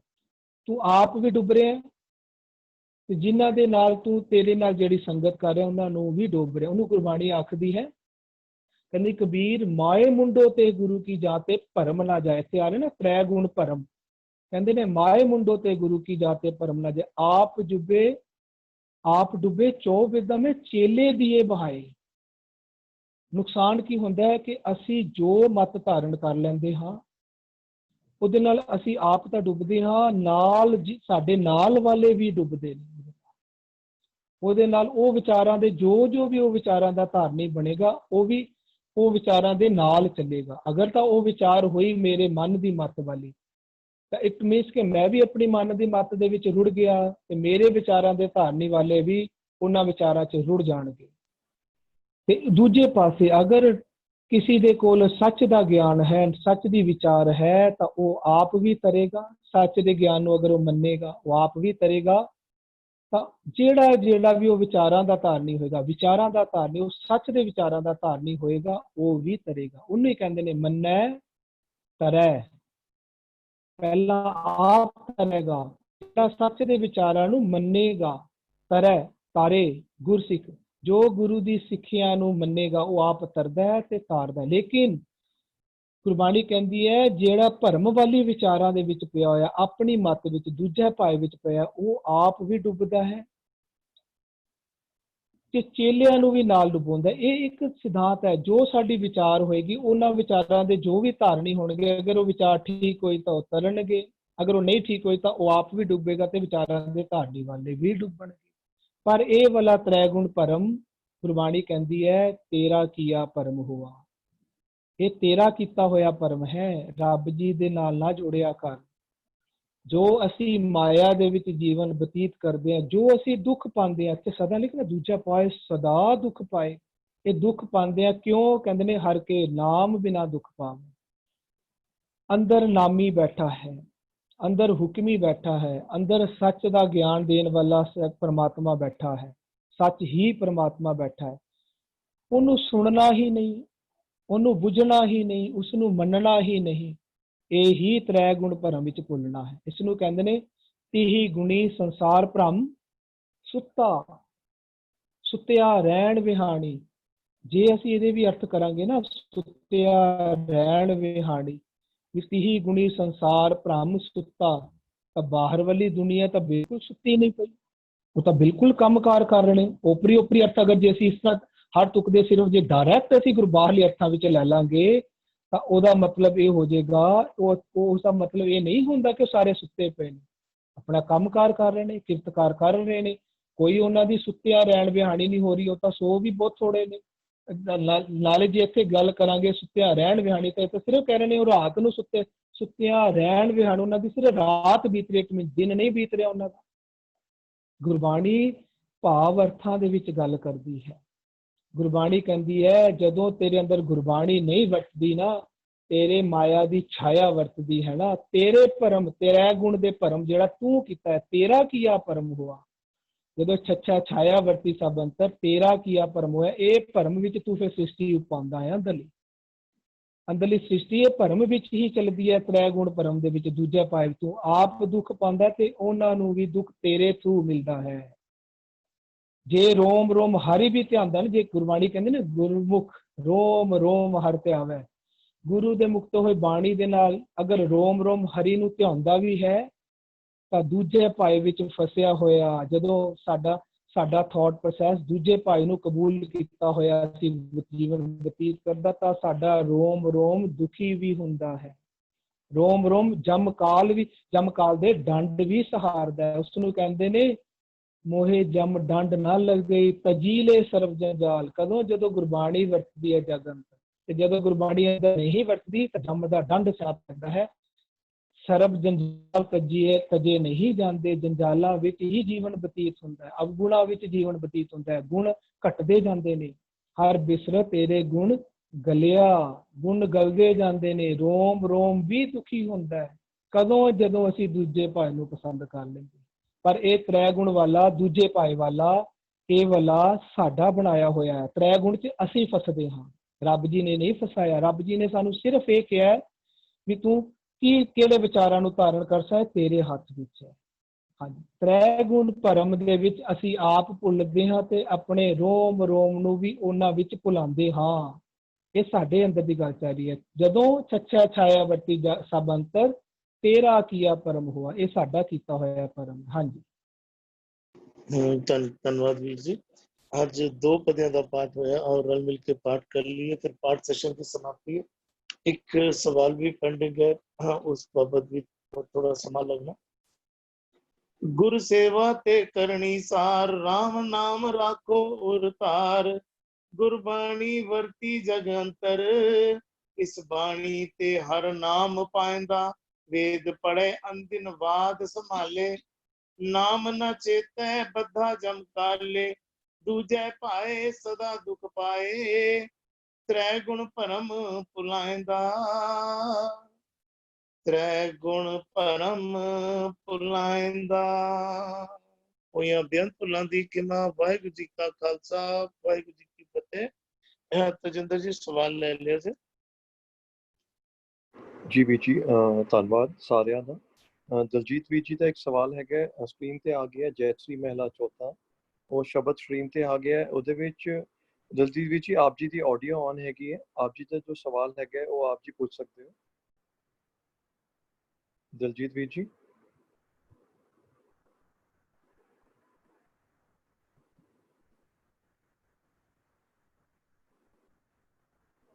ਵੀਰ ਜੀ ਉਹ ਸ਼ਾਇਦ ਆਪਣੀ ਆਡੀਓ ਨਹੀਂ ਔਨ ਕਰ ਪਾ ਰਹੇ। ਉਹਨਾਂ ਦਾ ਸਵਾਲ ਸੀਗਾ ਕਿ ਜਿਨ ਹਰ ਹਿਰਦੇ ਨਾਮ ਨਾ ਬਸਿਓ, ਤਿਨ ਮਾਤ ਕੀਜੇ ਹਰ ਬਾਂਝਾ। ਇਸ ਸ਼ਬਦ ਦੀ ਵਿਚਾਰ ਚੱਲ ਰਹੇ ਸਨ ਉਹ ਵੀਰ ਜੀ।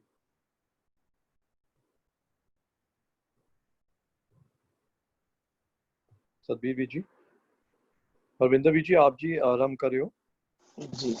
ਇੱਥੇ ਜਿਹੜੀ ਇੱਥੇ ਅਸੀਂ ਆਮ ਤੌਰ ਤੇ ਯੂਜ਼ ਕਰਨੇ ਮੈਂ ਵੀ ਉਹ ਮਾਤਾ ਮਤ ਪਿਤਾ ਸੰਜੋਗ ਜਿਹੜੀ ਉਹ ਕਹਿੰਦਾ ਵੀ ਪਹਿਲੀ ਕਰੂਪ ਕੁਜਾਤ ਕੁਲਖਣੀ ਸੋਹਰੇ ਪਈਏ ਬੁਰੀ ਭਲੀ ਸਰੀ ਮੂਹੀ ਮੇਰੀ ਪਹਿਲੀ ਬਰੀ। ਜਿਸ ਮਤ ਦੇ ਨਾਲ ਮੈਂ ਪਹਿਲਾਂ ਵਿਆਹਿਆ ਸੀ ਨਾ, ਜਿਹੜੀ ਮਤ ਮੇਰੇ ਜੀਵਨ ਵਿੱਚ ਜਿਹੜੇ ਮੇਰੇ ਜੀਵਨ ਨੂੰ ਡਰਾਈਵ ਕਰਦੀ ਸੀ, ਉਹ ਜਿਹੜੀ ਨਾ ਕਹਿੰਦਾ ਅੱਛੀ ਹੋ ਗਈ, ਮਰ ਗਈ ਹੁਣ। ਭਰੀ ਸਰੀ ਮੂਹੀ ਮੇਰੀ ਪਹਿਲੀ ਬਰੀ, ਕਹਿੰਦਾ ਪਹਿਲੀ ਕਿਉਂਕਿ ਕਹਿੰਦਾ ਪਹਿਲੀ ਕਰੂਪ ਕੁਜਾਤ ਕੁਲਖਣੀ ਸੋਹਰੇ ਪਈਏ ਬੁਰੀ। ਕਹਿੰਦੇ ਅਬ ਕੀ ਸਰੂਪ ਸੁਜਾਨ ਸੁਲਖਣੀ ਮੇਰੇ WhatsApp ਤੇ ਹੋਣਗੇ। ਸਹਿਜੇ ਉਜਰਤ ਉਦਰ ਤਰੀ। ਕਹਿੰਦਾ ਉਹ ਕਹੋ ਕਬੀਰ ਜਬ ਲੋਹਰੀ ਆਈ ਬੜੀ ਕਾ ਸੁਹਾਗ ਟਲਿਓ। ਜਦੋਂ ਇਹ ਛੋਟੀ ਲੋਹਰੀ ਕਹਿੰਦੇ ਛੋਟੀ ਨੂੰ ਨੋਰਮਲੀ, ਤੇ ਵੀ ਜਦੋਂ ਉਹਨਾਂ ਨਵੀਂ ਮਾਤ ਆ ਗਈ ਨਾ ਤੇ ਫਿਰ ਮੇਰੀ ਜਿਹੜੀ ਪੁਰਾਣੀ ਮਾਤ ਜਿਹੜੀ ਉਹ ਚਲੀ ਗਈ। ਇੱਥੇ ਕਹਿੰਦੇ ਵੀ ਜਿਨ ਹਰ ਹਿਰਦੇ ਨਾਮ ਨਾ ਬਸਿਓ, ਉਹਨਾਂ ਦੀ ਮਤ ਭਾਵੇਂ ਉਹ ਬਾਂਝ ਹੀ ਰਹਿ ਜਾਂਦੀ, ਉਹਨਾਂ ਨੂੰ ਉਤੋਂ ਇੱਕ ਇਨਸਾਨ ਵਾਲਾ ਜਨਮ ਲੈ ਕੇ ਇਤਨੀ श्रेष्ठ मत मिलन तो बावजूद भी जे वो अपने हृदय विच नाम नहीं धारण ਕੀਤਾ ਉਹਨੇ, ਉਹਦੀ ਇਹ ਮਾਂ ਰੂਪੀ ਮਤ ਜਿਹੜੀ ਨਾ ਉਹ ਭਾਵੇਂ ਬਾਂਝ ਹੀ ਰਹਿ ਜਾਂਦੀ, ਭਾਵੇਂ ਉਹ ਇੱਕ ਹਿਸਾਬ ਨਾਲ ਕਹਿ ਲਓ ਕਿ ਉਹ ਕੁਝ ਸੋਚਣ ਸਮਝਣ ਦੇ ਜੋਗਾ ਹੀ ਨਾ ਰਹਿ ਜਾਂਦਾ, ਤਾਂ ਵੀ ਕੋਈ ਮਾੜੀ ਗੱਲ ਨਹੀਂ ਸੀ। ਜਿਨ ਹਰ ਹਿਰਦੇ ਨਾਮ ਨਾ ਬਸਿਓ ਤਿਨ ਮਾਤ ਕੀਜੇ ਹਰ ਬਾਂਝਾ ਤਿਨ ਸੁੰਝੀ ਦੇ ਫਿਰੇ ਬਿਨ ਨਾਵੇ। ਉਹ ਆਪਣੀ ਮਨੁੱਖਾ ਦੇਹੀ ਜਿਹੜੀ ਹੈ ਉਹਦੇ ਅੰਦਰ, ਕਿਉਂਕਿ ਉਹਦਾ ਨਾਮ ਨਹੀਂ ਟਿਕ ਰਿਹਾ, ਉਹ ਨਾਮ ਤੋਂ ਸਖਣੀ ਹੈ, ਸੁੰਝੀ ਦੇ ਹੈ, ਤੇ ਉਹ ਖੱਪ ਖੱਪ ਮੂਵੇ ਕਰਾਂ ਜਾਂ ਉਹ ਹਰ ਥਾਂ ਤੇ ਖੱਪਦਾ ਫਿਰਦਾ ਜਿਹੜਾ ਨਾ ਉਹ ਰਹਿੰਦਾ। ਮੇਰੇ ਹਿਸਾਬ ਨਾਲ ਤੇ ਇਹ ਹੈ। ਹੋਰ ਅੱਗੇ ਕੋਈ ਵਿਚਾਰ ਦੇਣਾ ਚਾਹते ਦੇ ਸਕਦੇ ਜੀ। ਭੁਪਿੰਦਰ ਵੀਰ ਜੀ ਆਪ ਜੀ ਸਾਂਝ ਪਾਇਆ ਜੀ।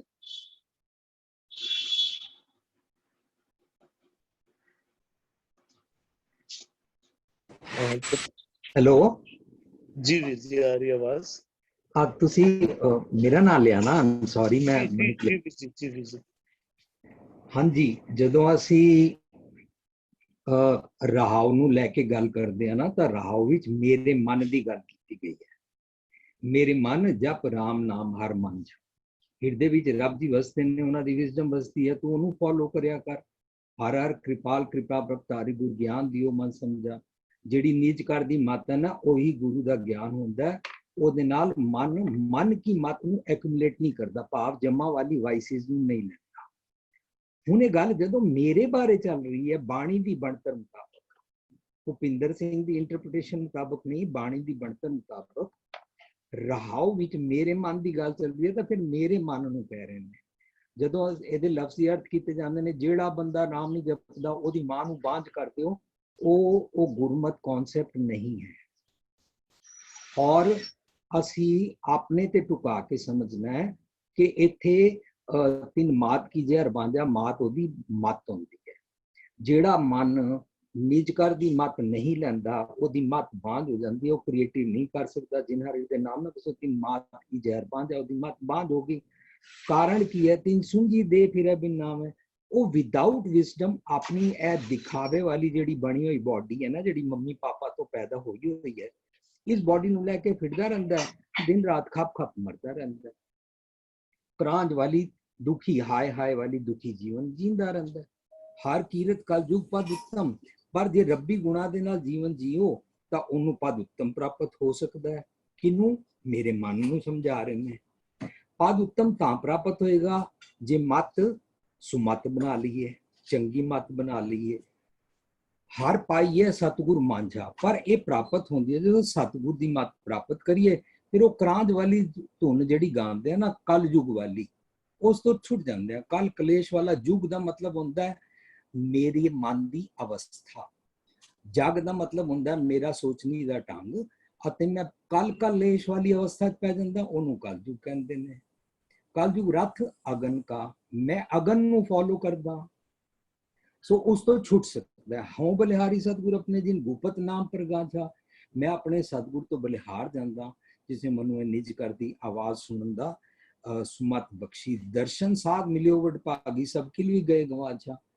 ਇਹ ਤਾਂ ਵਡਭਾਗੇ ਇਸ ਤਰ੍ਹਾਂ ਹੀ ਬਣੀਦਾ ਹੈ ਜਦੋਂ ਅਵਗੁਣਾ ਨੂੰ ਛੱਡੀਦਾ। ਕਿਲਵਿਖ ਕਹਿੰਦੇ ਨੇ ਅਵਗੁਣੀ ਐਟੀਟਿਊਡ ਨੂੰ, ਤੇ ਸਤਿਗੁਰ ਦੀ ਮੱਤ ਲੈ ਕੇ ਸਾਧ ਦਾ ਮਤਲਬ ਹੁੰਦਾ ਆਪਣੇ ਆਪ ਨੂੰ ਫਿਕਸ ਅਪ ਕਰਨਾ, ਤਾਂ ਅਸੀਂ ਵਡਭਾਗੀ ਬਣ ਜਾਂਦੇ ਹਾਂ। ਦਰਸ਼ਨ ਦਾ ਮਤਲਬ ਹੁੰਦਾ ਸਤਿਗੁਰ ਦੀ ਮੱਤ ਦਾ ਫਲਸਫਾ, ਵਿਚਾਰਧਾਰਾ।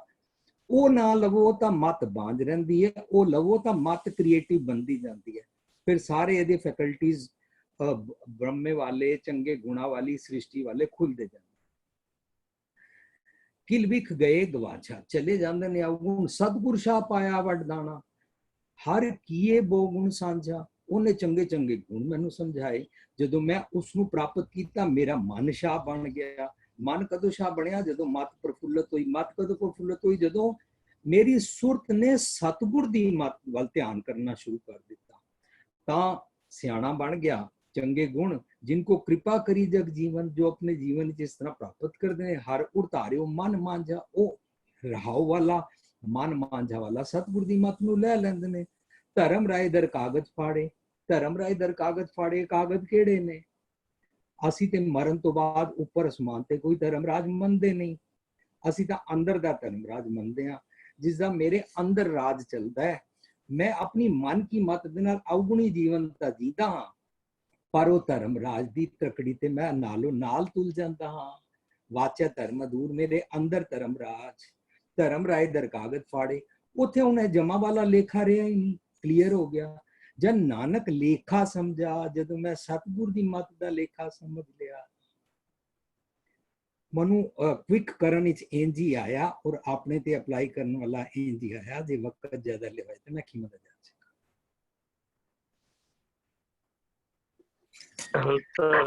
ਧੰਨਵਾਦ ਵੀਰ ਜੀ, ਬੜੇ अच्छे तरीके ਨਾਲ ਕਵਰ ਕੀਤਾ ਆਪ ਜੀ ਨੇ ਵੀ। सुखविंदर वीर जी, अगर आप जी ऐड करना चाहो या इकबाल वीर जी ऐड करना चाहते हैं, जरूर समझाओ। हाँ जी वीर जी। सुखविंदर वीर जी। हाँ जी ਵੀਰ ਜੀ, ਬਹੁਤ ਅੱਛਾ ਐਕਸਪਲੇਨ ਕੀਤਾ ਸਾਰਿਆਂ ਨੇ, ਕਿਉਂਕਿ ਦੇਖੋ ਅਸੀਂ ਇਸ ਸ਼ਬਦ ਨੂੰ ਸਾਰਿਆਂ ਨੇ ਹੀ ਭਾਵ ਅਰਥਾਂ ਦੇ ਵਿੱਚ ਐਕਸਪਲੇਨ ਕੀਤਾ ਹੈ। ਬਹੁਤ ਵਧੀਆ ਸਤਿਗੁਰੂ ਜੀ ਨੇ ਨਾ ਗੁਰਬਾਣੀ ਨੂੰ ਸਾਨੂੰ ਭਾਵ ਅਰਥਾਂ ਦੇ ਵਿੱਚ ਹੀ ਐਕਸਪਲੇਨ ਕਰਾਇਆ। ਸਾਨੂੰ ਭਾਵ ਅਰਥਾਂ ਵਿੱਚ ਸਮਝਣ ਦੀ ਹੀ ਕੋਸ਼ਿਸ਼ ਕਰਨੀ ਚਾਹੀਦੀ ਹੈ। ਜਿੱਥੇ ਅਸੀਂ ਇੱਥੇ ਹੁਣ ਦੇਖੋ ਮਾਤ ਆ ਰਿਹਾ, ਅਸੀਂ ਹੁਣ ਇਹਨੂੰ ਮਾਤ ਦਾ ਲਫ਼ਜ਼ ਬਾਹਰ ਨਹੀਂ ਗਏ, ਅਸੀਂ ਭੁਲੇਖਾ ਨਹੀਂ ਖਾਦਾ, ਇਸ ਤਰ੍ਹਾਂ ਹੀ ਸਾਨੂੰ ਨਾ ਇੱਕ ਇੱਕ ਕਰਕੇ ਬਾਕੀ ਅਰਥਾਂ ਵਾਲੇ ਪਾਸੇ ਵੀ ਆਪਣਾ ਧਿਆਨ ਦਿਵਾਉਣਾ ਚਾਹੀਦਾ ਹੈ। ਬਾਕੀ ਇਹਦੇ ਅਰਥਾਂ ਦੀ ਵੀ ਡੈਫੀਨੇਸ਼ਨ ਗੁਰਬਾਣੀ 'ਚ ਦਿੱਤੀ ਗਈ ਹੈ, ਅਸੀਂ ਆਪਣੇ ਆਪ ਨੂੰ ਸਮਝਾਉਣਾ ਹੈ। ਕਿਉਂਕਿ ਜੇ ਓਪਲੀ ਲਫ਼ਜ਼ ਹੈ, ਜੇ ਅਸੀਂ ਅਰਥ ਸਾਰੇ ਅਰਥ ਬਾਹਰਲੇ ਕਰਾਂਗੇ ਤਾਂ ਸਾਨੂੰ ਇਹ ਵੀ ਅਰਥ ਬਾਹਰਲੇ ਕਰਨੇ ਪੈਣਗੇ, ਫਿਰ ਬਿਲਕੁਲ ਉਹ ਲੌਜਿਕ ਨਹੀਂ ਬਣ ਪਾਏਗਾ। ਬਹੁਤ ਅੱਛੇ ਸਾਰਿਆਂ ਨੇ ਭਾਵ-ਅਰਥਾਂ ਦੇ ਵਿੱਚ ਅਰਥ ਕੀਤੇ ਨੇ। ਇਹ ਗੁਰਬਾਣੀ ਉਸੇ ਦੀ ਕਹਿੰਦੇ ਨੇ ਦੇਖੋ, ਜੇ ਸਾਡੇ ਮਨ ਦੇ ਵਿੱਚ ਨਾਮ ਨਹੀਂ ਨਾ ਵਸ ਰਿਹਾ, ਉਹ ਕਿਉਂ ਕਹਿੰਦੇ? ਕਿਉਂਕਿ ਅਸੀਂ ਨਾ ਮਤ ਰੂਪੀ ਮਾਤਾ ਨਹੀਂ ਧਾਰਨ ਕੀਤੀ ਹੋਈ। ਇੱਕ ਹੈ ਮਤ ਰੂਪੀ ਮਾਤਾ, ਤੇ ਦੂਜੇ ਪਾਸੇ ਇਸਦੇ ਤੋਂ ਉਲਟ ਦੁਰਮਤ ਰੂਪੀ ਵੀ ਮਾਤਾ ਹੈ। ਇੱਥੇ ਦੁਰਮਤ ਰੂਪੀ ਮਾਤਾ ਦੀ ਗੱਲ ਮਾਤਾ ਕਹਿੰਦੇ ਨੇ ਉਸ ਨੂੰ ਬਾਂਝ ਕਰ ਦਿਓ, ਕਿਉਂਕਿ ਉਹ ਨਾ ਲਗਾਤਾਰ ਬੁਰੇ ਖਿਆਲ ਦੇਈ ਜਾ ਰਹੀ ਹੈ। ਬੁਰੇ ਖਿਆਲਾਂ ਰੂਪੀ ਪੁੱਤਰ ਜੰਮਦੀ ਜਾ ਰਹੀ ਹੈ, ਬਾਰ-ਬਾਰ ਮੈਨੂੰ ਬੁਰੇ ਖਿਆਲ ਉਹਦੀ ਕੁੱਖ ਵਿੱਚੋਂ ਆਉਂਦੇ ਜਾ ਰਹੇ, ਉਹਨੂੰ ਬਾਂਝ ਕਰ। ਭਾਵ ਸਾਨੂੰ ਸਮਝਾਇਆ ਜਾ ਰਿਹਾ ਹੈ ਕਿ ਤੂੰ ਇਸ ਲਈ ਤੇਰੇ ਅੰਦਰ ਨਾਮ ਨਹੀਂ ਵਸਿਆ, ਤੂੰ ਜਿਹੜੀ ਉਹ ਦੁਰਮਤ ਦੂਜੇ ਭਾਵ ਰੂਪੀ ਜਿਹੜੇ ਤੇਰੇ ਖਿਆਲ ਆ ਉਹ ਆਈ ਜਾ ਰਹੇ ਨੇ, ਤੇ ਤੂੰ ਉਸ ਨੂੰ ਅੰਦਰ ਵਸਾਈ ਜਾ ਰਿਹਾ। ਨਾਮ ਇਸ ਲਈ ਨਹੀਂ ਵਸ ਰਿਹਾ, ਉਹ ਮਾਂ ਨੂੰ ਮਾਰ। ਤੇ ਜਿੱਥੇ ਦੂਜੇ ਪਾਸੇ ਜਿੱਥੇ ਕਹਿੰਦੇ ਨੇ ਮਾਏ ਮੁੰਡੋ ਤੇ ਗੁਰੂ ਕੀ ਜਾਂ ਤੇ ਭਰਮ ਨਾ ਜਾਏ, ਉਹ ਭਰਮਾਂ ਵਾਲੇ ਖਿਆਲ ਦੇਈ ਜਾ ਰਹੀ ਹੈ। ਦੂਜੇ ਭਾਈ ਰੂਪੀ, ਹੁਣੇ ਆਪਾਂ ਡਿਸਕਸ ਕਰਕੇ ਗਏ ਨਾ, ਦੂਜੇ ਭਾਈ ਰੂਪੀ ਤ੍ਰੈ ਗੁਣ ਭਰਮ, ਉਹ ਭਰਮਾਂ ਵਾਲੇ ਖਿਆਲ ਮਾਂ ਦੇ ਰਹੀ ਹੈ। ਕਿਹੜੀ ਮਾਂ? ਦੁਰਮਤ ਰੂਪੀ ਮਾਂ। ਉਸ ਨੂੰ ਵੀ ਮਾਂ ਆਖਿਆ ਗਿਆ ਗੁਰਬਾਣੀ 'ਚ। ਗੁਰਬਾਣੀ ਵਿੱਚ ਦੋਨੋਂ ਇਕੱਠੇ ਚੱਲਦੇ। ਜੇ ਗੁਰਬਾਣੀ ਨੇ ਕਿਹਾ ਨਾ ਮਾਤਾ ਮਤ ਪਿਤਾ ਸੰਤੋਖ, ਤੇ ਇਹਦੇ ਆਪੋਜ਼ਿਟ ਕੀ ਹੈ? ਅਸੰਤੋਖੀ ਮਨ ਨੂੰ, ਅਸੰਤੋਖੀ ਨੂੰ ਵੀ ਪਿਤਾ ਕਿਹਾ ਗਿਆ ਤੇ ਦੁਰਮਤ ਨੂੰ ਵੀ ਮਾਤਾ ਕਿਹਾ ਗਿਆ। ਅਸੀਂ ਕਿਹੜੀ ਧਾਰਨ ਕਰਨੀ ਆ ਉਹ ਅਸੀਂ ਦੇਖਣਾ। ਕਹਿੰਦੇ ਨੇ ਜਦੋਂ ਦੁਰਮਤ ਦੇ ਖਿਆਲ ਸਾਨੂੰ ਜਿੱਥੋਂ ਮਿਲਣ ਨਾ, ਉਹ ਸੋਰਸ ਕਹਿੰਦੇ ਰੋਕ ਦਿਓ, ਉਹ ਸੋਰਸ ਬੰਦ ਕਰ ਦਿਓ, ਉਹ ਸੋਰਸ ਨੂੰ ਛੋੜ ਦਿਓ। ਜਿੱਥੋਂ ਵੀ ਸਾਨੂੰ ਦੂਜੇ ਪਾਏ ਦੇ ਮਨ ਮਤ ਦੇ ਦੁਰਮਤ ਦੇ ਖਿਆਲ ਮਿਲਣ, ਉਹ ਸੋਰਸ ਨੂੰ ਕਹਿੰਦੇ ਨਾ ਲਿਆ ਕਰ। ਸਿਰਫ ਅੰਦਰ ਵਸਦੇ ਜੋ ਸਤਿਗੁਰੂ ਜੀ ਨੇ ਨਾ, ਉਹ ਤੇਰੇ ਨਾਲ ਜਿਹੜੇ ਗੁਣ ਸਾਂਝ ਕਰਦੇ ਨੇ। ਕਹਿੰਦੇ ਸਤਿਗੁਰ ਸ਼ਾਹ ਪਾਇਆ ਵੱਡ ਦਾਣਾ।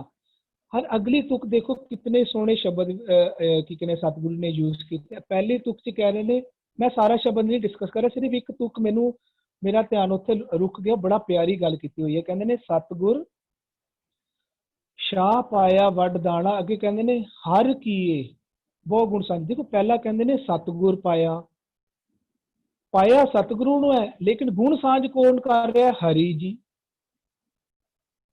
ਦੇਖੋ ਕਿਤਨੀ ਪਿਆਰੀ ਸਤਿਗੁਰੂ ਜੀ ਨੇ ਕੀ ਕਹਿੰਦੇ ਤੁਕਬੰਦੀ ਕੀਤੀ ਹੋਈ ਹੈ। ਕਹਿੰਦੇ ਨੇ ਸਤਿਗੁਰ ਸ਼ਾਹ ਪਾਇਆ ਵੱਡ ਦਾਣਾ, ਪਰ ਗੁਣ ਸਾਂਝ ਕੌਣ ਕਰ ਰਿਹਾ? ਹਰੀ। ਹਰ ਕੀਏ ਬਹੁ ਗੁਣ ਸਾਂਝਾ। ਪਰ ਗੁਰਬਾਣੀ ਕਹਿੰਦੀ ਹੈ ਸਤਿਗੁਰ ਗੁਣੀ ਨਿਧਾਨ ਹੈ, ਸਤਿਗੁਰੂ ਹੈ, ਪਰ ਗੁਣ ਸਾਂਝ ਕੌਣ ਕਰ ਰਿਹਾ? ਹਰੀ ਜੀ। ਪਾਇਆ ਸਤਿਗੁਰੂ ਜੀ ਨੇ, ਤਾਂ ਸਤਿਗੁਰੂ ਜੀ ਨੇ ਸਾਂਝ ਕਰਨੀ ਚਾਹੀਦੀ ਸੀ ਗੁਣਾਂ ਦੀ। ਸਤਿਗੁਰੂ ਜੀ ਹੀ ਗੁਣੀ ਨਿਧਾਨ ਹਨ। ਇਹ ਸਾਨੂੰ ਸਮਝਾਉਣ ਲਈ ਵਰਤ ਰਹੇ ਨੇ। ਕਹਿੰਦੇ ਨੇ ਸਤਿਗੁਰੂ ਗੁਣੀ ਨਿਧਾਨ ਹੈ, ਔਰ ਉਹੀ ਸਤਿਗੁਰੂ ਹਰੀ ਹੈ। ਸਤਿਗੁਰੂ ਪਾਇਆ ਤਾਂ ਸਤਿਗੁਰੂ ਹੀ ਗੁਣ ਸਾਂਝ ਕਰਦਾ ਹੈ। ਗੁਣਾਂ ਦੀ ਸਾਂਝ ਸਤਿਗੁਰੂ ਜੀ ਸਾਡੇ ਨਾਲ ਹਮੇਸ਼ਾ ਕਰਦੇ ਰਹਿੰਦੇ। ਜਦੋਂ ਅਸੀਂ ਅੰਦਰ ਵਸਦੇ, ਹੁਣ ਬਾਹਰਲੀ ਸੋਚ ਛੋੜਤੀ, ਅੰਦਰ ਵਸਦੇ ਮਾਤਾ ਮਤ ਰੂਪੀ ਗੁਰੂ ਦੀ ਮਤ ਲੈਣ ਲੱਗ ਜਾਂਦੇ ਆ, ਗੁਣ ਲੈਣ ਲੱਗ ਜਾਂਦੇ ਆ। ਗੁਣ ਕੈ ਗੁਣੀ ਸਮਾਵਣਿਆ ਹੋ ਲੱਗ। ਇਸੇ ਨੂੰ ਕਹਿੰਦੇ ਨੇ ਹਰ ਕੀਏ ਭੋਗ ਹਰੀ। ਇਸ ਤਰ੍ਹਾਂ ਪ੍ਰਮਾਤਮਾ ਆਪਣੀ ਗੁਣਾਂ ਦੀ ਸਾਂਝ ਸਾਡੇ ਨਾਲ ਕਰਦਾ। ਸਾਡੇ ਅੰਦਰ ਅਸੀਂ ਕਹਿੰਦੇ ਨੇ ਘੱਟ ਘੱਟ ਮੈਂ ਹਰ ਜੂ ਬਸੈ, ਤੇ ਹਰ ਜੂ ਇਸ ਤਰ੍ਹਾਂ ਆਪਣੀ ਐਗਜ਼ਾਮਪਲ ਦੇ ਕੇ ਦੇਖੋ ਕਿੰਨਾ ਸੋਹਣਾ ਬੋਲ ਹਰ ਕੀਏ ਬਹੁ ਗੁਣ ਸਾਂਝਾ। ਇਹੀ ਹੈ ਤਰੀਕਾ। ਜਦੋਂ ਅਸੀਂ ਗੁਣਾਂ ਨੂੰ ਧਾਰਨ ਕਰਦੇ ਜਾਂਦੇ ਹਾਂ, ਗੁਣਾਂ ਨੂੰ ਧਾਰਨ ਅੰਦਰ ਵਸਦੇ ਚੰਗੇ ਗੁਣਾਂ ਨੂੰ, ਅਵਗੁਣਾਂ ਨਹੀਂ, ਅੰਦਰ ਵਾਲੀ ਸੱਚ ਦੀ ਮਤ ਦੇ ਨਾਲ ਗੁਣ ਧਾਰਨ ਕਰਦੇ ਜਾਂਦੇ ਆ। ਇਹ ਜਿਹੜਾ ਇਹ ਚੱਲ ਰਿਹਾ, ਇਸੇ ਨੂੰ ਹੀ ਕਹਿੰਦੇ ਨੇ ਹਰ ਕੀਏ ਬਹੁ ਗੁਣ ਸਾਂਝਾ। ਇਹ ਅਵਸਥਾ ਨੂੰ ਹੀ ਹਰ ਕੀਏ ਬਹੁ ਗੁਣ ਸਾਂਝਾ ਆਖਿਆ ਜਾਂਦਾ। ਇਸੇ ਨੂੰ ਕਹਿੰਦੇ ਨੇ ਮੈਂ ਸਤਿਗੁਰੂ ਮੈਂ ਪਾਇਆ, ਸਤਿਗੁਰ ਸ਼ਾਹ ਪਾਇਆ, ਮੈਂ ਪਾ ਲਿਆ। ਕੀ ਪਾ ਲਿਆ? ਉਹ ਜੋ ਮਤ ਦੇ ਰਿਹਾ ਹੈ, ਉਹਨਾਂ ਗੁਣਾਂ ਦੇ ਵਿੱਚ ਮੈਂ ਜੀਣ ਲੱਗ ਗਿਆ। ਹੁਣ ਮੇਰੇ ਅੰਦਰ ਗੁਣ ਵੱਧ ਰਹੇ ਨੇ, ਹੁਣ ਅਵਗੁਣ ਘਟ ਰਹੇ ਨੇ। ਪਹਿਲਾਂ ਅਵਗੁਣ ਵੱਧਦੇ ਸੀ, ਹੁਣ ਗੁਣ ਵੱਧਦੇ ਨੇ। ਇਹਨੂੰ ਹੀ ਕਹਿੰਦੇ ਹਰ ਕੀਏ ਬਹੁ ਗੁਣ ਸਾਂਝਾ, ਕਿਉਂਕਿ ਉਹ ਗੁਣਾਂ ਦੀ ਸਾਂਝ ਕਰੀ ਜਾ ਰਿਹਾ। ਅੰਦਰੋਂ ਮੈਨੂੰ ਸੱਚ ਦਾ ਗਿਆਨ ਮਿਲੀ ਜਾ ਰਿਹਾ, ਉਹਦੇ ਵਿੱਚ ਸੱਚ ਦੇ ਗੁਣ ਨੇ ਚੰਗੇ ਚੰਗੇ, ਉਹ ਮੈਂ ਸਾਂਝ ਕਰੀ ਜਾ ਰਿਹਾ, ਤੇ ਮੈਂ ਗੁਣ ਕਹਿ ਗੁਣੀ ਸਮਾਈ ਜਾ ਰਿਹਾ। ਗੁਣ ਦੇ ਵਿੱਚ ਅਸੀਂ ਸਮਾਈ ਜਾ ਰਿਹਾ, ਸਾਡੇ ਗੁਣ ਵੱਧਦੇ ਜਾ ਰਹੇ। ਇਹ ਹੈ ਕਹਿੰਦੇ ਨੇ ਗੁਣਾ ਕਾ ਹੋਵੇ ਵਾਸਲਾ ਕੱਢ ਵਾਸ ਲਈ ਜਾ। ਸੱਚ ਦੇ ਗੁਣਾਂ ਨੂੰ ਧਾਰਨ ਕਰਨਾ ਹੀ ਹਰੀ ਦੇ ਨਾਲ ਗੁਣਾਂ ਦੀ ਸਾਂਝ ਕਰਨਾ ਹੈ। ਹਾਂਜੀ, ਧੰਨਵਾਦ ਵੀਰ ਜੀ, ਬੜੇ ਖੂਬਸੂਰਤੀ ਨਾਲ ਐਡ ਆਨ ਕੀਤਾ ਆਪ ਜੀ ਨੇ। ਬੜੇ ਸੋਹਣੇ ਵਿਚਾਰ ਨਿਕਲ ਕੇ ਆਏ ਸਾਰੇ। ਧੰਨਵਾਦ ਸਾਰਿਆਂ ਦਾ।